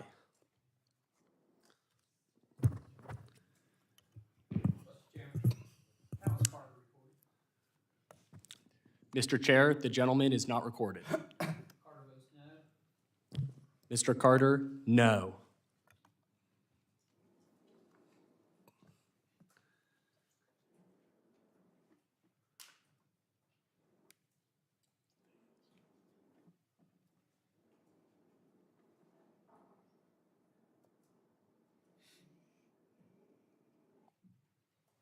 Mr. Chairman.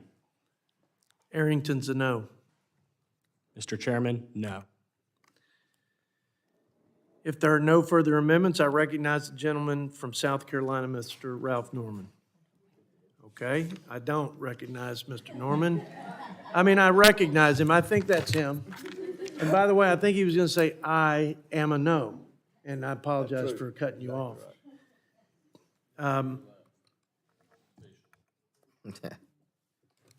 Are there any members who wish to vote? Question mark. If not, the clerk shall report, period. Mr. Clerk? Chair, on the vote, there were 14 ayes and 20 nays. The noes have it. The amendments are not agreed to. Now, if there are no further amendments, I'd like to recognize the gentleman from South Carolina, Mr. Norman. Thank you, Mr. Chairman. I move the committee adopt the budget aggregates, the functional categories, and other appropriate matters. Questions on the adoption of the budget aggregates, functional categories, and other appropriate matters? All those in favor say aye. Aye. Those opposed? In the opinion of the chair, the ayes have it. Mr. Chairman? Mr. Norman. Mr. Chairman, I move that the Committee on the Budget order the concurrent resolution and the budget reported to the House with a recommendation that the resolution be adopted. Pursuant to Committee Rule 10, I now call up the text of the concurrent resolution on the budget. It is identical to what was distributed yesterday. Legislative text incorporates the budget aggregates, functional levels, and all other relevant items as previously agreed to. I recognize again Mr. Norman.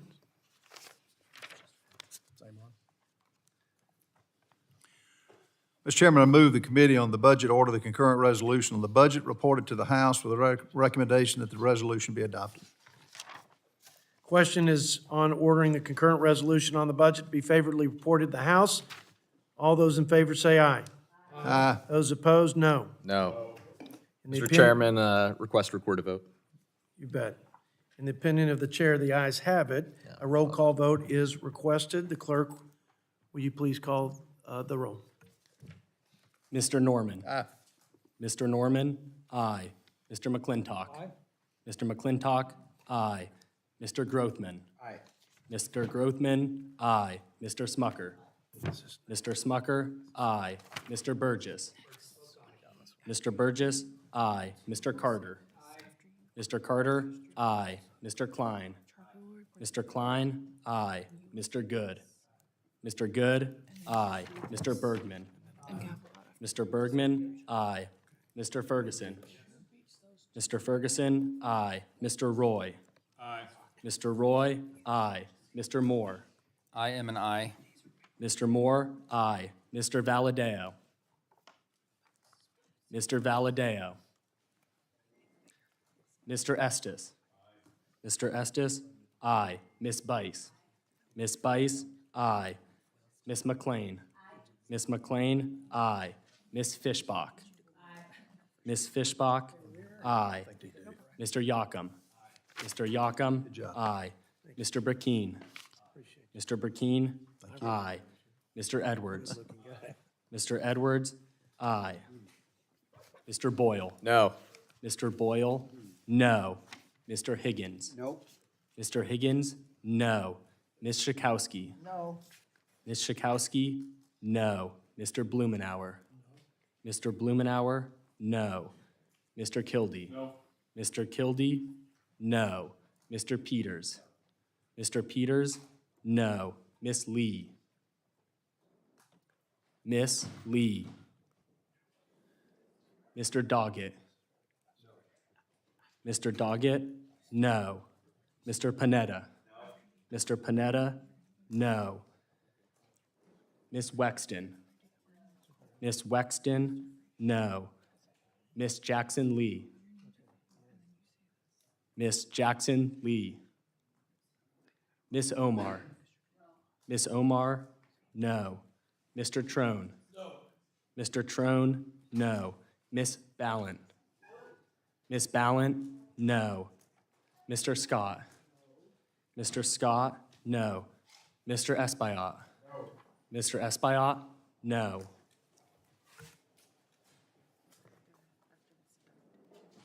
Mr. Chairman. I'm a yes. Mr. Chairman, aye. Are there any members who wish to vote? If not, the clerk shall report.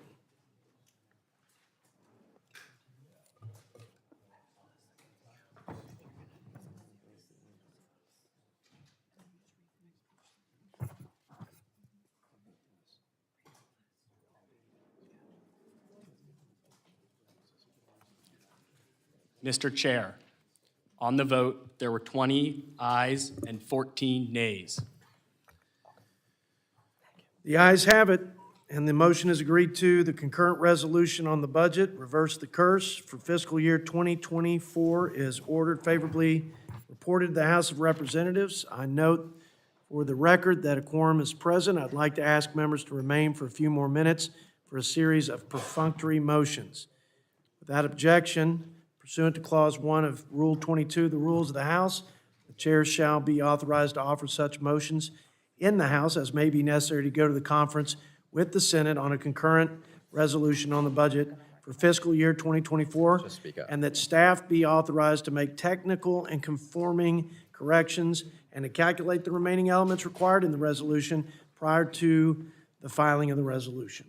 Mr. Chairman, I ask for the requisite number of days to submit minority views. Without objection.